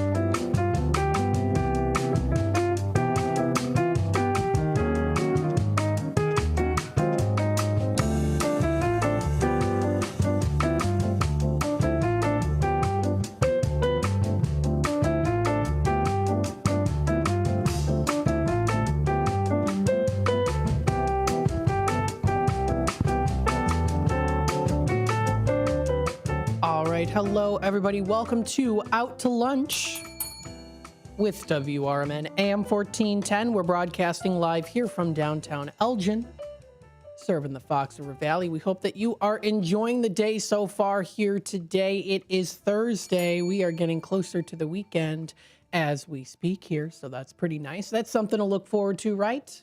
The weekend. It's definitely kind of a mixture of sunshine today. Mixture of some clouds that we are seeing. Hopefully, we're going to start to see a little bit more sunshine, but temperatures are going to get a little bit chillier coming into the start of the weekend. And now we're actually Sunday isn't going to be as bad. Saturday is going to be pretty cold. So we'll talk a little bit about that here. Thank you, everyone, for being a part of the conversation, of course, here. Of course, if you would like to, feel free to comment live on youtube.com at WRMN Radio. Don't forget to hit that subscribe button, click the notification bell so that you can always keep up to date and in the loop with what's happening here in the Fox River Valley and also what's going on here also on WRMN. I am your host, Matt McNeil, again, taking you out to lunch. We've got some good topics to talk about today here as well. And then also tomorrow we've got here, of course, Out to Lunch, which is going to be from 10 until 10 to 12, because it's usually the last Friday of the month. Steve Thorne only does the Senior Spotlight Show, and then the Music Memory Show is usually every Friday from 10 to 11, but except for the last weeks. So I'll be on from 10 until 12 o'clock. So it'll be a 2-hour show coming up. That'll be for tomorrow. And then we also do have, of course, the Life Experiences with William Pellerinos. That will be on tomorrow from 12 until 1 o'clock. We also do have Dino's Night Out from 2 until 4 o'clock. And then we also have from 4 to 6 a political talk show coming up tomorrow, and today, of course, too, as well. So stay tuned for that. Lots of great things coming up here as well. We're giving a very big, very happy welcome to Sue Castle, who will be on the morning show starting here on Monday. Very excited about that. That'll be starting at 6 o'clock. So we're definitely looking forward to that too. Lots of other great things. We, of course, have Travel Tuesdays with Cruises International will be coming up next Tuesday. So stay tuned for that. We also have the new... oh my goodness. I'm trying to think of the schedule here in my brain. This will be coming up on the last Tuesday of every month here on Out to Lunch. It is Miracles and Conversations with Susana Padilla, who is the operator of Rescue Our Children organization, Rocco organization. So we've got some good things here. Looking forward to it, of course. Stay tuned for more. Keep up to date with WRMN. Follow us on youtube.com at WRMN Radio. You can also follow us on facebook.com at WRMN 1410. You can also, of course, download the app. It's available on the App Store and also on the Google Play Store. You can also find us, of course, on our website. Click to listen live directly. And then we also do have, of course, here too, our main AM 1410 dial. The main AM 1410 dial here. So let's go through the weather and temperatures here. Starting, we do have a high of 46 degrees for today. It is pretty much mainly overcast. I'm seeing kind of a mixture of clouds here and there both. We are seeing a low of 31 degrees, a few passing clouds as well too. Higher wind gusts possibly into the afternoon today, about 20 to 30 miles per hour, expected a little bit later into today. We get into tomorrow on Friday. We do see here a high of 57, almost 60 degrees. It's going to be nice. Mostly cloudy, though, early and then partly cloudy and windy later in the day. Wind speeds occasionally gusts over 40 miles per hour. We also do have, pardon me, cloudy skies early, followed by partial clearing, low of about 22 degrees. That'll be coming up on Friday. Heading on into Saturday, starting for the weekend. We do see some clouds in the morning giving way to mainly sunny skies in the afternoon. Only a high of about 30, so it is going to be a little bit more chillier. We do see it dropping down to a low of 15 degrees, chilly for clear skies on Saturday night as we head out of February into March. We also do have, of course, here a high of 39 now predicted for Sunday. It was predicted to be a little bit lower than that, but now it's predicted to be a high of about 39, except for a few clouds in the afternoon, mainly sunny, and a low of 28 for Sunday night. Next week on Monday here, the 3rd of March, we do have mostly cloudy skies with a high of 48 and a low of 39 degrees, partly cloudy skies during the evening.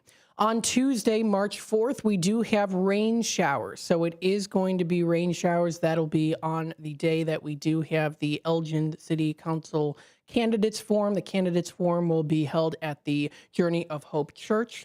I was at the council meeting last night, and I did make that announcement as well, too. So that was nice. I'm glad I got that opportunity to do that. So thank you so much. So we have a high of 53 coming up for Tuesday, the 4th. That's rain showers in the morning, evolving into a more steady rain in the afternoon. Rainfall near a 1/4 inch, continuing on into Tuesday night.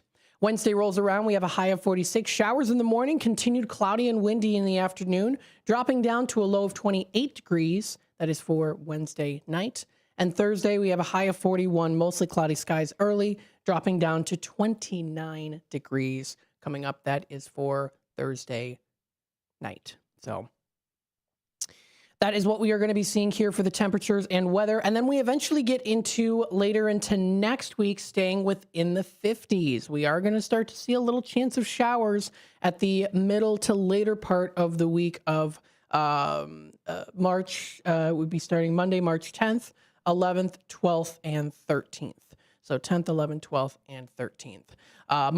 Monday, March 10th, I did get the day off. It is my birthday, and I requested the day off. So I thank you, of course, here to WRMN for letting me have the day off so I can spend it with family. We'll probably maybe see a movie, do some fun games, and go out for a nice dinner. I'm looking forward to it. So thank you for covering for me that day. So I won't be in Monday, March 10th. It'll be just a nice little day to spend with my family. It should be a fun time. But Monday, yeah, so that'll be coming up next week. We'll be starting, or not next week, but the following week after that. We'll be in the 50s. And we're going to see some cloudy skies, a little bit of rain, and then kind of a mixture of both. So we're kind of seeing a mixture of all three there. Sunny, cloudy, and then also some rain that we could be getting. So that's the weather and the forecast and temperatures for the rest of this week. Also into next week. We are almost out of February into March. We're getting close there, folks. We have tomorrow is the last day of February, and then we start March 1st on Saturday. Of course, we also do play the Elgin 100 years ago. We recently had Linda Rock come in, and so she will be, she's already got that recorded. I'll edit that, and we'll get that into the system. So coming up in March, you'll be hearing Linda Rock talking about what happened this day back 100 years ago in the Elgin area. That's with Elgin 100 years ago. So there you go. Let's see some other things here as well. Yes, of course, we'll take a quick time out. We'll be back with more Out to Lunch with WRMN. We'll go through, let's see if there's like maybe a little tiny, well, let's see. Yeah, there's a cute little story here that I'll read on sunnyskies.com. And then I'll just briefly re-mention here, of course, a little bit on the Elgin City Council meeting. I did stay a little bit later, and I was there when the council moved the ban to ban the sale of THC products. I was there. The conversation lasted about an hour and 20 minutes or so. So I'll tell you a little bit about that here too. So stay tuned for that. And then we'll also talk about here some other local things and other news, local news and other things as well too. So stay tuned. We'll be back with more Out to Lunch with WRMN here in just a bit. Political party poopers got you down? Shake it off and join me, Dennis Sonar Green, every weekday from 4 to 6 p.m. on WRMN for A Political Talk Show, where we cut through the doom and gloom with a focus on America first, constitutional values, and a populist perspective that puts you, the citizen, at the center of the conversation. At WRMN, the talk of the town, we're not afraid to challenge the status quo and bring you the straight talk you need. Whether you're frustrated with the political establishment or looking for a clear, some nonsense analysis, this show has you covered. Tune in. Let's take on the issues together with a fresh, unfiltered approach. Catch us every weekday from 4 to 6 p.m. on WRMN, A Political Talk Show. WRMN, the talk of the town. Are you ready to rock? At School of Rock Elgin, located at 353 South Randall Road, we're more than just music lessons. We're a community. Whether you're an absolute beginner or a seasoned musician, our performance-based curriculum is designed to transform your skills and confidence. From learning new instruments to rocking a full-blown concert, we bring out the best in every musician, no matter their level. Join the School of Rock Elgin family today, where music isn't just learned, it's lived. Visit the website at elgin.schoolofrock.com to sign up for a free trial. We start pre-enrollments in January, targeting mid-February opening. Unleash your inner rock star. Hi, this is Sue with Newman's Corner Pub in Hampshire, Illinois. Are you looking for the perfect hangout spot? Swing by Newman's Corner Pub right at the corner of 72 and State Street in Hampshire. Enjoy fantastic drinks, live music, and a fun crowd that makes every visit special. Test your luck with our hot slots and our Queen of Hearts drawing every Saturday at 3 p.m. Challenge your friends to darts or pool while you're here. Newman's Corner Pub, where every day feels like a weekend. Visit us at Route 72 and State Street in Hampshire. That's Newman's Corner Pub, your new favorite spot. This is the Chef of Love, Chef Gennard, TV host and restaurateur. My grandparents harvested their land to sell food and share this overflowing bounty with our community. Grandma said, for every yam we pick, we give one away. In the world they cultivated, I love preparing and eating dinner with my family on Sundays. When our resources changed, food assistance programs sustained us. They gave me fuel to start my first culinary business at 16 years old, and inspiration to donate the extra food in my community. Through my life, I've developed an appetite to work with others to ensure everyone has access to the nutritious food we need to thrive. Together, we can help end hunger. Come on, join the movement with Feeding America by volunteering, donating, and advocating. Learn more at feedingamerica.org/act now. Brought to you by Feeding America and the Ad Council.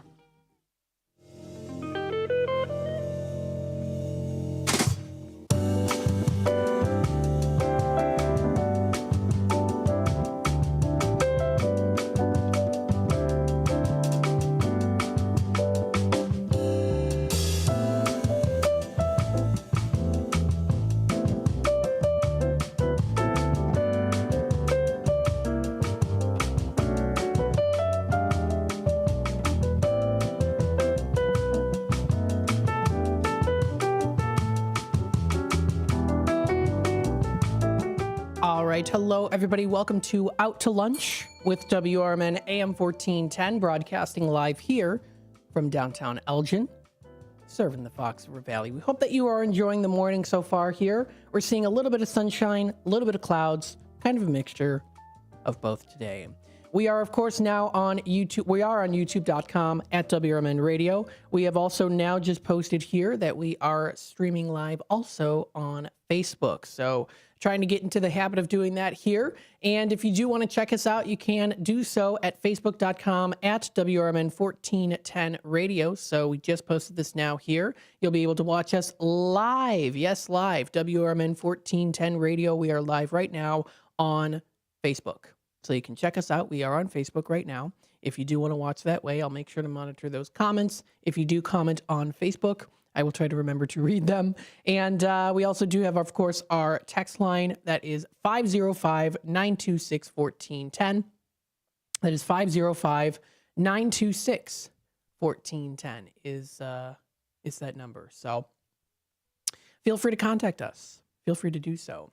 Let's start off here with a nice inspirational story. This is a really sweet story here. This was on sunnyskies.com. It's a short little story here. But it's a very sweet one. This was posted today by an anonymous user. Quote, "A stranger bought my father-in-law's birthday cake to remember her daughter.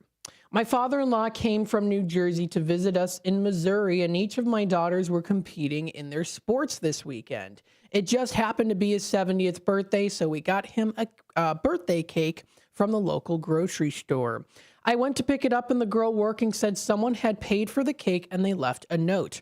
I asked for a name of either her or her daughter, but she didn't leave one. The note reads, my daughter's 35 today. She's in heaven. When you blow out the candles, make a wish for her. Oh, that's so sweet.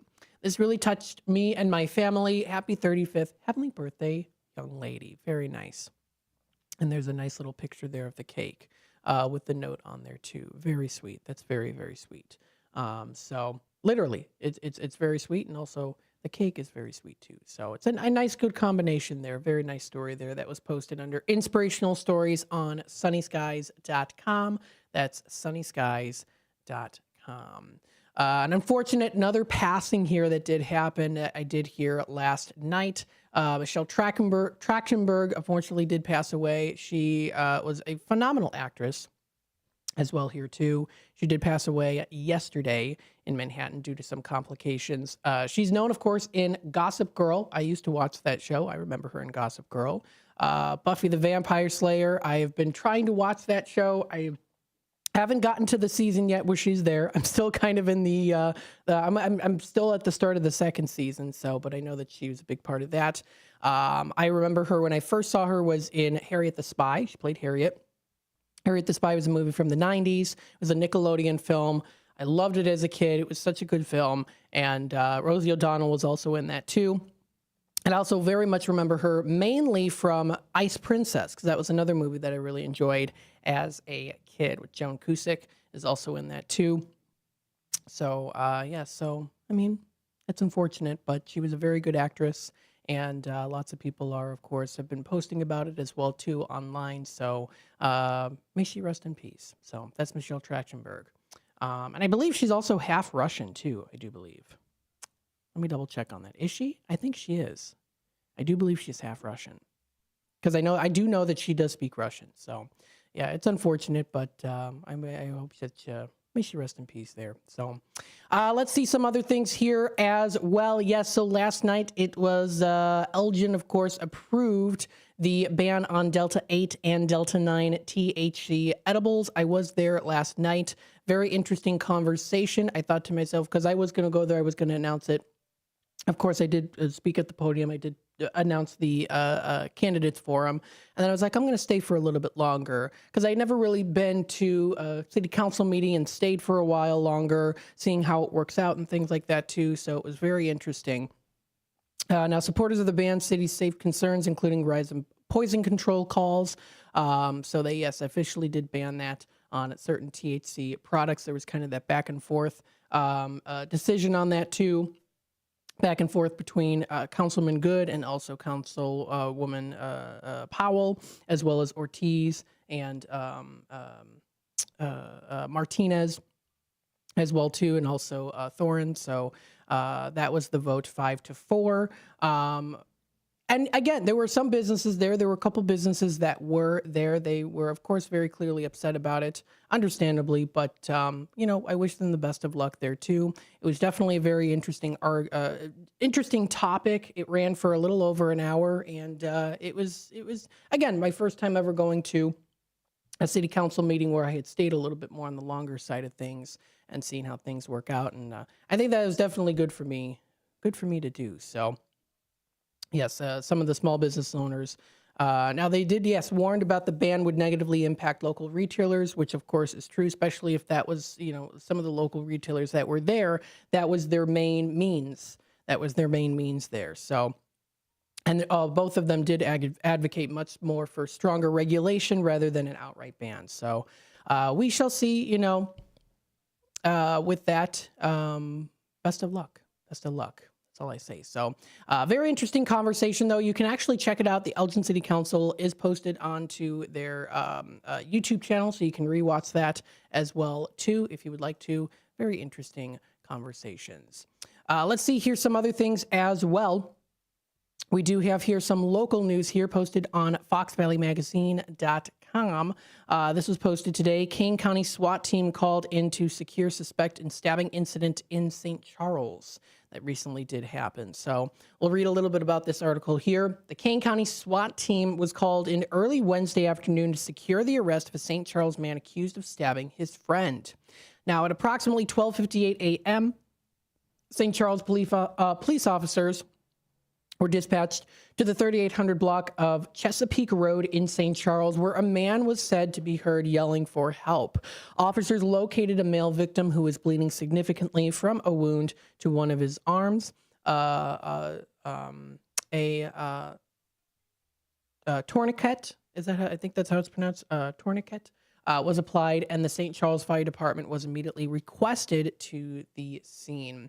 The victim was identified as 34-year-old Salvatore La Barrera of Schiller Park. La Barrera alleged that he was inside his friend's home when his friend stabbed him. Officers on scene observed the suspect inside of the residence and attempted to make contact with him without success. Due to the nature of the allegations, the King County SWAT team was requested to scene, and after a search warrant was obtained, SWAT team members entered the residence and safely took the suspect into custody without further incident.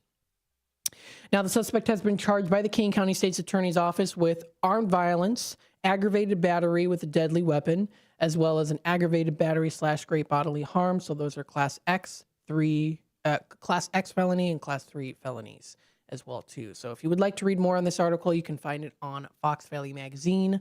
That's foxvalleymagazine.com. Some other things here as well. Nothing really that I can see here from that side of things. I know that I'm trying to see if there was anything else. Nothing really in particular that I was able to find at the moment. So we'll continue on from there in just a bit. Of course, you're listening to WRMN AM 1410. We are broadcasting live here from downtown Elgin, serving the Fox River Valley. We hope that you're enjoying the morning so far. It is a nice sunny day, kind of a mixture of sun and some clouds. And what we'll do once we take our time out here in just a couple minutes is we will go to the break, and then we'll do a little sneak peek on the Tradio segment. So we'll do a little sneak peek on Tradio. Tradio does officially start at 12:30.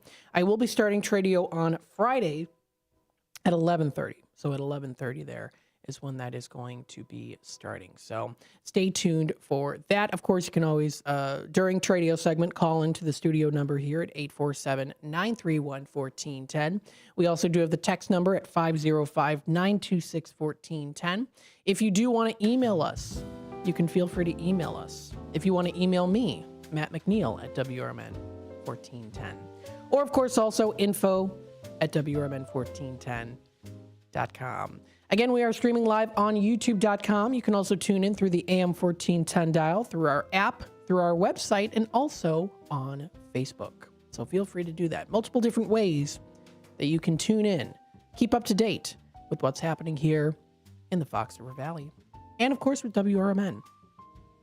So stay tuned. We are going to take a quick time out. We'll be back with more Out to Lunch with WRMN AM 1410. We'll go through a little sneak peek on the Tradio segment. During the 11 o'clock hour, we'll also bring up some things here, of course, that relate to retro items. Places to go to when it comes to retro themes and cool items. Stay tuned for that. That'll be coming up in the 11 o'clock hour, and we'll be back. This is WRMN News. Hello, I'm Dennis Green. President Trump says in order for the Russia-Ukraine war to end, concessions would have to be made on both sides. News Nation's Robert Sherman reports. In terms of concessions, he said Ukraine could, quote, forget about NATO, but that Russia would have to leave something on the table as well. Will he have to make concessions, President Putin? Yeah, he will. He's going to have to. And I believe that because we got elected, that war will come to an end. President Trump will meet Ukrainian President Volodymyr Zelensky at the White House Friday to sign an agreement that calls for Ukraine to give the U.S. revenue from its rare minerals, while Ukraine wants security guarantees to prevent Russia aggression in return. President Trump says he wants Europe to provide that security. There's been a shakeup at the Washington Post. News Nation's Laura Engel reports. The opinion editor David Shipley resigned after the Post's owner, Jeff Bezos, said the opinion page will embrace, quote, personal liberties and free markets and will not publish opposing viewpoints. Bezos said after careful consideration, David decided to step away. This is a significant shift. It won't be easy. That's just the latest change for the media in Trump's Washington after the White House announced it will pick its own press pool for the first time in a century. President Trump's press secretary says her staff will now choose who has access to the president, which is being criticized as an attack on the free press. For WRMN News, I'm Dennis Green. Listen Monday morning where the new host Sue Castle joins Marky B for the morning show starting at 6. WRMN News, produced in Studio 14 by the River Media Network.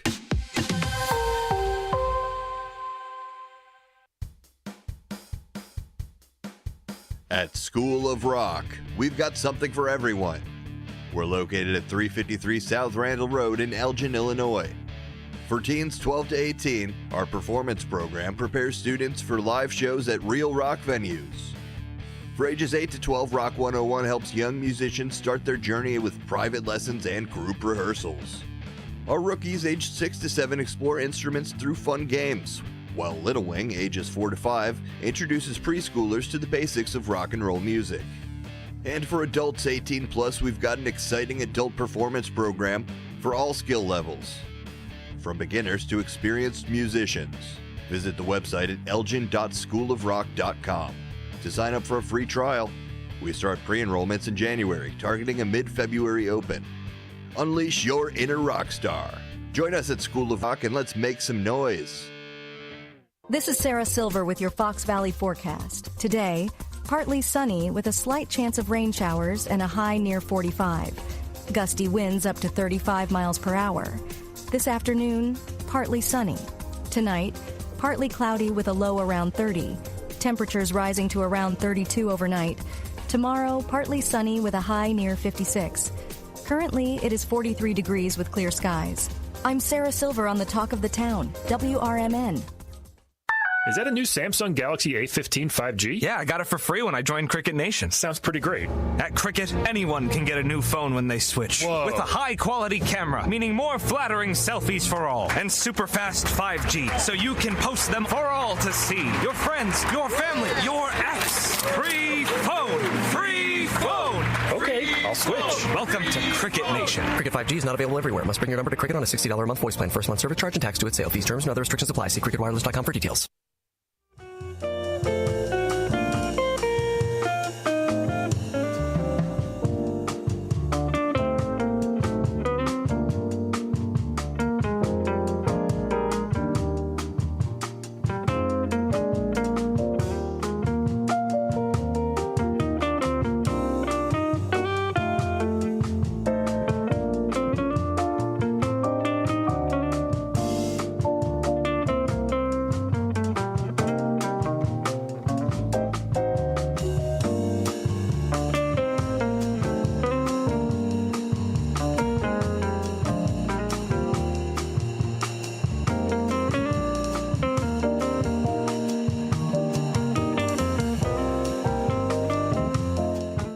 Welcome back, folks, to Out to Lunch with WRMN AM 1410. We're broadcasting live here from downtown Elgin, serving the Fox River Valley area. We've got a nice commenter here in the comments. Thank you, user, for commenting in. Yeah, for Sue. Absolutely. We're very excited about this here. She's going to be joining in on the morning show with Marky B and Susie C. We're very much so looking forward to it. So stay tuned. That'll be coming up on Monday. Cat's out of the bag, folks. We're very excited about it. She is just such a ball of energy, and she's so natural at speaking, and she's just such a wonderful part of the community here. Of course, here at WRMN, as you know, we want to be a part of the community within the Fox River Valley area. So not just Elgin, not just St. Charles, Geneva, but everyone here within the Fox River Valley area. Hampshire, Burlington, Batavia, Algonquin. I mean, there's, we've got a wide range of different cities and towns and villages that we want to give recognition to. So that's what we want to do here, of course, on WRMN, being a part of the community, for the community, your local radio station. Voice of the Valley, Talk the Town. Yes, yes, yes. Very excited about that. It's going to be great. Let's see here. We also do have our Tradio. Tradio does officially start at 12:30, but I'll do a little sneak peek here so I can tell you exactly who has recently called in. We have Wood by Jeff. I'm so used to saying Wood by Jeff of Elburn. I'm used to saying that, and now it's Wood by Jeff of Peru, Illinois. He has 100 boxes of literature, all different kinds, Federal Reserve, government, etc. books. He's looking to donate to someone, so feel free to reach out. That is 630-365-9488. We also do have the Tradio caller has a small and quiet 2,000-watt generator for sale. You can feel free to reach out. He's asking $300 for that. That's 847-8813. We have Motorcycle Tony looking for the Japanese motorcycles, dead or alive. They can be in any condition. They don't have to be working. And he's also has cash in hand and a trailer to transport those easily. Take them off your hands, especially with spring cleaning coming up pretty soon. Or really kind of in it too, as we speak, because we're getting into March pretty soon. That's 630-335-3312. We have John has the 2007 silver four-door Toyota Camry with 96,000 miles on there for $4,700. Also a 2017 white four-door Nissan Versa with 87,000 miles on there for $5,800. You can dial his number at 312-659-6754. We have a Tradio caller looking to buy a sailboat. Getting ready to get onto the water and do some sailing, do some fishing. That is 847-741-8276. Does say to please leave a text if he doesn't answer, or also a voicemail. We have Westside Fred here looking for musicians for the Push Worship Band. He's setting up auditions for lead singers. He also is looking for that older Nintendo system, reasonably priced, for his grandson. feel free to reach out to him. That number is 630-677-4794. We also have another Tradio caller here looking for 2-pound weights for exercising, reasonably priced. That number to dial is 847-717-3028. We have the Tradio caller looking for a kitchen table, something small to put an air fryer on. 224-735-1674 is that number. We have a Tradio caller here that does have the 1946 Chevy 110 truck for sale. You can feel free to make him an offer on that. And that number to dial is 847-464-5830 is that number. We also have another Tradio caller. This is Elliot. Of course, you know it. He's looking for lots of movie memorabilia and also, of course, here too, the Indiana Jones related items, anything that's Indiana Jones themed. So you can feel free to reach out to him, Elliot at WRMN1410.com. That's Elliot at WRMN1410.com. So feel free, of course, to reach out to him. Very nice. Let's see here. Some other things here. Also, we have Bill. He sells those movie posters, original theatrical film posters there. So you can feel free, of course, to reach out. That is billsellsposters@gmail.com. Or also feel free to text him at 708-793-3980. So got some good Tradio callers here. Now, Tradio does officially start at 12:30. However, if you do want to text us, 505-926-1410, be our guest. Feel free to send over pictures, too, if you'd like. So with that being said here, let's take a look at some other things. Again, we are on youtube.com at WRMN Radio. We're also streaming live here, also on Facebook. So you can also check us out on Facebook, too, if you'd like. Of course, you are invited to learn about April 1st referendum. You can check out that information posted onto Kane County Connects. They do have the town hall meeting schedule recently updated by the Kane County Connects website. The Burlington, East Dundee, and Elgin town hall meetings are already finished. The next one will be coming up at the Santori Library. That's in Aurora. That'll be March 3rd from 5:30 to 6:30. We have the St. Charles one from, March 6th at the St. Charles Library from 5:30 to 6:30. We have also from 5:30 to 6:30 the Geneva Town Hall meeting. That'll be March 10th. And then also Sugar Grove, March 25th at the Sugar Grove Public Library from 5 until 6 o'clock. So they do talk a little bit about that there too. Representatives, from the Kane County Board will host several public meetings. Those are still going on right now too. So feel free to check that out.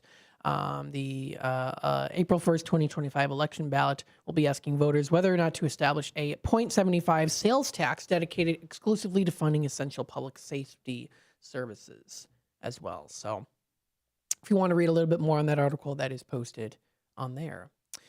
Don't forget, of course, we have different council people as well representing that will be coming up here for either re-election or also new candidates here. So if you want to check that out, kanecountyil.gov. That includes, of course, all of the Kane County, Illinois cities and towns too. So we've got the city of Elgin here, of course. We've got Maggie Byer, Steve Thoren, Cecilia Ivana Brooks, Diana Alfaro, Dustin Good, Eric Bosk Pina, Mark Smith, and Corey Dixon. So that list is posted on there, of course, as well too. You might also hear some rotating ads that we do have here on WRMN. So it's coming up. It's coming up pretty closely here too. April 1st. I know that we're still in February, but tomorrow's the last day of February, which means it's about a month away.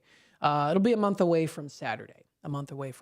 So it's coming up pretty soon. Best of luck to everyone out there when it does come to the Elgin City Council. Elgin's a very strong city, so, and I said that even at the council meeting. I said, that we all work together and we're going to be good. So I'm looking forward to it. Best of luck to everyone out there, of course, too. The time is going to be approaching 10:44 pretty soon, so we'll take another quick time out pretty soon here. When we come back, we'll talk a little bit here about, what's a good place to get a punchki, because punchkis are available now too. We'll also talk a little bit about that. And then some other things as well here too. And then into the 11 o'clock hour, we'll also go through some other articles talking a little bit about all things retro and vintage. Yes, because that is a national day today. We'll talk about a couple places that you can go to get some good retro vintage items, and also some good places to eat that offer a retro vintage vibe. So stay tuned for that. That'll be coming up during the 11 o'clock hour. And then in the 12 o'clock hour, we'll talk more about some fun things that are happening here locally within the Fox River Valley area. We'll also do our Tradio segment at 12:30. Stay tuned. We'll be back with more Out to Lunch with WRMN here in just a bit. When it comes to real estate, you want the best. Choose RE/MAX, the #1 name in real estate. Located at 113 West Oak Knoll Drive in Hampshire, Illinois, RE/MAX leads the industry in brand awareness and provides comprehensive services, residential, commercial, leasing, and investment solutions, all tailored to your needs. With innovative marketing and cutting-edge tools, RE/MAX helps you find your dream property or sell faster. At RE/MAX, they take a client-centered approach, offering personalized strategies to achieve your real estate goals. Ready to get started? Call them today at 847-683-9200. That's 847-683-9200.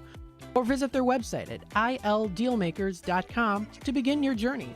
RE/MAX Dealmakers, making real estate simple and successful.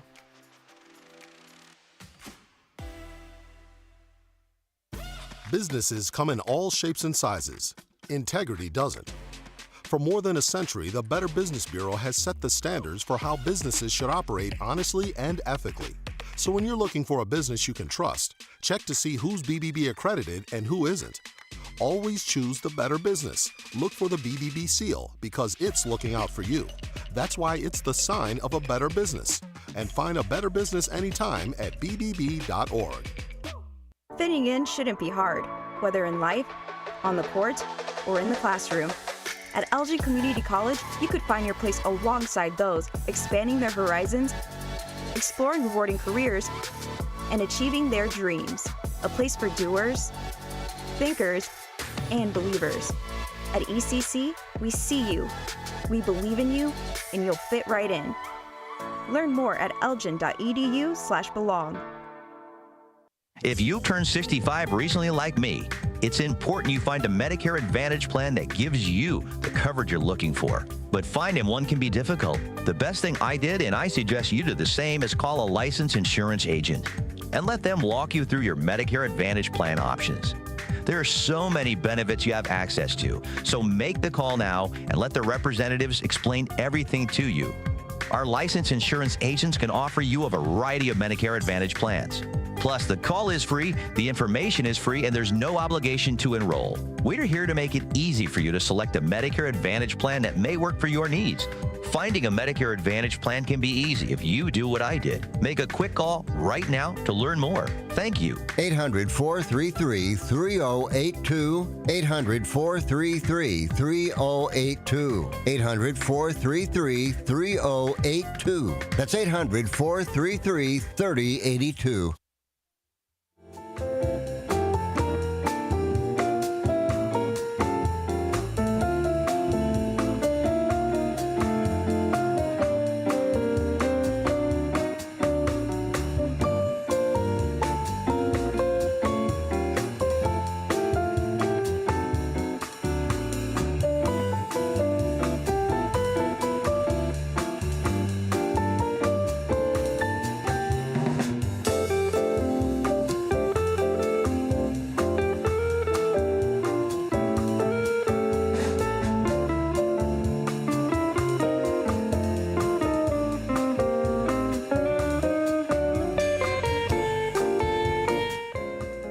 Welcome back, folks, to Out to Lunch with WRMN AM 1410. We're broadcasting live here from downtown Elgin, serving the Fox River Valley. We hope that you are enjoying the morning so far today. Yes.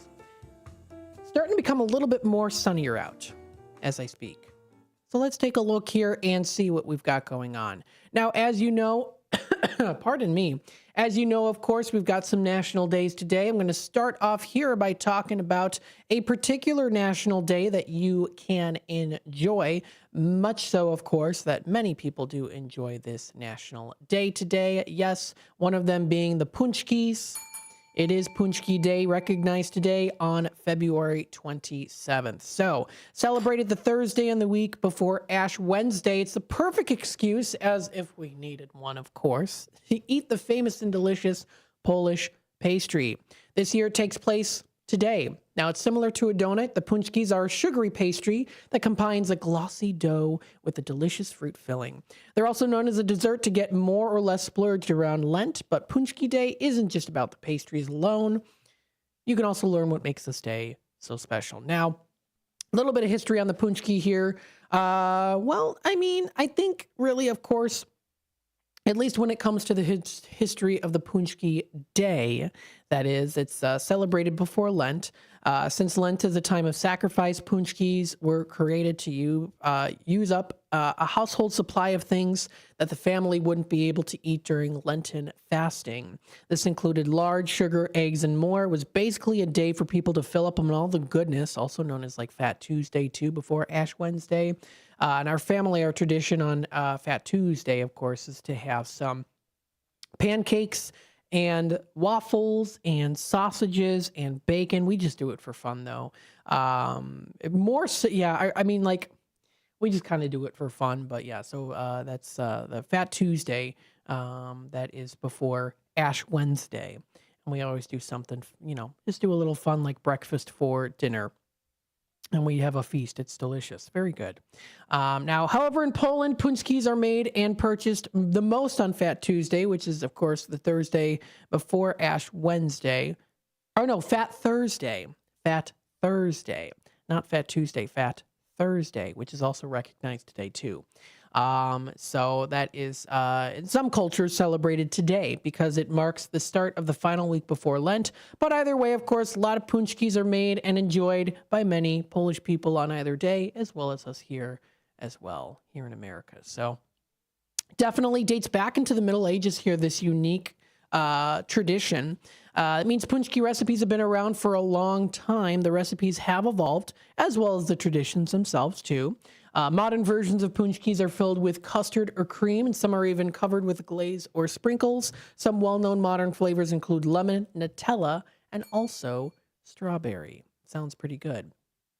Now, the first Fat Tuesday celebration, and no, it's not Fat Tuesday yet. It's coming up around the corner, though. Mardi Gras, French for Fat Tuesday, was celebrated in Alabama back in 1699 when French-Canadian explorer Pierre Le Moyne d'Iberville arrived, it says. So that was 1699, a year before the 1700 mark. The return of Mardi Gras happened in 1837. Following a ban to destructive drunken parties, a secret society named Mystic Crew started to celebrate with balls and parades. How cool is that? That was a little secret society that they had there. They're like, we are going to celebrate nonetheless. I don't care about this ban. That's not going to stop us. That was back in 1837.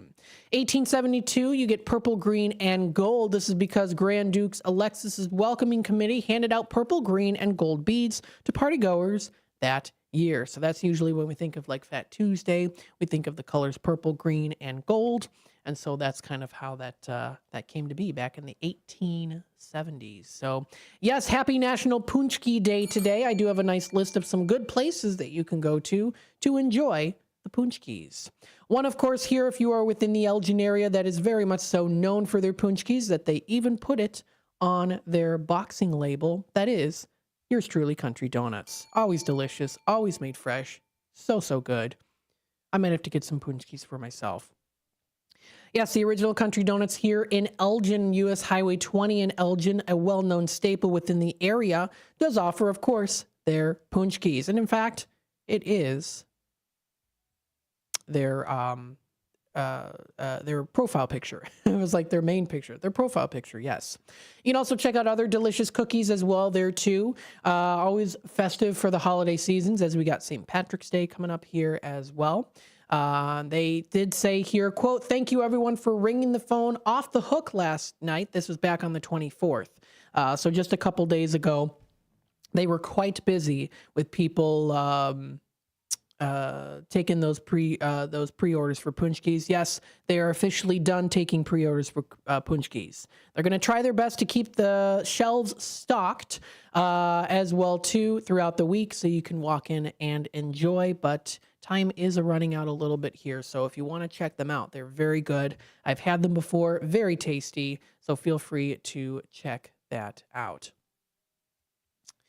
And you can check out more information on their Facebook page. That's Original Country Donuts Elgin. You can call their number, see if they've got any punchkis left, 847-488-1900. So feel free to check that out. That is recognized in the local area, and also, of course, recognizing it here. It is National Punchki Day. Couple other good places to get punchkis include here Dietta's Bakery. Excuse me, I'm so sorry. Dietta's Bakery. Now, this is located in Naperville. They recently did have a punchki giveaway that they had. So they did have a punchki giveaway not too long ago.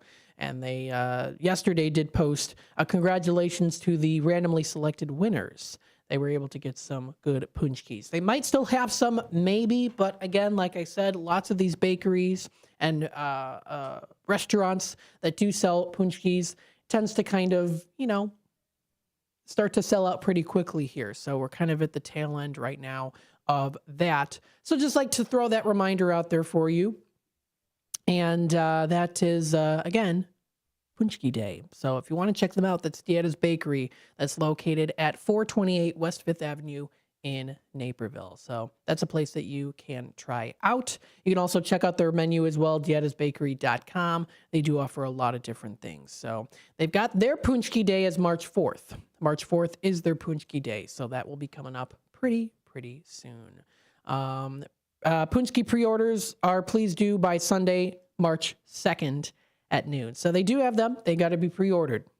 They're only offering punchkis in store on March 4th. No other products will be available that day.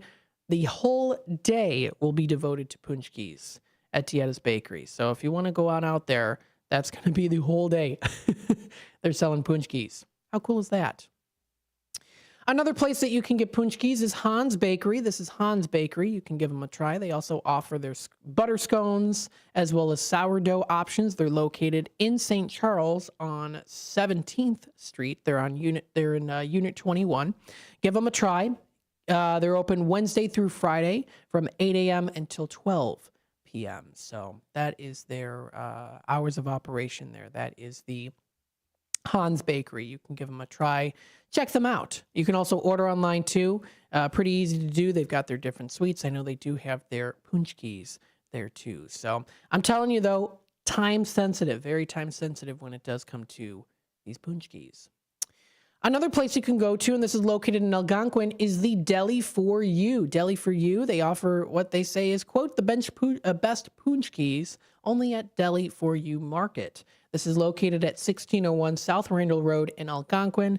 So, of course, get those punchkis while you can. And, of course, you don't have to count the calories. You can always enjoy those delicious options. Yes. So give them a try. They are for $1.98. You can give them a try, Deli for You Market. Now, of course, they're a larger market or smaller market, but they do have different locations. So Algonquin, Niles, Schaumburg, Norridge, and Prospect Heights.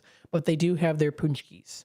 And they have them on sale right now for $1.98.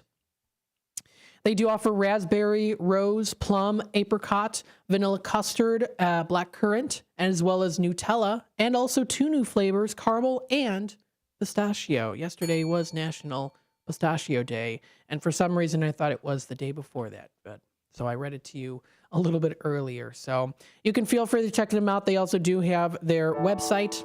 Main thing that pops up here, of course, the punchkis. My goodness, they look delicious. So feel free to check it out. And also you can just do a Google search, places that offer punchkis near me. That's how I got this information.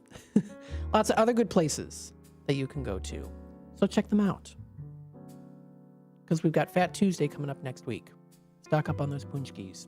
When we come back from the break here, top of the hour news and messages from our sponsors, we'll talk more about some other national days today. The one big one being here, of course, we did mention already, the Punchki Day. But we'll also go through some things that are retro because it is National Retro Day. I've got a couple places I want to talk about that you can shop retro and also save a little extra money there too, and also for the environment. And then we'll also talk about some good places to go eat in a retro style vibe and ambiance and decor that are featured there. So stay tuned and we'll be back with more in just a bit.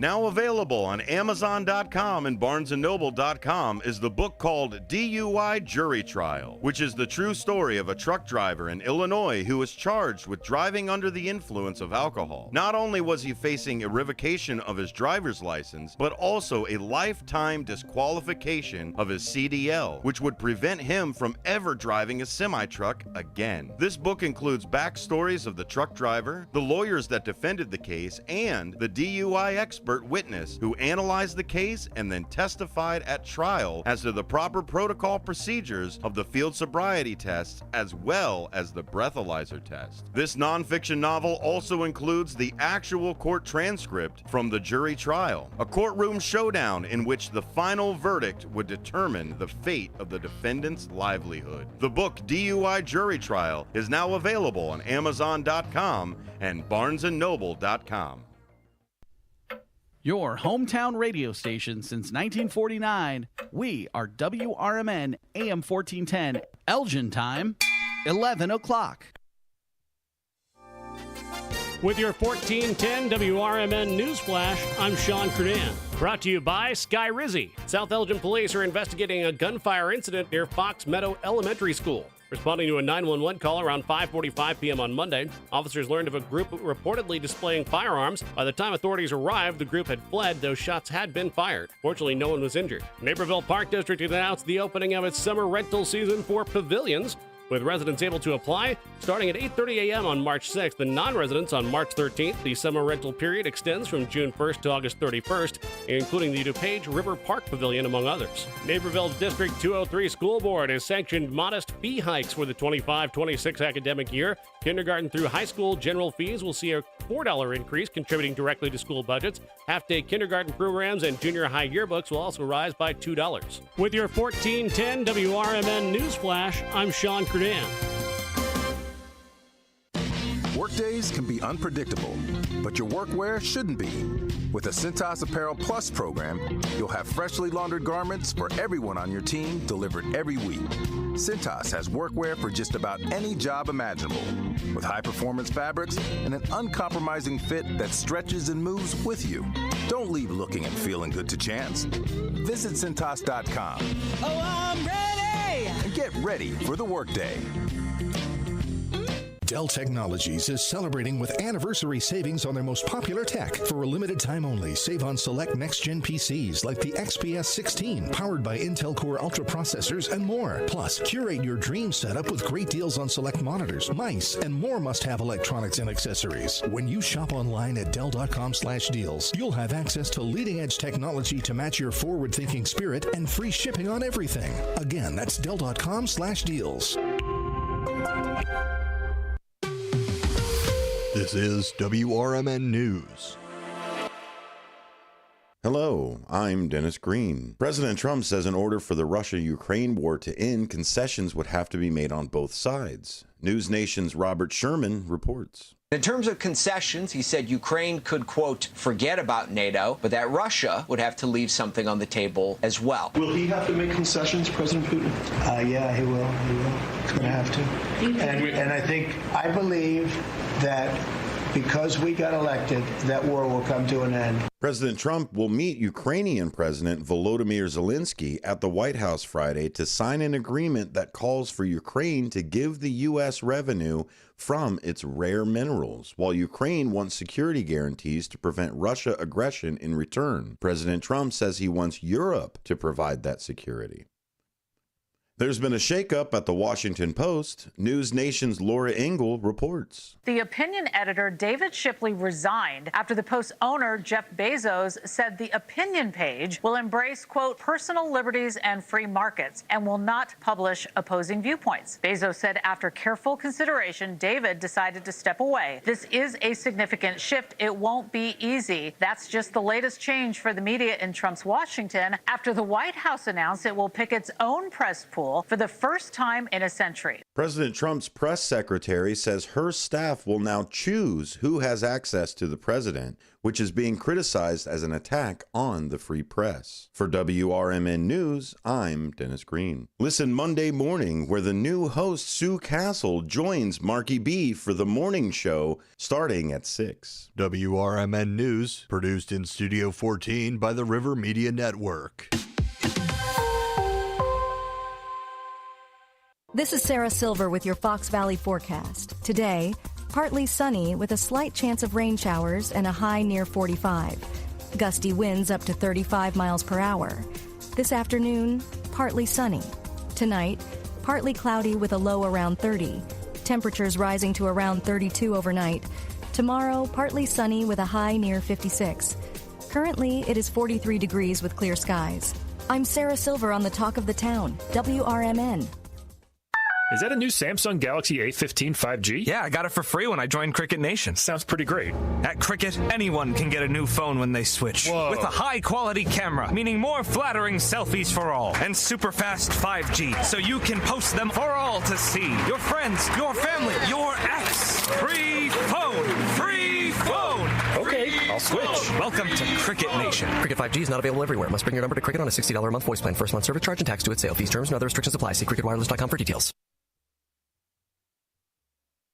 Join your co-hosts Mike Tooman and Paul Burvid on our weekly radio hour, Chief Guard of the Republic, where we talk about all things national security, defense, personal security, safety, and dealing with law enforcement situations. Call in 847-931-1410. Ask us questions. We will get you answers. Every week, Saturday, noon to 1 on 1410 AM WRMN Elgin. Streaming on WRMN1410.com. Chat with us on WRMN's YouTube live channel. Want to know what the shepherds did after they visited the Christ child? Read the short novel, The Good Shepherds, Christmas combat story by Michael Tooman.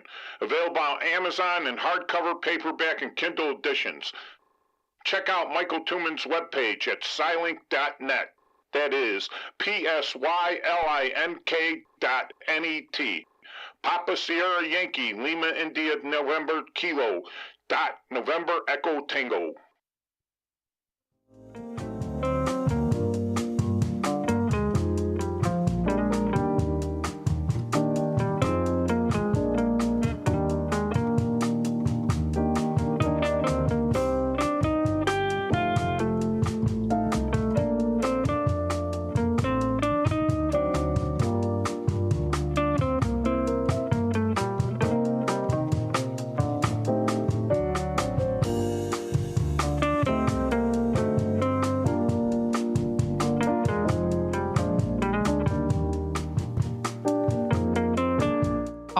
Hello, everybody. Welcome to the show here. This is Matt McNeil with Out to Lunch with WRMN AM 1410. As we broadcast live here from downtown Elgin, we're in the Fox River Valley area. We hope that you are enjoying the day so far today. It is becoming a little bit more on the sunnier side right now in terms of temperatures in the 40s. We are going to be seeing it rising a little bit more. Tomorrow is going to be partly cloudy. It's supposed to be a high of 57. So today's a high of 46. It is a little bit chillier, but not too bad. I say a little bit chillier because we've been having the luxury of getting almost up to 60 degrees here in the past. I don't know, maybe a couple days in the 50s. So 46 is still not too bad at all, though, especially with the springtime coming up around the corner here, and we're getting out of February into March. We see it dropping down to a low of 31. We are going to be getting a little bit of, I guess you could say a cold spell a little bit. Not a dry spell, but a cold spell, I guess. A cold wave, I guess, coming up here on Saturday. Now, tomorrow is a high of 57, low of 22. Saturday, starting for March 1st, It is predicted to be a high of 30 degrees and a low of 15. So very chilly. It is supposed to be partly cloudy, though. Only partly cloudy, which also means, could kind of be mostly sunny. Partly sunny, too. And we are going to be seeing it dropping down to a low of 15, clear skies. Heading on into Sunday, a high of 39, except for a few afternoon clouds. It's mainly sunny outside, so a nice weekend there. A little bit chilly, but it's still a nice weekend. Few clouds from time to time, a low of 28, wind speeds 5 to 10 miles per hour. That'll be for Sunday. Then we start into next week. Monday, mostly cloudy, a high of 48 and a low of 39 degrees predicted here. For Tuesday, March 4th, more rain coming through with a high of 53, dropping down to a low of 44. That accumulation of rain, roughly about a quarter of an inch, 80% chance. So more likely than not, we're going to be seeing that rain coming up on Tuesday for Fat Tuesday. Rain likely again there. On Wednesday, we do see here for Wednesday a high of 46. Showers in the morning, then continued cloudy and windy in the afternoon. We are going to be seeing then a low of 28 degrees, cloudy early with partial clearing expected late. Heading on into Thursday, the 6th, we are going to be seeing considerable clouds early, some decrease in clouds later in the day, high of 41 degrees, dropping down to a low of 29 degrees coming up for Thursday night, partly cloudy skies. Into Friday here, the 7th, we are going to be seeing mostly sunny skies. We see a high of 47. Flurries, yes, now we're seeing here a very small chance of some flurries for March 7th. Few snow showers throughout the night, snowfall of about 1 inch. Now, that is about a 30% chance of snow here as of right now. So once we get later into the week, that's kind of when we'll start to kind of use our judgment a little bit more since it'll be closer to the time. But as of right now, it's predicted to be 30% chance of snow with snowfall around 1 inch. So there you go. That's going to be coming up there, possibly there for the rest of this week and also into next week. Again, you are listening to WRMN AM 1410. We are live. Yes, we are live here on youtube.com at WRMN Radio. If you want to hit that subscribe button, click the notification bell. You can keep up to date and in the loop with what's happening here in the area, the Fox River Valley, many different cities and towns here too, or also, of course, what's happening here on WRMN. You can also find us on Facebook, facebook.com at WRMN1410.com. So you can feel free to check us out on Facebook. We are live also on Facebook now, too. I always like to give you a little updates on the subscriber counts here. WRMN Radio on YouTube. We are now at 925. A couple days ago, we were, I believe it was at 919. So that is a six subscriber count increase. I know it might not seem like much, but every subscriber count does help. And we're making our way to 1,000 subscribers. I think we should do a little party. I think that would be fun. A little celebration here, a cheers once we get there. So looking forward to that. But we're at 925 subscribers right now here on youtube.com at WRMN Radio. So very nice. And we thank you, everyone out there, for subscribing, for keeping up to date with us, for being a part of the community and a part of the conversation. We make all of this happen when we all work together. So I appreciate that so much. Everyone does here. So thank you so much for that. Fun things are arriving. We're excited. Let's see what else we do have here as well, too. You can listen on through the app. You can also listen in through our website. We also do have, of course, the classical AM 1410 dial that you can tune into. Listen to the Sox on WRMN 1410. Stay tuned for more info as we get ready for our first season with the Chicago White Sox. Very exciting. Not the Chicago White Sox's first season, but our first season working with them and Good Karma Brands. So we're very excited about that. Now, that is going to be on the AM 1410 dial only. So it's only going to be heard on the AM 1410 dial. Still a good way, of course, to listen in. And as we know, the classical AM 1410 dial, and we're very excited about that here too. So that is all things, good things with sports side of things. And if you do want to tune in on Saturday, we've got On the Rise with Mike and Derek. We also do have, of course, Truth About Chicago Sports with Marcus Mack. So always a good time to tune in and listen. If you do want to check out our schedule lineup, you can also find that on our website, WRMN1410.com. We do have, of course, also What's Cooking Today with Michael Horn. That'll be coming up at 1 o'clock. You can find information on his website, what'scookingtoday.com. Yesterday, he did talk a little bit about wines under $20. He did mention his guest, Larry Lipson, who comes occasionally on there to talk about wines, to talk a little bit about the Menage a Trois wine, which is my favorite. That is the California blend. They've got different blends of that brand, but the California Red blend is my favorite. And they were saying some of the prices there too, and I was like, oh yeah, I've gotten it for that price, $8.99. Depending on where you go, sometimes you can get it for $9.99. I remember one time I got it on sale for $7.99, so you can get some good wines at a good price there too. So we talked a little bit about that yesterday with the Affordable Wine Report. You can check out more information on what'scookingtoday.com. That'll be coming up later today from 1 until 2 o'clock. We also do have Talk Time with Tammy and Friends. Talk Time with Tammy and Friends will be coming up here later today. That will be from 2 until 4 o'clock to give you a little bit of a tiny sneak peek on what's going to be happening. A little bit on some jokes from, well, Alexa and Google, as well as here too. A report when it comes to screen time. A report when it comes to screen time there, especially for younger kids. Is it healthy? Is it good for them? How much should they be on the screen? Looking at the screen, of course, going through some music. We also do have that News Nation clips as well that we do talk about. And then we'll also talk a little bit here too. Nancy will talk a little bit about measles and vaccines as well too. So stay tuned for that. That'll be coming up later today. That'll be from 2 until 4. And then we also do have a political talk show from 4 until 6 o'clock. So that'll also be coming up. Let's see some other things here, of course, too. Well, the time is 11:15. I always like to kind of keep on a schedule there. So we'll take a quick time out. When we come back, we'll talk about National Retro Day. We'll go through that. I do have a very interesting article here that was written by the emerybusiness.com. Researching reveals the reasons behind vintage shopping in turbulent times and how it is, of course, appealing to many out there, including myself too. So stay tuned for that. We'll be back with more Out to Lunch with WRMN AM 1410 here in just a bit.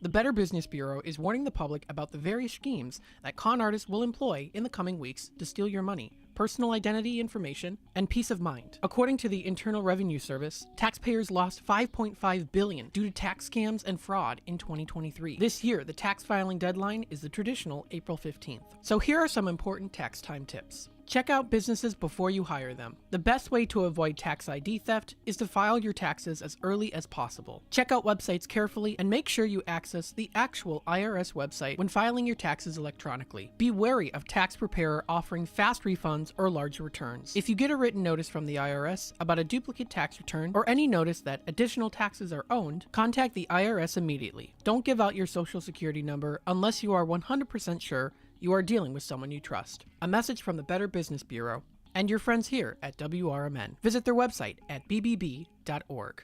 Looking for an affordable dentist close to home? Bender Dental Care in Elgin offers new patient specials from $29, including x-rays, a regular cleaning, and exam. Senior discounts, a no insurance discount plan, and care credit financing. Bender Dental Care is a full-service family dentist with an outstanding 5-star Google rating. To find out more, call us at 847-888-4333. Bender Dental Care, affordable dentistry, close to home. Tune in to Around the House every Saturday night from 5 to 7 p.m. on WRMN. Join Eric and his expert guests for a fun and informative journey into the home improvement and healthy living lifestyle. Whether you're tackling a DIY project or thinking about your home's wellness, we've got you covered. Say goodbye to stress and hello to solutions that save you time and money. Around the House every Saturday night from 5 to 7 p.m. This is the Chef of Love, Chef Jannard, TV host and restaurateur. My grandparents harvested their land to sell food and share this overflowing bounty with our community. Grandma said, for every yam we pick, we give one away. In the world they cultivated, I love preparing and eating dinner with my family on Sundays. When our resources change, food assistance program sustained us. They gave me fuel to start my first culinary business at 16 years old, and inspiration to donate the extra food in my community. Through my life, I've developed an appetite to work with others to ensure everyone has access to the nutritious food we need to thrive. Together, we can help end hunger. Come on, join the movement with Feeding America by volunteering, donating, and advocating. Learn more at feedingamerica.org/act now. Brought to you by Feeding America and the Ad Council.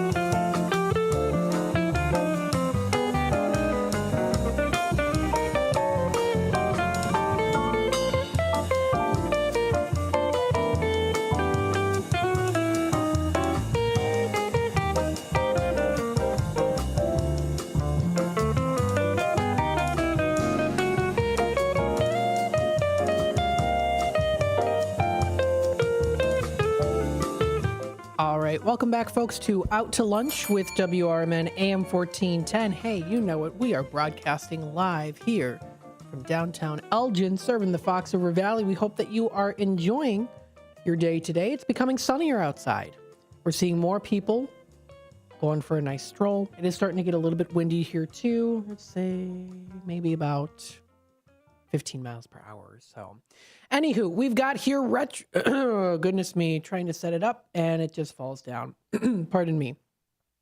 We have Retro Day today. Yes, happy National Retro Day, recognized on February 27th. Whether you are an old-fashioned or not, you must admit that retro is definitely a classic. A golden and vintage era that may have been lucky and have lived through, from fashion to cars to music and beyond.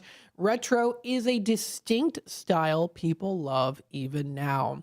Now, the retro style has been defined as, quote, a style that is oh my goodness. Now, here I go. I can't pronounce a certain word. Imitative. There we go. I read it wrong. Imitative or consciously derivative of lifestyles, trends, or art forms from the historical past, including music modes, as well as fashions or attitudes.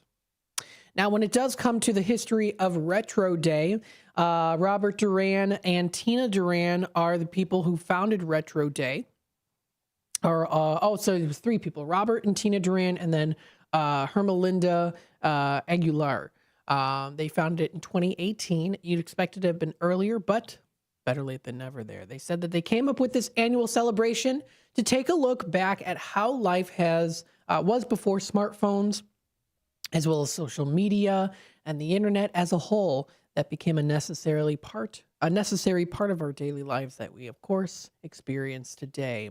In pop culture, the, quote, nostalgic cycle is typically from the 2 decades that are 20 to 30 years before the current one.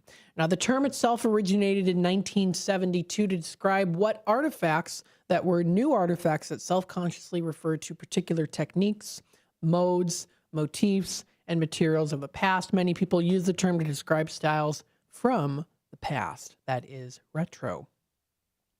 Now, what more can be said about the history of retro? Well, of course, there's I guess you could say it's like a synecdoche. You know, like, how about the future of retro? You know, retrofuturism, right? It's a creative arts movement that shows the influence of depictions of the future produced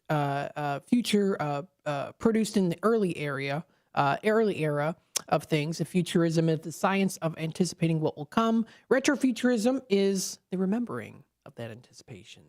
I love things that are retro, of course, here too. When you think about retro, you kind of think of it in different ways. You know, you've got vintage, what is vintage? Let me see here. What qualifies as vintage? 20 years old, at least 20 years old, but less than 100. At least 20 years old, but less than 100. is vintage. So I have a lot of vintage toys for when I was a kid.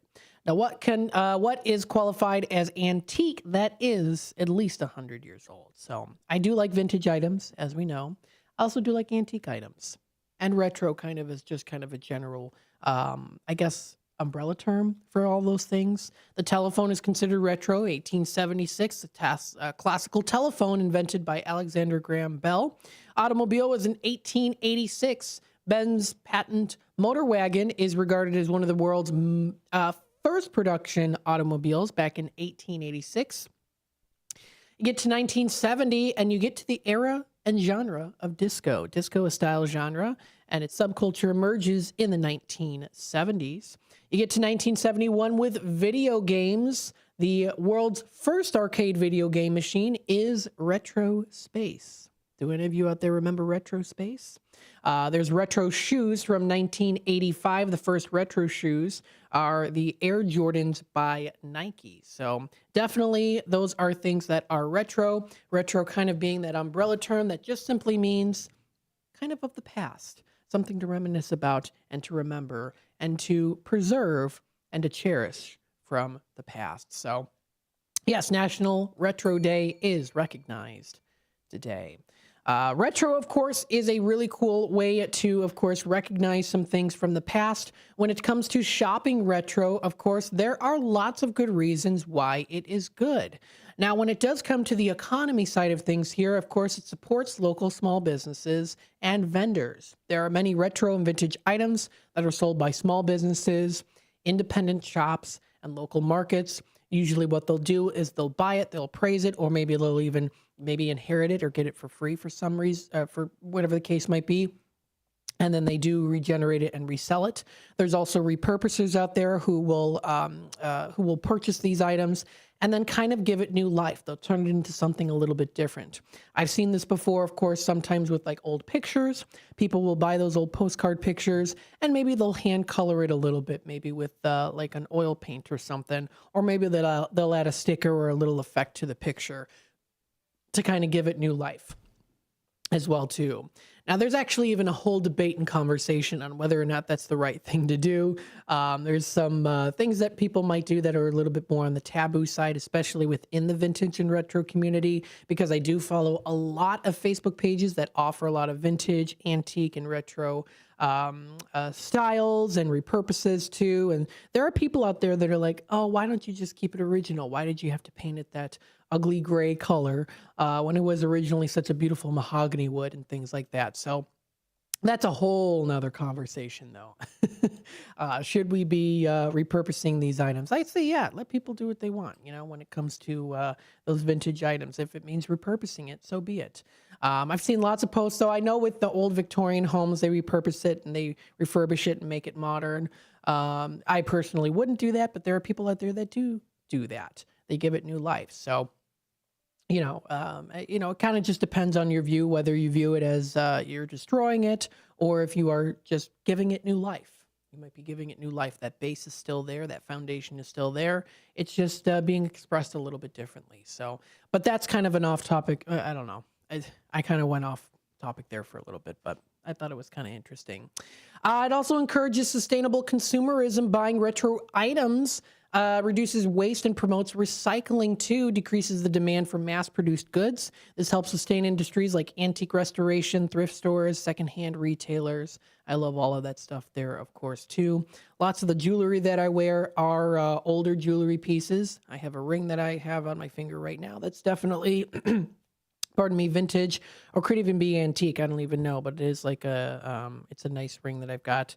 I've got like a bracelet that I wear that definitely seems maybe more like, I don't think it's like antique, but it's definitely maybe like 80s gold bracelet. And then, little necklaces here and there too, that you can find at different markets and things like that as well, which are going to be coming up very, very soon, in fact. And we'll talk a little bit about that here while time allows too. The other reason why, of course, shopping retro items is good for the economy is it creates jobs in restoration and resale. The retro market supports jobs in refurbishing, repairing, and reselling vintage goods, from furniture restorers to record shop owners, contributing to the employment opportunities in niche markets. And then it also does drive tourism. You know, when you have a vintage shop and it looks interesting, you decorate the outside of it, it catches people's eye, and you're like, that looks interesting. I'm going to kind of see what that place has to offer. It also does offer that specialty market boost, antique fairs, flea markets, vintage shops. They attract collectors and tourists. You never know what you can find. Boosting local businesses like restaurants, hotels, and transportation services that will benefit from the increased foot traffic. So getting the word out there. And that's what we do here, of course, on WRMN, keeping you up to date and in the loop with what's happening here in the Fox River Valley area and what's on WRMN. So we'll definitely talk about some good local places that you can go to. There's tons. I won't be able to cover all of them here, but I'll talk just briefly about some of my favorites that I like to go to and some others that you can try out. And then we'll also go through some good places, a good place that you can go to eat. You won't necessarily eat actual retro food. That is, like actual old food, but it does have a retro style there too. Kind of a cool rockin' place to go to. We'll talk a little bit about that here coming up into the next part of the segment. And then I also do have an article here too that I did want to read a little bit on there too. So lots of cool things, yes. And of course, I'd also say tying in Tradio with this as well is really good because Tradio does offer, a time to call into the show. Let us know what you're looking to buy, sell, trade, or announce. A lot of the items are retro items. It's a great platform that we have here on WRMN where you can, of course, tell us what you're looking to purchase, sell, trade, and or announce. And what better way to do it, of course, than on National Retro Day today. So there you go. Absolutely. And you know what? With that being said, I'll open the phone lines. Feel free to call in if you want to do that. Tradio will officially start at 12:30, but you can call in early if you want. It's National Retro Day. I'm making an exception here. Stay tuned. We'll be back with more Out to Lunch with WRMN AM 1410 here in just a little bit. We'll continue on talking about some more retro amenities and items. Stay tuned. With your 1410 WRMN Newsflash, I'm Sean Kernan. Brought to you by Sky Rizzy. A tragic accident early Monday morning. A 69-year-old pedestrian struck and killed by multiple vehicles on Route 31 at Miller Road in Dundee Township. The man wearing dark clothing was hit by a Chevrolet Cruze, an Acura, and a Cadillac, all driven by local residents. While the driver stopped to assist, emergency services responded quickly. The man was pronounced dead at the scene. College of DuPage inviting the community to explore careers in health sciences March 13th from 4 to 5:30 p.m. Attendees can engage with faculty, tour the state-of-the-art labs, and participate in hands-on demonstrations at the Health and Science Center in Glen Ellen. The Kane County Coroner's Office releasing significant data on veteran suicides. Between 2020 and 2024, suicides in Kane County totaled 224, with 13 veterans among them. The peak year 2021 seeing 5 veteran suicides that year. With your 1410 WRMN Newsflash, I'm Sean Kernan. Workdays can be unpredictable, but your workwear shouldn't be. With the Cintas Apparel Plus program, you'll have freshly laundered garments for everyone on your team delivered every week. Cintas has workwear for just about any job imaginable, with high-performance fabrics and an uncompromising fit that stretches and moves with you. Don't leave looking and feeling good to chance. Visit Cintas.com. Oh, I'm ready! And get ready for the workday. Dell Technologies is celebrating with anniversary savings on their most popular tech. For a limited time only, save on select next-gen PCs like the XPS 16, powered by Intel Core Ultra processors and more. Plus, curate your dream setup with great deals on select monitors, mice, and more must-have electronics and accessories. When you shop online at Dell.com/deals, you'll have access to leading-edge technology to match your forward-thinking spirit and free shipping on everything. Again, that's Dell.com/deals. Are you 18 to 24 looking for a hands-on job leading to a career? Have you considered manufacturing? BCS, Business and Career Services, can help. The Manufacturing Careers Internship Program helps you gain work experience while earning money. You will obtain OSHA safety and forklift certifications. At BCS, there's also job placement and retention support. All services are free.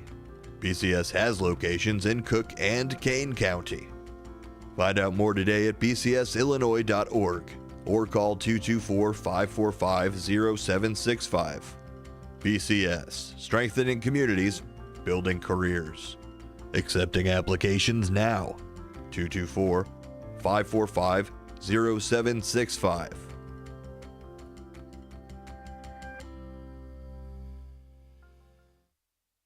This is Sarah Silver with your Fox Valley forecast. Today, a slight chance of rain showers with partly sunny skies and a high near 45. Windy conditions with gusts up to 35 miles per hour.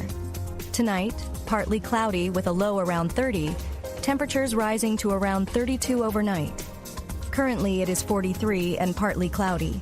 I'm Sarah Silver on the Talk of the Town, WRMN. Huge news. Right now at Wendy's, you can get a Son of Baconator for just $3. I don't think you understand this situation. The Son of Baconator is only $3 for a limited time. You know, smoked bacon, rich melted cheese. That Son of Baconator is only $3. Thank you to whoever wished upon that star. For bacon that just won't quit, gotta be Wendy's. U.S. price and participation may vary. Prices may be higher in Alaska and Hawaii, not valid on a combo or on third-party delivery platforms.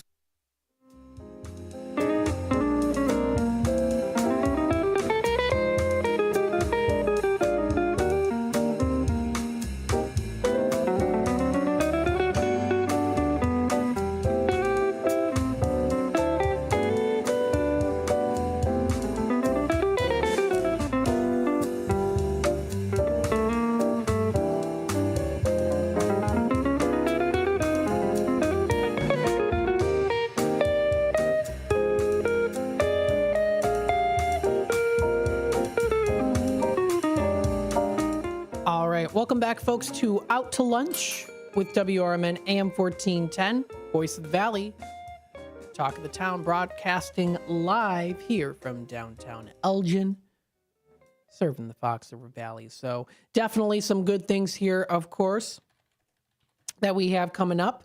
And we'll definitely want to talk about those here, too. So when it does come to some vintage and retro items, good places to go to, we'll definitely talk about some of that here. Yes, it is Retro Day today. Let's see here. So this is an interesting article that, pardon me, I did find. This is written by Cintra Scott of emerybusiness.com. Now, of course, we know here that there is a little bit more of an appeal that we have been noticing within the past couple of years when it does come to vintage shopping. And this is titled, quote, Retro Appeal Research Reveals the Reasons Behind Vintage Shopping in Turbulent Times. Well, there's quite a bit of reasons abound here. You know, it's a little bit kinder to the environment. It's usually cheaper. At times, it's kind of getting back in style there, too. We've been kind of noticing that, especially with the Y2K. We've been noticing that with a little bit more of the younger generation, Gen Z. That Y2K style is kind of coming back in style. When it does come to vintage consumption, that is buying previously owned items, it does act as a means to connect with the past, present, and future. When you look at an item, for example here, the ring that I've got on, I look at it and I think to myself, okay, this was most likely worn by someone else. This is on this person's, someone else's finger throughout their life, or maybe for, you know, however much time it was. But they walked with this ring on. You know, maybe they went to work, or they went to school, or they spent time with family. They had happy moments and memories, sad moments while wearing this ring. So it's kind of like the energy gets passed down. Not necessarily that I know exactly what the energy is. There are people out there that do claim they know what the energy is there too. But for me, it's more of just, this is a cool item. I know that it's had a life of itself and it's still continuing on to do so. So I wear it with honor. I think that that's really nice to do so. This vintage insight reveals itself in research by Ryan Hamilton, Associate Professor of Marketing at the Gozueta Business School, in an award-winning article titled Stitching Time, Vintage Consumption Connects to the Past, Present, and Future. Hamilton, along with co-authors Golan Sariel Abi, Kathleen Vose, and Alola Kinaku, uncovered why we may want to turn something old when we perceive threats to our worldviews. Notably, multiple studies have shown thoughts of death to increase the appeal of these items that have already stood the test of time. So that's kind of an interesting insight to have, and even that study there too. There is that psychological appeal to thrifting. That, of course, means in psychology, the meaning frameworks of how we as human beings interpret and understand our lives as meaningful and valuable.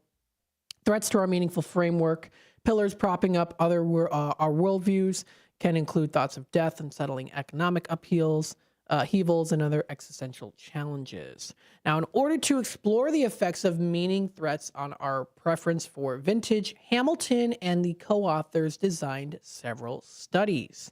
Kind of interesting here. Their pilot test measured the physical health of nursing home residents. It then measured their preferences for vintage items, controlling for other variables.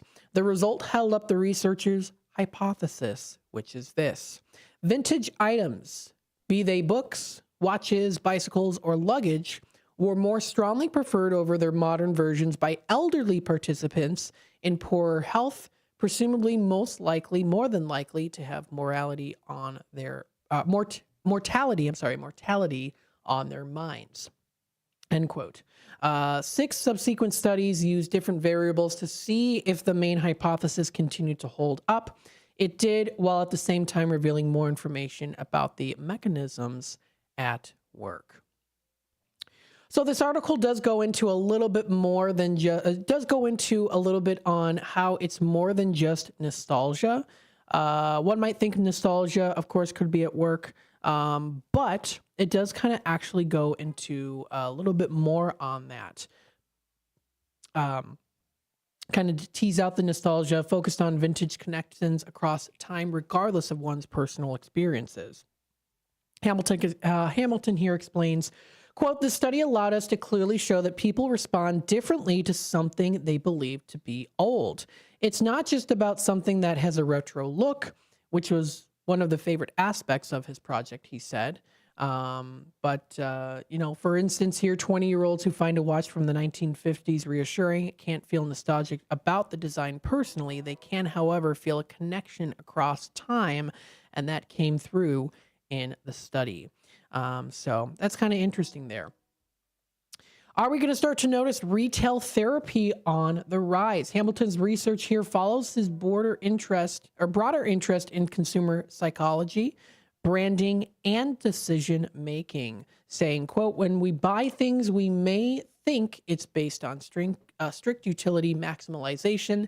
However, it also might be making us feel better in some way. Shopping can serve as an emotional management strategy for better or for worse." That's where we hear, of course, about the term shopaholics. When people overshop, they overspend because it's an impulse that they have for whatever the case might be. It could be stemming from childhood. It could be stemming from, I don't know. The cases are different. Each individual is different, but we know that that is there, for example. It turns out here that a 30-year-old leather jacket might help its new owner feel better on many levels. I love vintage items. It gives a peek into the past here. I like the style of it. I like how you look at a ring like here that I've got on my finger, and you can see the intricate designs in here. You can see what the designs are. You can't see it here on the screen. I can see it, though, with my own eyes. But there is some intricate design that is within here. And actually, sometimes you can even notice very little designs and things that you didn't even notice before. Like, actually, just now speaking here, I'm noticing that there's some designs on this ring that I have that's vintage, antique. That's supposed to be like a woman posing. And it's like mirror images of each other, of a woman posing. I didn't notice that before until actually just now. So that's kind of interesting. So you see that there, you see the little intricate designs and the little means of things too, and it's all about that interpretation too when it does come to the artwork. We did talk a little bit about this yesterday with Chad Goodman about, of course, concerts, concertos, and also music that was written, classical music, and how we as humans can interpret it. It is an art form, and how, of course, there's even a little bit of kind of almost in a way self-promotion ingrained into that music, ingrained into that art. So I think it's kind of interesting that you can really find that in a lot of vintage and older items too. It does kind of make you feel like, also too, a nostalgic feel, like, hey, you know what? I remember this from when I was younger. It brings back that nostalgic feel of when, you know, maybe things in my life were going good at that time, or, you know, sometimes even it can be a turnoff to people. It just kind of depends. So there's a whole wide range of things. But I would definitely say, too, it's really good because it does help save money for younger generations, too. Because, of course, with the rise of inflation, sometimes buying those vintage items can really, not sometimes, usually always. Well, not always, though. Sometimes there are items that are more expensive because they tend to be more rarer, and it just depends on the seller there, too. You can find sellers who don't know exactly how much something is worth, and it might be worth something more than that, or vice versa. I say, though, too, that it's only worth what people are willing to pay for it, though, too. But with that being said, though, there is a retro appeal. There is kind of this look into the past. And also, I think a lot of people, too, younger generational people might also think, too, you know, I can, enjoy these items. I can enjoy the history. I can enjoy the style, while also incorporating my own style, modern values, modern relationships into this, too.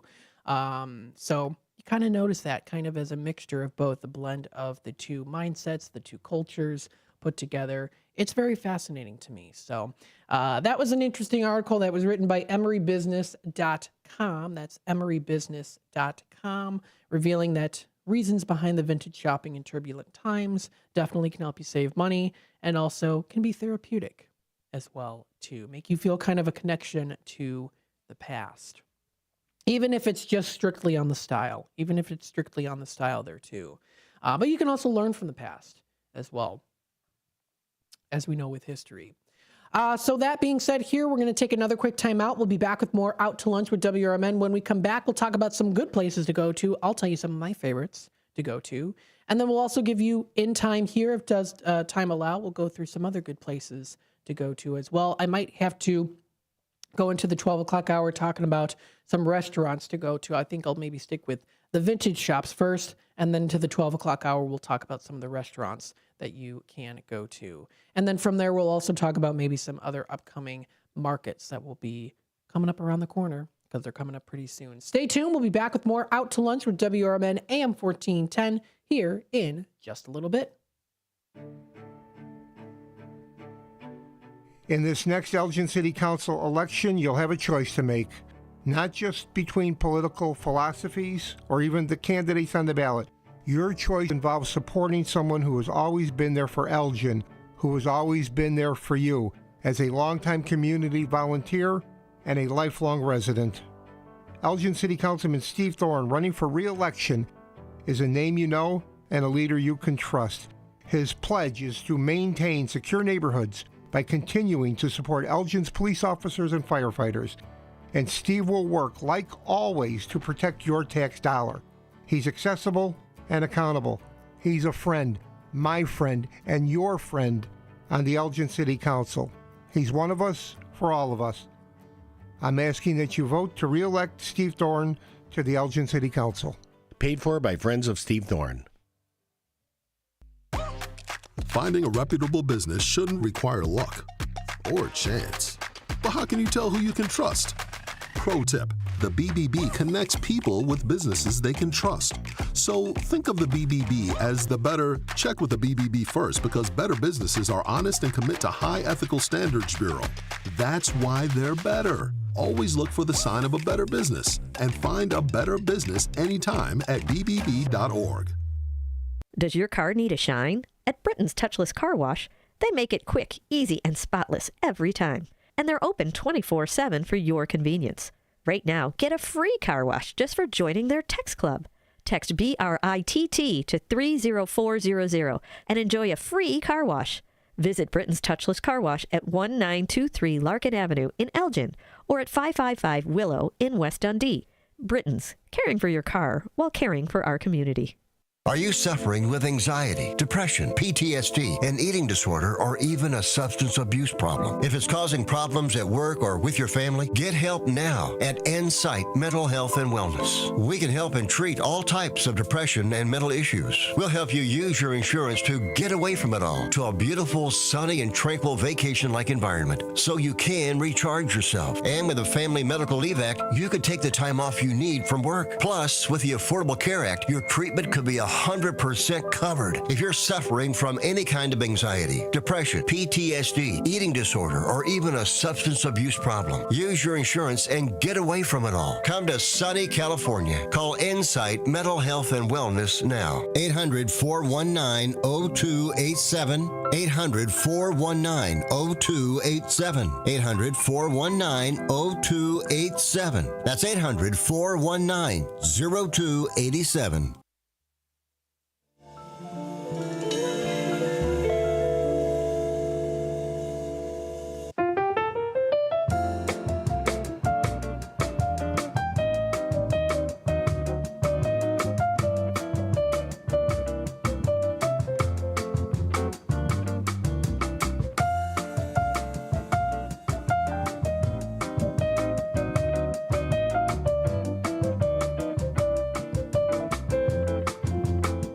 All right, welcome back, folks, to Out to Lunch with WRMN AM 1410. We're broadcasting live here from downtown Elgin, serving the Fox River Valley. We hope that you are enjoying the day today.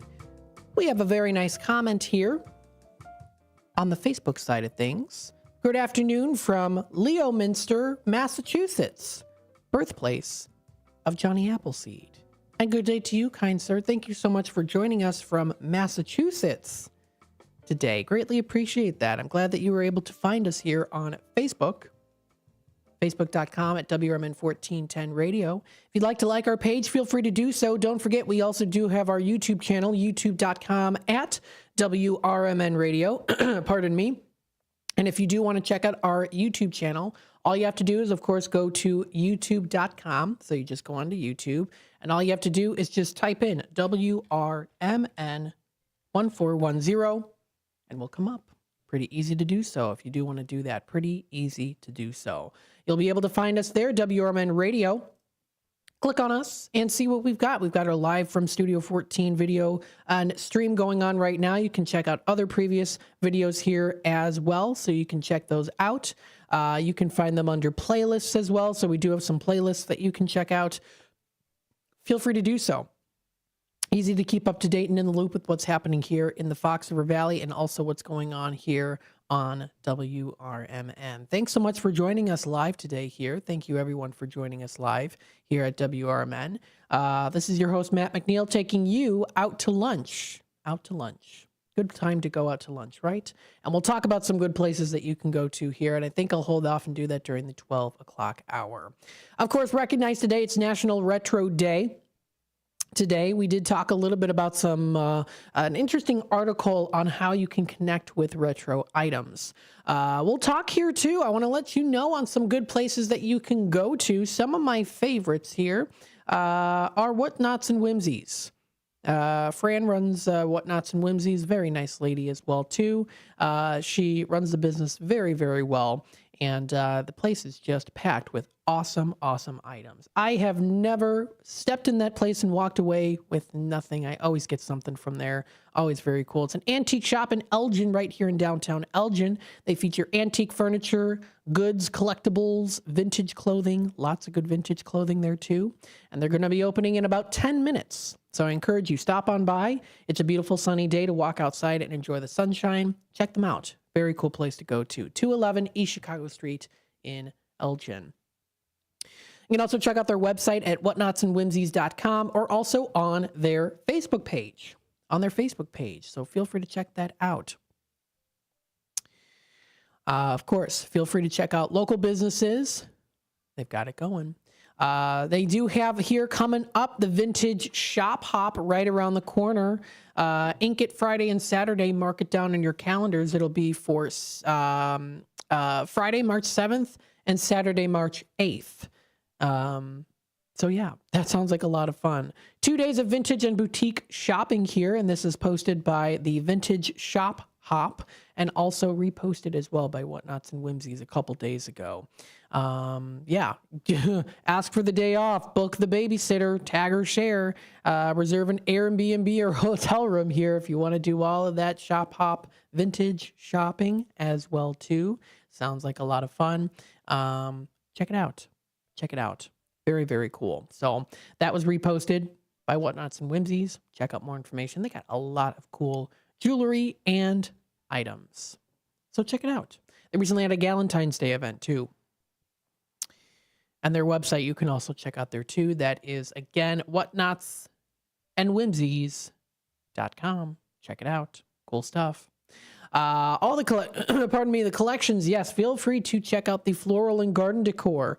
They've got something called the Whimsy Box Vintage Jewelry Subscription Box. Now, what this is you can get gorgeous vintage jewelry delivered right to your doorstep. The Whimsy Box features 5 unique pieces of vintage and contemporary costume jewelry, from necklaces and bracelets to brooches and earrings. They hand select each piece to ensure the quality of every item. Very cool. If you want to check out more information on that, visit their website, whatnotsandwhimsies.com. Another good place to go to that you can try out, it's State Street Markets. Also here in Elgin. I know we're keeping within the area just because, there's a lot of other good places too that you can go to. I'll talk a little bit about those here. Pardon me, State Street Markets is located in Elgin. They have more than 30 unique shops and artisans offering an ever-changing selection. And we celebrate this today, of course, on National Retro Day. Lots of cool retro items that you can find. They posted out yesterday here. Big shout out to the newest Topped fans. Drop a comment to welcome them to the community. Very nice. They've got some other great things here as well. You can already check them out. They do have some 50s and 60s rare lady head vases. They're still popular and highly collectible. So if you like to collect these yourself, check them out. They do have some recently stocked up. They also have some really cool lamps as well too. A few of those Gone with the Wind lamps, I say. Very nice. So there's actually one looks very similar to one that I have too. It's got the little turn key to turn on the light and turn it off. And I have one where like the bottom part turns on and the top part turns on, and then you turn the key a third time and it can be both of them. So very cool. And I actually have a light bulb in there that does flicker. So it almost looks like it's like an actual oil lamp that's flickering like a candle in there. It's pretty cool. So getting creative with all that stuff too. There's so much that you can find, of course. Lots of cool things. They posted a funny video of some chickens there dancing, getting ready to do some shopping there. Sounds like a lot of fun. Definitely a cool place to go to. So that's State Street Market Shops. Another one I like to go to, Antique Market #1 in St. Charles. This place is absolutely stuffed to the brink with so many cool items. Oh my goodness. So many. I am not kidding. There are so many items. I could be in there for a whole day and still not see everything. There's so much to see. I definitely recommend going there. You got to be careful when you walk around certain areas, of course. Make sure you don't knock anything down, but it's definitely a really, really cool place. It is one of my favorites to go to. You can find, they have so many cool things. They have a great section of glasses that you can find, something for everyone. Any collectors out there, vintage, retro items, just such a cool place to go to. And that's located in St. Charles. I have to say, Fox River Valley does have some really, really neat, awesome, cool, spectacular antique and vintage markets. So I'm so glad that we live in that area. You can also check out another one. America's Antique Mall is another really, really cool place to go to. They used to be an Ashley furniture store, and now they are an antique mall. I do like to go here too. Again, another place I could spend a whole day at and still not see everything. There's so much to see here when it does come to vintage shopping. I've been a couple times with my good friend Charlie. He also likes going here as well too. I've also been with my brother before, and I've even gone alone too, just me walking around and checking out some stuff. And of course, there's so much to see and so much to purchase. I always leave with at least a couple things in my hands. So Lots of cool places to go to. You can check out so much more on the World Wide Web, of course, as well, too. Don't forget, you can also subscribe to different forums, as well as, of course, websites and newsletters to keep up to date with the latest of vintage finds. Celebrating today during the 11 o'clock hour, Retro Day. Happy National Retro Day, everybody. Also got some other days here, too. I'll mention briefly here. It is Pokemon Day as well. So there are some retro Pokemon cards and memorabilia that you can find at these local shops. It is also National Toast Day. Not toast to, here's a toast to Retro Day, but actual toast, the bread. A nice bread and butter there, right? It's a nice humble slice on the last Thursday in February. It can be very versatile, too. It carries multitude of jams, jellies, marmalades, and fruit compotes as well, too. And don't stop there, too. You can also, of course, incorporate maybe a fancy caviar on the toast or just a simple butter. That's how I like it, too, with a nice cinnamon sugar on there. Very good, especially if you're not feeling that great, too. National Small Dog Day is recognized today as well, too. Of course, we love all our pets. And then it is also Anosmia Awareness Day. It's a condition causing a loss of smell. So that's also a day to recognize as well, too. This and more can be found on nationaldaycalendar.com and nationaltoday.com. When we come back from the break, we'll talk about a good place to go to that offers some vintage retro style feel while you enjoy some good food. Then we'll talk about some of the upcoming markets coming up here in just a bit into the start of spring. Stay tuned. We'll be back with more in just a little while. You said you'd never buy your kid candy from the checkout aisle. Or forget extra diapers. And never give in to a meltdown. You'd never lick your thumb to clean their face, never let them have too much screen time, and never bribe them for just one more bite. You say you'd never let them out in public without their hair brushed, never ever become a minivan mom, and you'd never give them your phone for a quiet dinner. Calling boss work phone. So when you say you'd never leave your child in a hot car, no, it can happen. Cars get hot fast, and kids can be at risk in temperatures as low as 60 degrees Fahrenheit. Never happens. Before you leave the car, always stop, look, lock. Brought to you by NHTSA and the Ad Council. Your hometown radio station since 1949. We are WRMN AM 1410, Elgin time, 12 o'clock. This is WRMN News. Hello, I'm Dennis Green. President Trump says in order for the Russia-Ukraine war to end, concessions would have to be made on both sides. News Nation's Robert Sherman reports. In terms of concessions, he said Ukraine could, quote, forget about NATO, but that Russia would have to leave something on the table as well. Will he have to make concessions, President Putin? Yeah, he will. He's going to have to. And I believe that because we got elected, that war will come to an end. President Trump will meet Ukrainian President Volodymyr Zelensky at the White House Friday to sign an agreement that calls for Ukraine to give the U.S. revenue from its rare minerals, while Ukraine wants security guarantees to prevent Russia aggression in return. President Trump says he wants Europe to provide that security. There's been a shakeup at the Washington Post. News Nation's Laura Engel reports. The opinion editor David Shipley resigned after the Post's owner, Jeff Bezos, said the opinion page will embrace, quote, personal liberties and free markets and will not publish opposing viewpoints. Bezos said after careful consideration, David decided to step away. This is a significant shift. It won't be easy. That's just the latest change for the media in Trump's Washington after the White House announced it will pick its own press pool for the first time in a century. President Trump's press secretary says her staff will now choose who has access to the president, which is being criticized as an attack on the free press. For WRMN News, I'm Dennis Green. Listen Monday morning, where the new host Sue Castle joins Marky B for the morning show starting at 6. WRMN News, produced in Studio 14 by the River Media Network.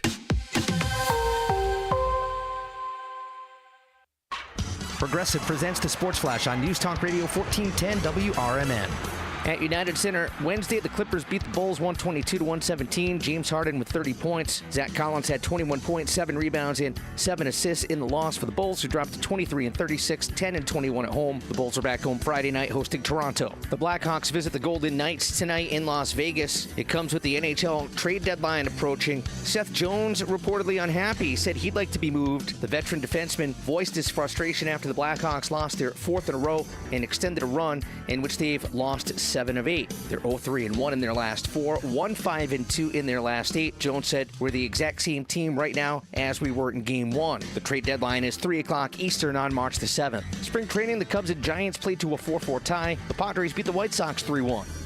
Bundle auto and home, renters or condo, and save with Progressive. I'm Chuck Sanders on News Talk Radio 1410 WRMN.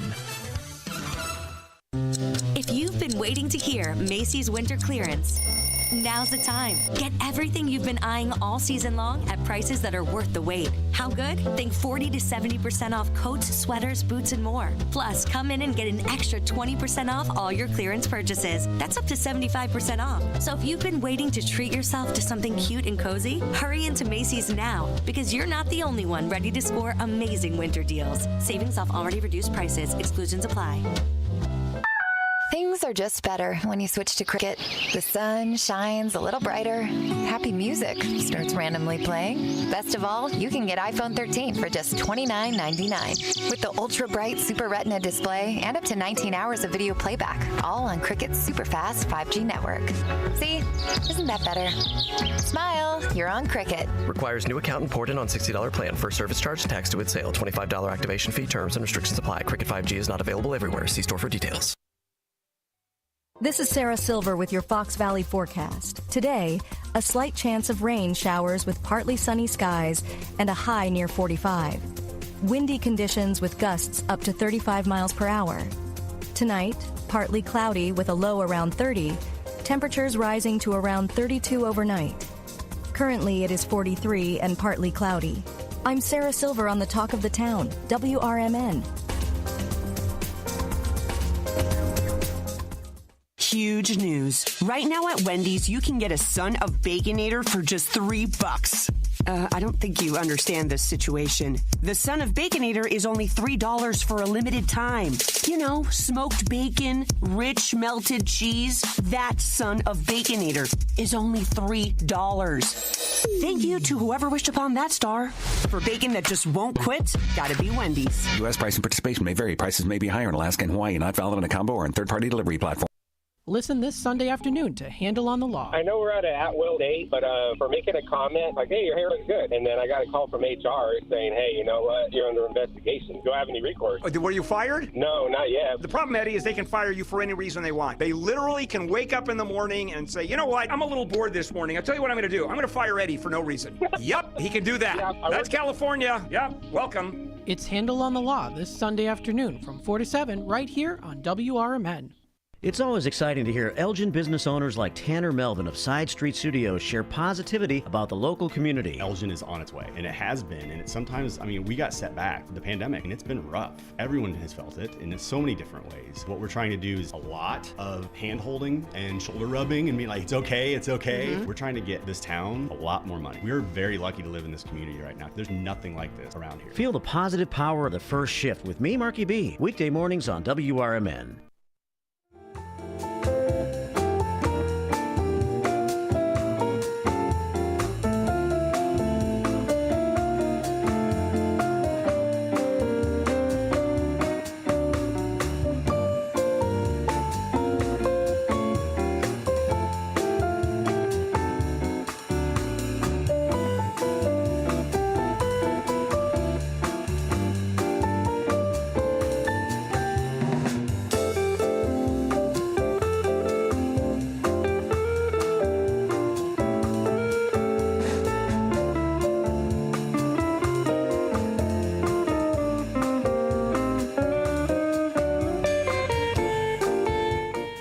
All right. Hello, everybody. Welcome to the 12 o'clock hour of Out to Lunch with WRMN AM 1410.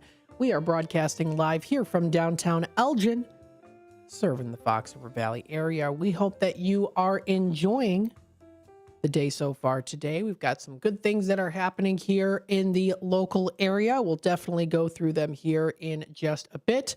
I do want to remind you here that we are on youtube.com at WRMN Radio. Hit that subscribe button, click the notification bell so that you can keep in tune with what is going on within the area with news, entertainment, arts, and the foods and the restaurants, events, organizations, some good stuff, all within the Fox River Valley area. And of course, also what's happening here on WRMN AM 1410. We do have, of course, the show Out to Lunch, which is currently happening right now. You might be on your lunch break. It's a beautiful sunny day outside, a little bit of clouds here and there, but nice and sunny. Tad bit of wind that we are also seeing here as well, too. We are going to be seeing here a high of 46 degrees for today. It is cloudy and windy, and we are currently right now at 44. So we're almost up to our high as we speak with a low of 32 for tonight. We're going to be seeing mainly clear skies. Heading on into Friday tomorrow, variable cloudiness and windy, gusts over 40 miles per hour occasionally. We do see a low of 22 degrees for Friday night. We head on into Saturday. Saturday is a high of 30 and a low of 14. Some clouds in the early morning that'll give way to mainly sunny skies for the afternoon. Clear skies with a low of 14 degrees coming up for Saturday night. As we head on into Sunday here for the weekend, continuing on with a high of 39, sunshine and clouds mixed. We see it dropping down to a low of 27, partly cloudy for Sunday night. Heading on into Monday. Oh, and then tonight we have a new moon. So tonight we do have that new moon that will be coming up with the mainly clear skies. That new moon will be coming up. You should be able to see it nice and bright. Coming up for Monday, a high of 48. Monday, March 3rd, mostly cloudy. We see here throughout the day with a low of 39. High of 55 on Tuesday, March 4th. We are going to be seeing some rain showers, about 1/4 of an inch to 1/2 an inch throughout the day. About an 80% chance predicted right now. Rain showers in the morning evolving into more steady rain into the afternoon. Wednesday here, we do see occasional light rain, about a 60% chance, eventually clearing to a low of 28, high of 47 for Wednesday. And then next Thursday here, that is March 6th, we're going to be seeing partly cloudy skies, a high of 41 with a low of 30 degrees. That's going to be the prediction there for throughout the rest of this week and into next week for the weather. Now let's take a look here and see a little bit more on the vintage side of things. We've been talking a lot about vintage and retro items, good places that you can go to as well. So we'll continue on talking about that on National Retro Day today. There are some good places that you can go to. So you can check out some of these good places. One of them being here, this is a good place to go to, and I think maybe even Dino might be familiar with this. It is an Onesti entertainment place called Rockin' Ravioli. Yes, Rockin' Ravioli. It's now open on select evenings for dinner and live entertainment. This is Rockin' Ravioli at 105 East Main Street. Give it a try, of course, here. This is an Onesti entertainment. You can visit the website at oshows.com. That's oshows.com for more information. And it does have that retro feel to it. So this is called Rockin' Ravioli. Give them a try. Check out their venues, experiences, shows, and events, and more. So they are open for select evenings for dinners and live entertainment. All scheduled events are listed on their website at oshows.com. You can make a dinner reservation. They do offer lots of different food options to enjoy, especially if you want to have a nice party. And it is definitely a vintage retro style there. You do get, of course, there's some homage that's paid to the Beatles. They have the tin ceiling on there too, which is fantastic. So definitely give them a try. Check them out. They've got some good things. Menus are subject to change and are temporary until grand opening, it says there. So if you want to give them a try, check them out. There is also the Des Plaines Theater building is where they're located, but also at the Arcata Theater building. So Let's take a look at their menu here. You can try their appetizers. They have their boardwalk shrimp cocktails. Oh, that sounds delicious. Charcuterie boards. You can try their small plates, including their mini sandwich flight or side salad. Mini meatball heroes with melted mozzarella on a pretzel bun. That sounds very delicious. Or even a large meatball. 3 large meatballs on toasted garlic bread. Sounds good. Further entrees, you can try their Caesar salad, gnocchi and vodka sauce, pasta primavera. They also do offer their maple glazed cold water salmon. You get that lemon butter on there too. That's mixed with the cream sauce, potatoes, and roasted vegetables. They also do offer their delicious 8-ounce prime Angus filet. That is a prime there too. You get that high quality beef. You can also try their Parmesan crusted whitefish as well, or their Charlie Chaplin chicken. I like it, Charlie Chaplin chicken.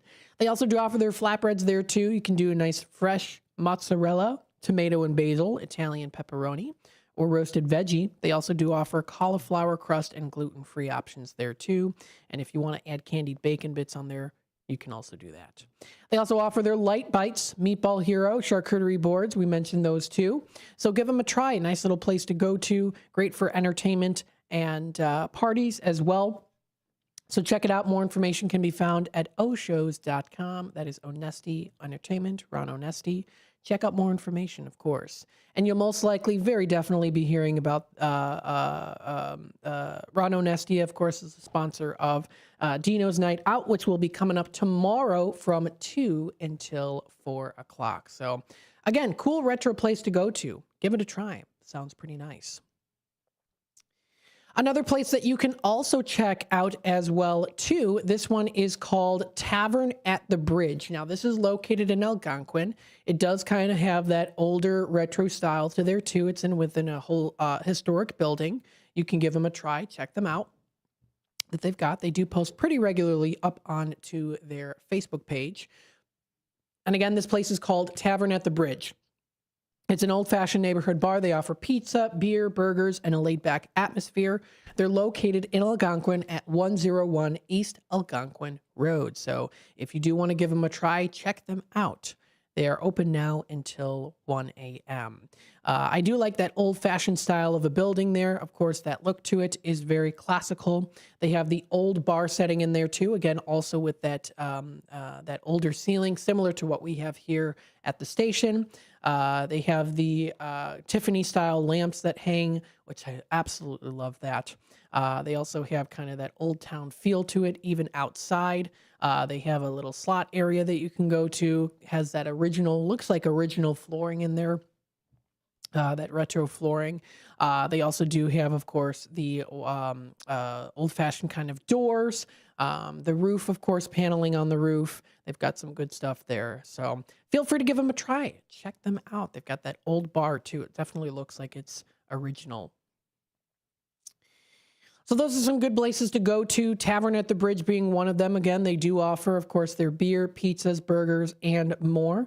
And, of course, you can also check out their cocktails. They offer bar games, fast service. So feel free to check it out. They're located in Algonquin, and they're open Monday through Thursday from 9 a.m. until 1 a.m. And then on the weekends, they're open until 2 a.m.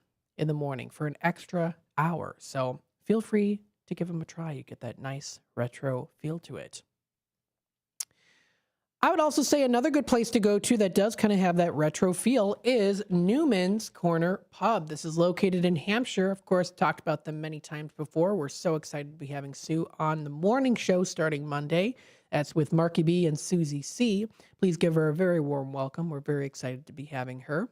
And you can celebrate that it's almost the weekend because they have their Thursday specials, $1 off whiskey, drafts, and claws. And they do have their happy hour, which is from 3 to 6. You can try their $2 tall boys, $3 smokies, and $4 Tito's and high noons. So check it out. That's at 1000 State Street in Hampshire. And then don't forget also the 6th annual Mama Newman's Memorial Chili Cook-Off will be coming up March 9th. I'm looking forward to that. That is going to be good. So check out more information. That is at Newman's Corner Pub on their Facebook page. We are going to take another quick time out here. We'll be back with more Out to Lunch with WRMN. When we come back, we'll talk a little bit about some flea markets that are going to be coming up here around the corner here within the area. So stay tuned for that. You're listening to Out to Lunch with WRMN, and we'll return with more in just a little bit. Here on WRMN AM 1410, we like to keep you informed and in tune to what's happening here in the Fox River Valley and what's going on here on WRMN. We recognize the importance of local radio to be a part of the conversation and to be a part of the community for the community. You know, we talked about the importance of community theater, but supporting community radio is a big deal too. And, you know, for WRMN, this is a really cool thing that you guys do every day, and a really important thing. You have to have a local media outlet to talk about what's going on in your town. So you guys do a nice job. Tune in to AM 1410, WRMN. Don't forget, you can also subscribe to our YouTube channel at youtube.com/WRMN Radio. Keep in tune and informed on what's happening here in the Fox River Valley, right here on WRMN. Haven't been to the dentist in a while? Bender Dental Care in Elgin has a new patient welcome offer. Complete exam, regular cleaning, consultation, and x-rays for only $29. Okay, that bears repeating. A complete exam, regular cleaning, consultation, and x-rays for only $29. Bender Dental Care has a verified 5-star Google rating. It doesn't get any better than that. Family dentistry at its best. Bender Dental Care in Elgin. It's easier than you think for pests to threaten your family's health. Ticks, which spread dangerous diseases, hide in tall grasses and even on your pets. Rodents easily invade your home, contaminate food, and can carry more than 35 diseases. Mosquitoes, which breed in standing water, transmit many diseases. Get the facts you need to protect your family at pestworld.org. It's that easy. A public service message from the National Pest Management Association. Hi, I'm Ryan Blaney, a third-generation race car driver, and we dedicate a lot of our time to going as fast as possible. My grandpa Lou is the reason why my dad and I started racing, and I'm really proud to follow in his tracks. But when my grandpa was diagnosed with Alzheimer's, it was a very unexpected bump in the road for us. I've learned a lot on this journey with my grandpa Lou, and the memories of my grandpa will always be with me. It's important to notice if older family members are acting differently, experiencing problems with their memory, or having trouble with routine tasks. Talking about Alzheimer's can be really tough. But if you notice something, have a conversation with your loved one. Encourage them to see a doctor or offer to go with them. Early detection of Alzheimer's can give your family time to explore support services, make a plan for the future, and access available treatments. The Alzheimer's Association provides care, support, and research to help you take control of the situation with your family and manage the disease together. If you or your family are noticing changes, it could be Alzheimer's. Talk about seeing a doctor together. Visit alz.org/time to talk. A message from the Alzheimer's Association and the Ad Council.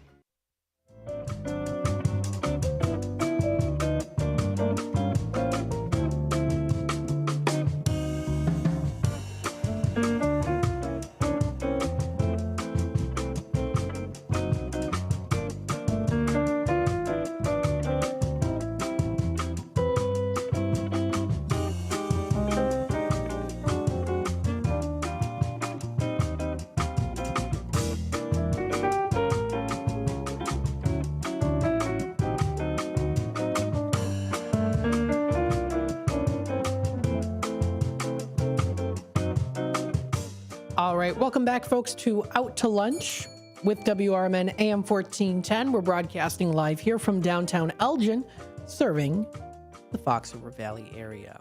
And hey, you know what? We also get people from other different cities, towns, states, even countries as well here too. Nice, very nice recent comment on the Facebook side of things. A good afternoon from a user out there, Dean. Thanks so much for commenting in today from Leo Minster. I hope I'm pronouncing that correctly. Massachusetts, birthplace of Johnny Appleseed. Thanks so much for joining us today live here on Facebook. And also maybe on youtube.com/WRMN Radio. Or maybe you can download the app as well too if you don't already have it. Easy peasy to download, and it's for free.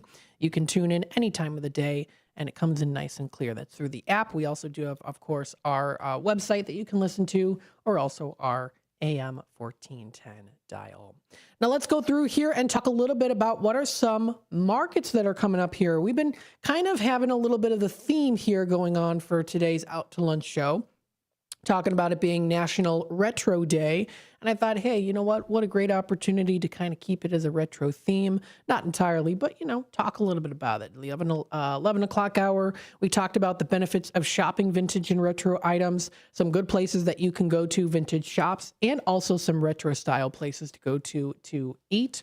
Now we'll talk about, of course, these different markets that will be coming up just around the corner and actually coming up this weekend, Saturday and Sunday. It is the official opening again of King County Flea Market. I am so excited. I love the King County Flea Market. It is actually my favorite to go to. I just love it. I actually know a few different vendors there as well, too, that I've purchased from before. So very much so looking forward to starting that this season. Show dates starting March 1st and 2nd on Saturday. It will be from 12 p.m. until 5 p.m. And then on Sunday, it'll be from 7 a.m. until 4 p.m., right? And I usually do go on a Sunday. We usually do that on Sunday. And of course, we most likely will be going this Sunday. We always try to go a little bit earlier to get the better deals. Sometimes you will find deals towards the end of the show when people say, you know what, I'm packing this up. I don't want to have to haul it back into my truck or vehicle before I leave for the day. So here, you can have it for so much price. So kind of just depends. Always each individual there that do have booths, of course, will sell things for different items. It's always good to kind of, be a little bit more familiar on that side of things. If you go a lot, what items you're like, okay, this is probably worth it. Maybe it's not worth it. So we'll see. We'll definitely see. I think it should be good. Located at 525 South Randall Road in St. Charles. The weather for that day, of course, over the weekend, that is for the Elgin weather. I'm going to bring it back up again now here, just so I can tell you what that is. So Saturday, that will be a high of 30. So Saturday will be cold.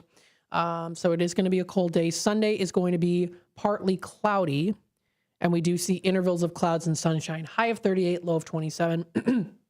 Pardon me. So it is going to be a little bit cold, but not a chance of rain. Is it supposed to be windy? That's something I usually do notice when I go to the King County Flea Market. If you go almost every month, like I do, you notice it usually is kind of windy. It's kind of windy out there usually. We've got Dean DeLaley in the comments here. What's up, Matt? Hey, Dean, I am doing fantastic. I hope you're doing well as well. Looking forward to lots of fun things here at WRMN. We're working hard and together, part of the community, for the community, and we're so excited about it here too. So thanks everyone, of course, for joining in, and we'll continue on here talking more. You know what? I think what I'll do, I'll just continue on talking about the King County Flea Market. Then we'll go into the Tradio segment, and then we'll talk about some other markets, because there's a lot. There's a lot of fun things to do. So if you've never been to the King County Flea Market before, oh my goodness, I highly recommend it. It's been around since 1967. And let me tell you, folks, you can find some really, really awesome items there. I have to say, too, just based off of the fact that I've been so many times, there are times when I see particular items and I'm like, that's been there a couple years. Like that same booth has been there. That item has been there for a couple years. It hasn't been sold yet. I'm like, oh, I recognize that item. I recognize a lot of the vendors that are out there too. So very, very cool. And if you do live for collecting, this is definitely a really, really cool place to go to. I think we should definitely do a live broadcast out there, because I would just have an absolute blast. So I'll definitely reach out to them too. They're located at 525 South Randall Road in St. Charles. If you do want to contact them, their contact information is on their website. It's kingcountyfleamarkets.com. If you want to contact them, feel free to do so. They do have their cell phone number, and they also do have their email there as well, too. I definitely want to get them on the air with us. And again, their show dates go all the way through the rest of the year until December 6th and 7th. So there's a good amount of time there, especially during the summertime is when it gets very popular during the summertime. It'll be coming up March 1st and 2nd, also April 5th and 6th, May 3rd and 4th. It'll be a May/June for the June section. So for the June section here, that is May 31st through till June 1st. And then it'll be July 5th and 6th. And then also August 2nd and 3rd. Sorry, just sending a text real quick. So August 2nd and 3rd, and then September 6th and 7th, October 4th and 5th, November 1st and 2nd, and then also December 6th and also the 7th. So again, those are the 2025 show dates here. That is, again, Saturdays 12 to 5 and Sundays 7 a.m. until 4 p.m. Oh my goodness, it's such a cool place to go to. Now, there are some notices here too. Official service animals are the only pets permitted. We're sorry for any inconvenience. If you choose to bring a service animal into the fairgrounds, you must properly clean up after them, it says too, which people are usually very good at, I've noticed, when they do have service animals. Admission is $6. Children 12 and under get in for free when accompanied by a paying adult. And parking is always complimentary as well. I do recommend trying to get there earlier than later because then you'd have to park a little bit further out. They always have, of course, the volunteers that do help when it does come to parking. They direct you. And then especially on like very busy days, they usually are out there. They say, here, come this way. And then they direct you to a parking spot that is available. So we thank you to them for doing that. There are ATMs that are usually, of course, right outside of the gate. There's 2 entrances that you can go to. I usually go to the one that's closest to Costco on the left-hand side. So right to where that turn is to the, you pass Costco and you go there onto the gravel, and there's an ATM. It's like a yellow ATM that's right out in front, so you can do that little exchange there. There's also ATMs in the main building inside towards the center. I know towards the center of the building, the main largest building that they have at the Kane County Fairgrounds. In the center of the building, the main entrance, they do have that. I think they have a carving of a bear up front. That's where you'll be able to find it. It's the main entrance on either side of the double doors. Multiple double doors, you'll be able to find the ATMs there. So sometimes I see lines with the ATMs. People are like, oh, I didn't bring enough money. So I try to not use the ATMs. I'm like, nope, this is the money that I brought today. If I run out, I run out. I'm not going to use the ATMs. But if you want to use the ATMs, you can. I think what I'm going to start doing too is bring in a cart, because sometimes hauling the things, it can be too much. But you can always get a stamp, usually like a little purple stamp to go out and then come back in. You just show it and they're like, oh, all right, you're good. So just so much fun. I have such a great time. And you get your exercise as well too. So stay tuned. We'll be back with more Out to Lunch with WRMN AM 1410 here in just a bit. When we come back, we'll be in our Tradio segment. Yes, if it's got to go, let us know on Tradio, especially on National Retro Day today. And then from there, we'll continue on talking more. Stay tuned. With your 1410 WRMN Newsflash, I'm Sean Curdan. Brought to you by Sky Rizzi. Naperville District 203 School Board has sanctioned modest fee hikes for the 25-26 academic year. Kindergarten through high school general fees will see a $4 increase, contributing directly to school budgets. Half-day kindergarten programs and junior high yearbooks will also rise by $2. South Elgin police are investigating a gunfire incident near Fox Meadow Elementary School. Responding to a 911 call around 5:45 p.m. on Monday, officers learned of a group reportedly displaying firearms. By the time authorities arrived, the group had fled, though shots had been fired. Fortunately, no one was injured. Naperville Park District announced the opening of its summer rental season for pavilions, with residents able to apply starting at 8:30 a.m. on March 6th and non-residents on March 13th. The summer rental period extends from June 1st to August 31st, including the DuPage River Park Pavilion, among others. With your 1410 WRMN Newsflash, I'm Sean Curdan.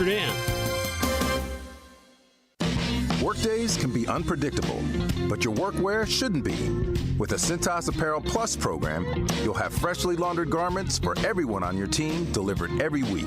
Cintas has workwear for just about any job imaginable, with high-performance fabrics and an uncompromising fit that stretches and moves with you. Don't leave looking and feeling good to chance. Visit Cintas.com. Oh, I'm ready! And get ready for the workday.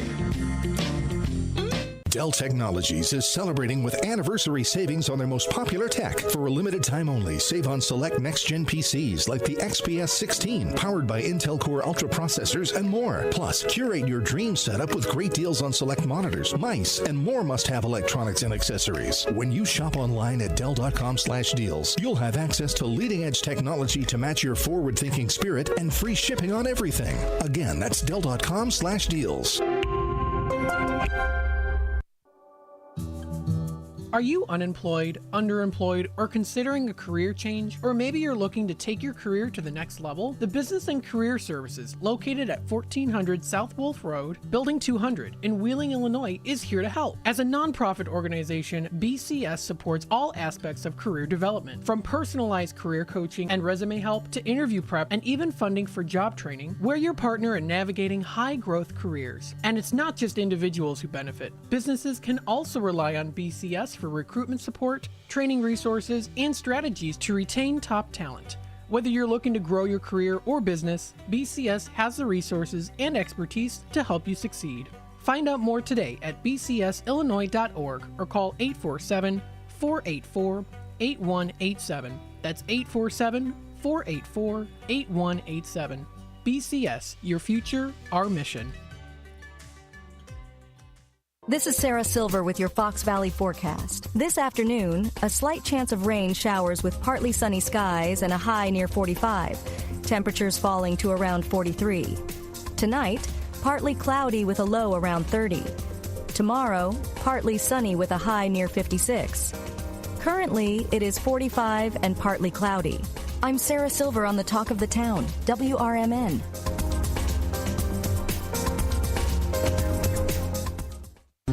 If you've been waiting to hear Macy's winter clearance, now's the time. Get everything you've been eyeing all season long at prices that are worth the wait. How good? Think 40 to 70% off coats, sweaters, boots, and more. Plus, come in and get an extra 20% off all your clearance purchases. That's up to 75% off. So if you've been waiting to treat yourself to something cute and cozy, hurry into Macy's now, because you're not the only one ready to score amazing winter deals. Savings off already reduced prices. Exclusions apply.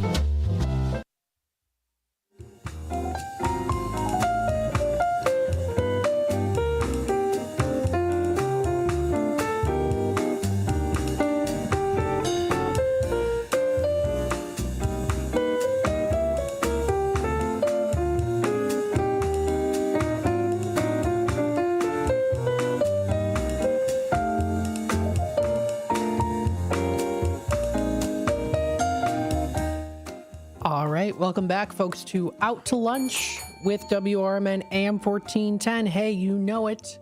We are broadcasting live here from downtown Elgin, serving the Fox River Valley area. We hope that you're enjoying the morning here, or actually, now it's the afternoon. I do this every time. I do it every time. I say, welcome to the morning, or we hope you're enjoying the morning once it's the afternoon. Every time. I do it every time. I'm like, nope, you know what? Now it is the afternoon time. So we're taking you out to lunch here. And of course, it is National Retro Day today. All things retro and cool and hip and awesome.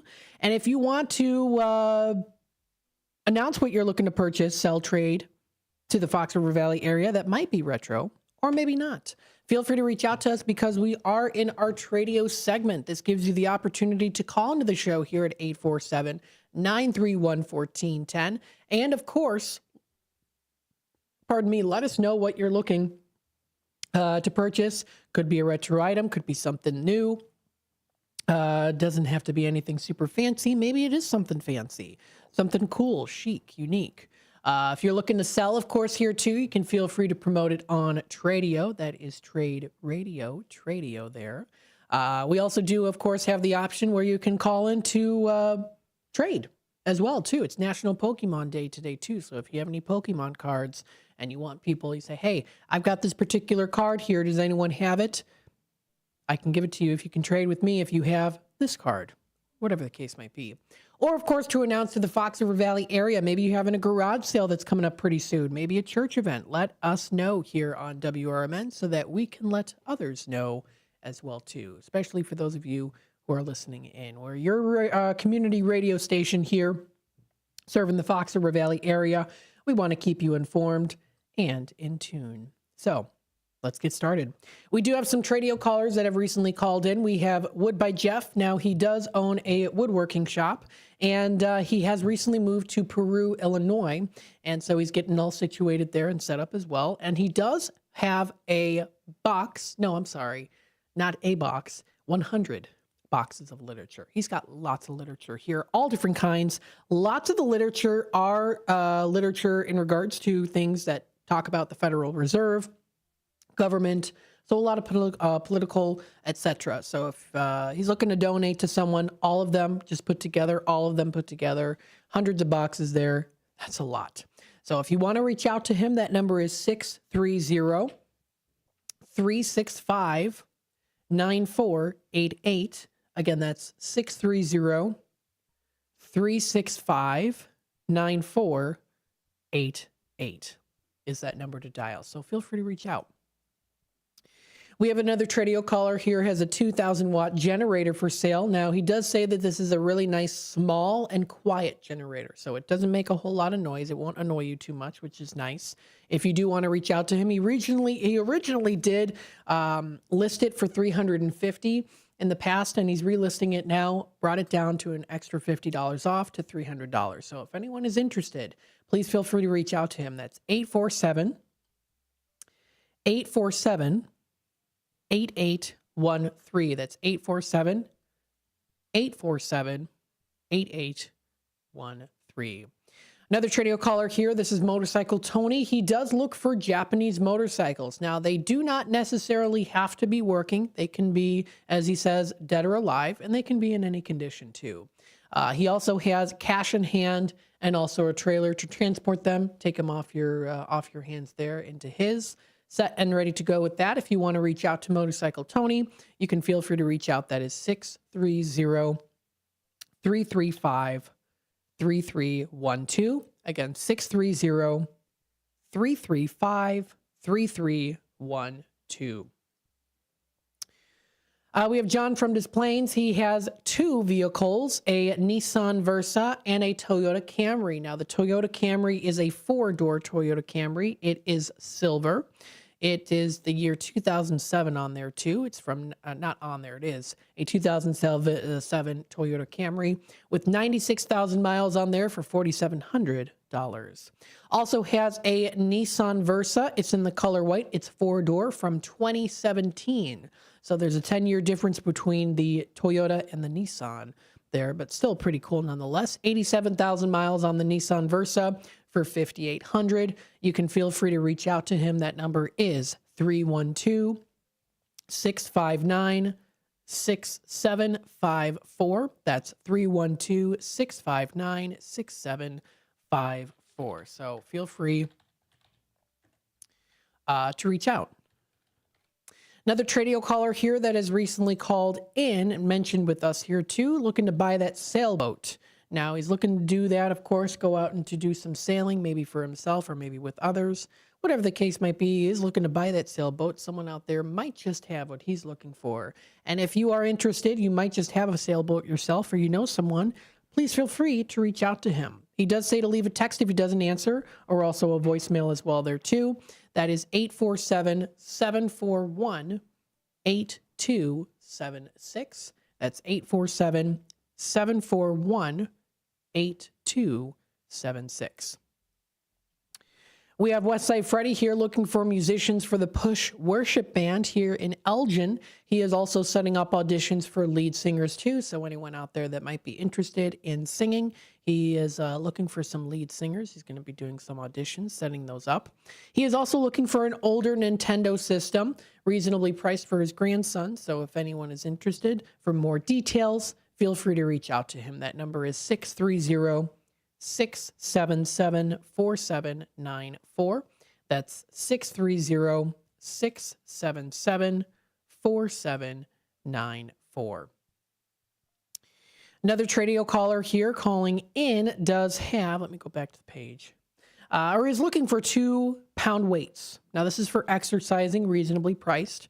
She doesn't have a means, I believe, she doesn't have a means here of being able to go out and purchase these items. She's at a local nursing home. So if anyone is willing to, feel free to reach out to her. That is 847-717-3028. That's 847-717-3028. Another Tradio caller here looking for a kitchen table, just something small. Doesn't have to be large, fancy, intricately designed, just something small. Feel free to reach out. That's 224-735-1674. That's 224-735-1674. We have a Tradio caller here that has a 1946 Chevy 110 truck for sale. You can make him an offer on that. I know he did have a sporty boat for $5,000. Someone did call in a couple days on that about a week ago. He was asking $5,000 or best offer for that. That number is 847-464-5830. 847-464-5830. We have Elliot here looking to buy some movie memorabilia, including Indiana Jones. He's also been looking for some collector glasses, too. I know he also does collect pins as well, too. He's got one on, I guess, would you consider it a backpack, maybe? A laptop holder backpack. He's got some nice pins on there. So feel free to reach out to him if you have anything. That is Elliot at WRMN1410.com.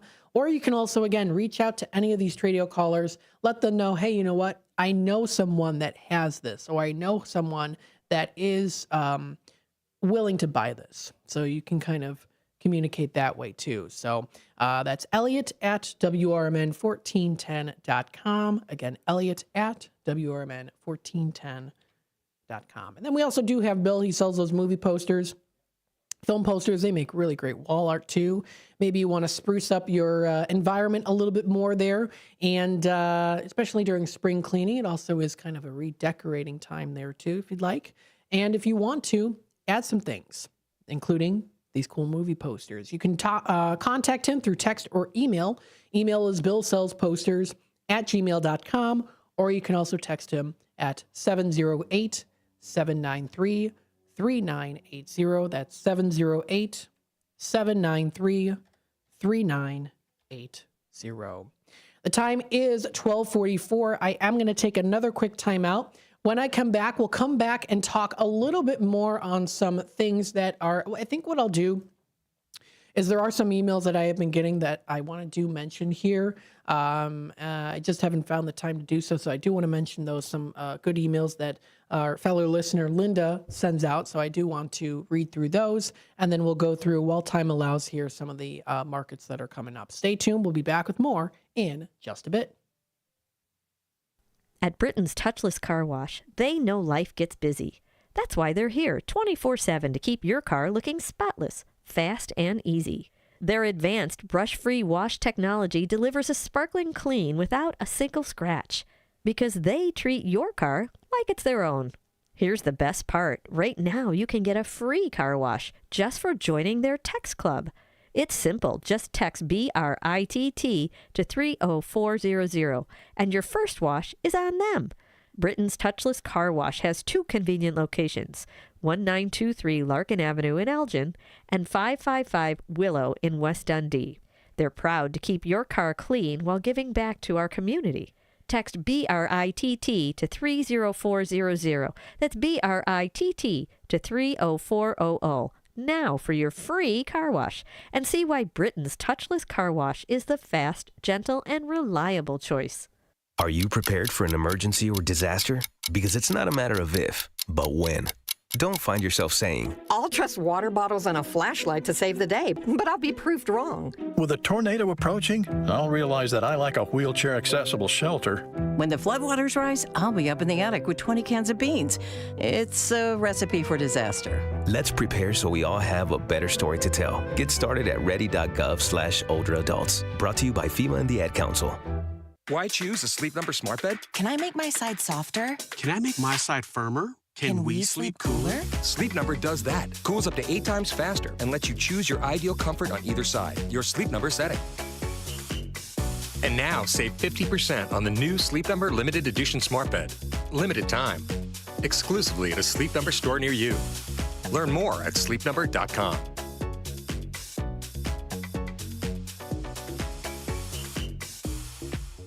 Systems run everything. Government, economy, media, justice. They shape your choices, your opportunities, your future. But do they work for you or against you? On Apolitical Talk Show, we break them down. Not to destroy, but to understand. Because if you don't see how the system works, you won't see when it's being manipulated or who's benefiting from it. Power belongs to those who know the rules, challenge the loopholes, and demand accountability. That starts with knowledge. That starts here. Join us weekdays from 4 to 6 p.m. as we uncover what's really happening behind the headlines so you can decide for yourself what's fair, what's broken, and what needs to change. Apolitical Talk Show, breaking down the systems to build them up together. Right here, weekdays 4 to 6 on WRMN, the talk of the town.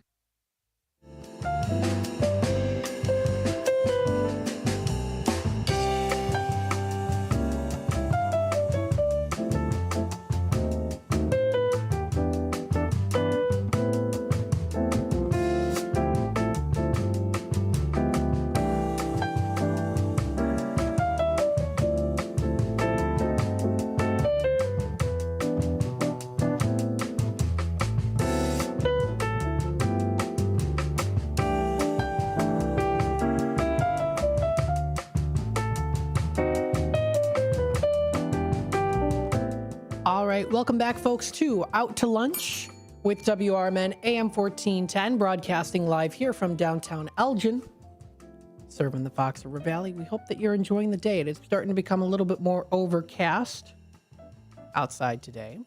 We still have about 10 minutes left here, and then we'll get into, of course, What's Cooking Today with Michael Horn. Now, he recently did update on the website here, What's Cooking Today. I'll give you a little sneak peek on what you will expect to be hearing today. He'll be talking a little bit on why Miami is the place to be this spring. Yes, I know that during Tammy's show as well too, not too long ago, we did talk about top vacation places, and there were quite a few on the list that were Miami. So that definitely does line up. And then I'll also talk a little bit about the Ultimate Science Cookbook for kids. So stay tuned for that. That's on What's Cooking Today. You can tune in. That'll be from 1 until 2 o'clock. Don't forget, we are also on youtube.com at WRMN Radio. We're also on Facebook as well, too. So we are streaming live on Facebook. You can also find us on our app, on our website, and also, of course, on the AM 1410 dial. Let's see what we've got here. Of course, we did go through those Tradio announcements here. I will go through some other announcements, and then while time allows, pardon me, we'll go through, talk a little bit on some upcoming markets. And if I don't have time for some reason, then I will go and we'll talk a little bit about that coming up tomorrow. So Chicago Blackhawks ticket giveaway is coming up. This is going to be happening at the Santa's Village. Yes, Santa's Village. It is going to be Saturdays in March 1st from 7 to 9, March 8th from 7 to 9, and from 2 to 4 on the 15th during public skating hours. Their first giveaway kicks off this Saturday, March 1st. That'll be from 7 to 9 p.m. Every skater will be entered in to win a pair of tickets. How fun is that? That's the Blackhawks versus the Kraken, March 18th at 7:30. The winner will be announced during the ice cut break. Must be present to win. How cool is that? Coming up tomorrow, 11:30 a.m. till 1:30 p.m., the Polar Dome Ice Rink at Santa's Village is having their Schools Out Skates On event. It's $12 public skate. They're also going to be offering their $4.99 pizza and soda combo that goes with the two. That sounds like a lot of fun. You can check out more information if you subscribe to their newsletter. That is, again, svdundee.com, santasvillagedundee.com. Very, very cool. That is coming up pretty soon. So that should be fun, right? Ice skating, especially indoors, sounds like a good time. I think Mike Napolitano would like that. You can tune into him, of course. He loves skating and hockey, and you can tune in on The Rise with Mike and Derek. That'll be coming up on Saturday. Oh my goodness, what else do we have here? We have quite a few other things that are coming up as well. I know that the Hampshire's outdoor markets are going to be coming up very, very soon here, especially later. Well, I mean, I don't mean very, very soon, but the call for vendors is already at way here. It'll be the third Saturdays of June, and that'll be going on through till October. But they have that Hampshire's outdoor market call for vendors now, too, if you do want to check them out. They are calling all the crafters, cottage goods sellers, and also vendors out there too. It's the Hampshire's Outdoor Market now taking applications for vendors. If you do want to check out more information on how to register, there is a link directly through their website. If you do want to register there, you can, and that is at hampshirechamber.org. is where you can find that information posted. It is under the events details page, so you can find it under the community events, and they do have those registers now for the outdoor market if you want to do that. So that sounds pretty nice too, to do that. Let's see some other things here as well. I mean, I know that there is quite a few things that are coming up here, and I do want to make sure that we keep you all up to date on what is going on. Let's see what else we've got here coming up. We have the EAC Weekly Resource. That's February 25th through till the 28th. That is for the week, brought to you by the Elgin Area Chamber. Of course, they did have a very amazing turnout for the fairy godmothers at the Cinderella's Closet. So they had a very good turnout there. That is fantastic. I'll see if I can put a picture here on the screen so that you can see it. Because it does look like it was a fantastic turnout there. So very, very nice. They were coming together to support the Elgin YWCA and to prepare for the Cinderella's Closet. Oh, wait, it's coming this weekend. I'm sorry. So it is coming up this weekend. But they had a turnout of the volunteers, is what I meant to say. So the volunteers there. So very cool. And that will be, pardon me, coming up this weekend. But they've got a nice turnout of volunteers, which, of course, is great. So expect to see a lot of awesome smiling faces coming up pretty soon. Let's see some other things that are also coming up here too. I always try to make sure I move these, the Elgin Area Chamber. Okay, there we go. I know we've got quite a few different things that are coming up here. So, oh, this is coming up. This is the Bloomingdale Chamber of Commerce announcing here that Junk Luggers and Remix Market warehouse sale. It's the first Sunday of every month. Check it out. It's coming up March 2nd. That will be this coming March 2nd. It'll be 11 a.m. until 2 p.m. at 425 Airport Road in Elgin. They're going to be featuring furniture, lamps, glassware, toys, jewelry, antiques, artworks and mirrors, home decor, rugs, lots of cool things. It is their March warehouse sale. So get ready to score incredible deals on furniture, decor, housewares, lamps, and so much more. That'll be Sunday, March 2nd from 11 a.m. to 2 p.m. That is located at the Remix Market and Junk Luggers at 425 Airport Road here in Elgin. So feel free to check them out. Very cool.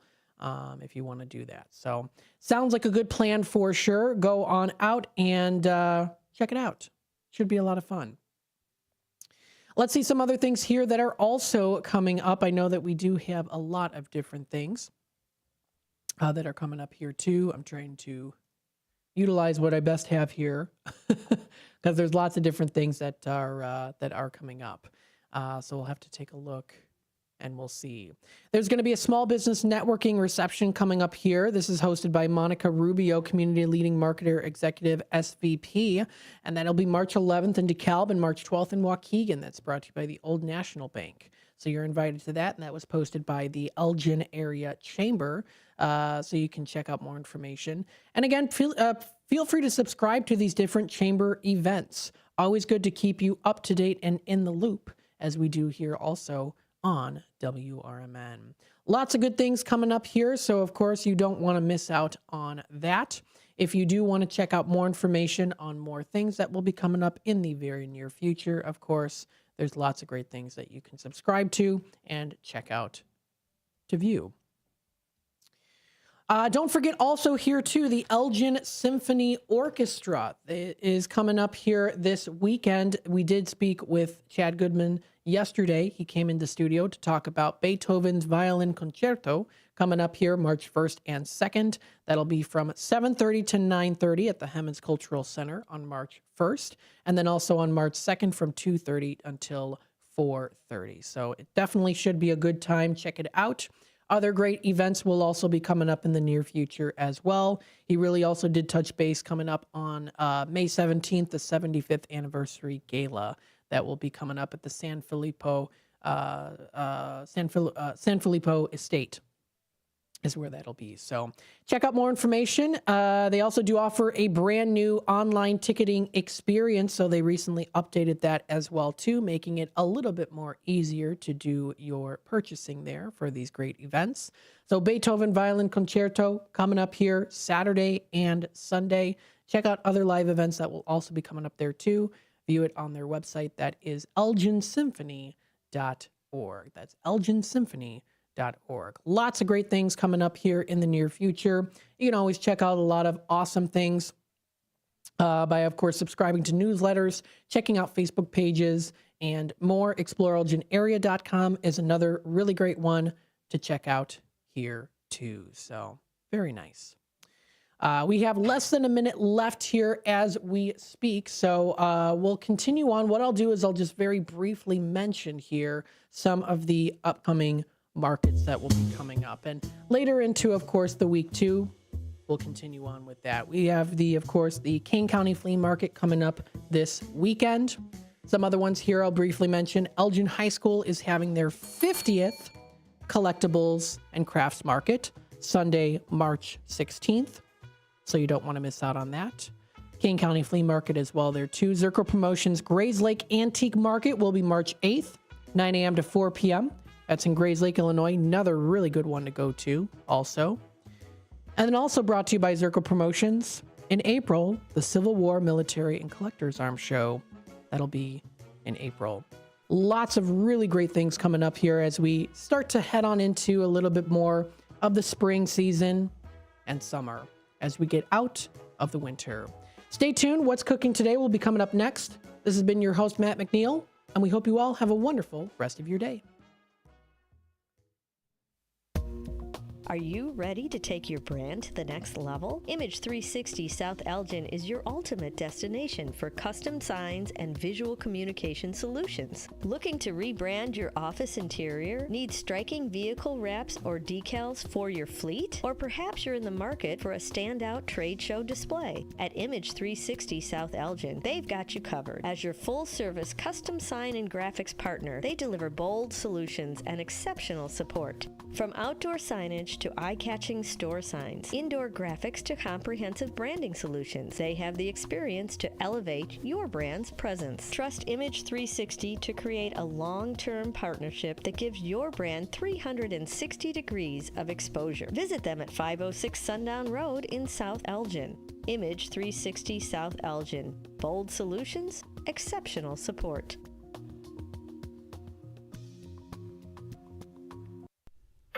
Your hometown radio station since 1949. We are WRMN AM 1410, Elgin time, 1 o'clock.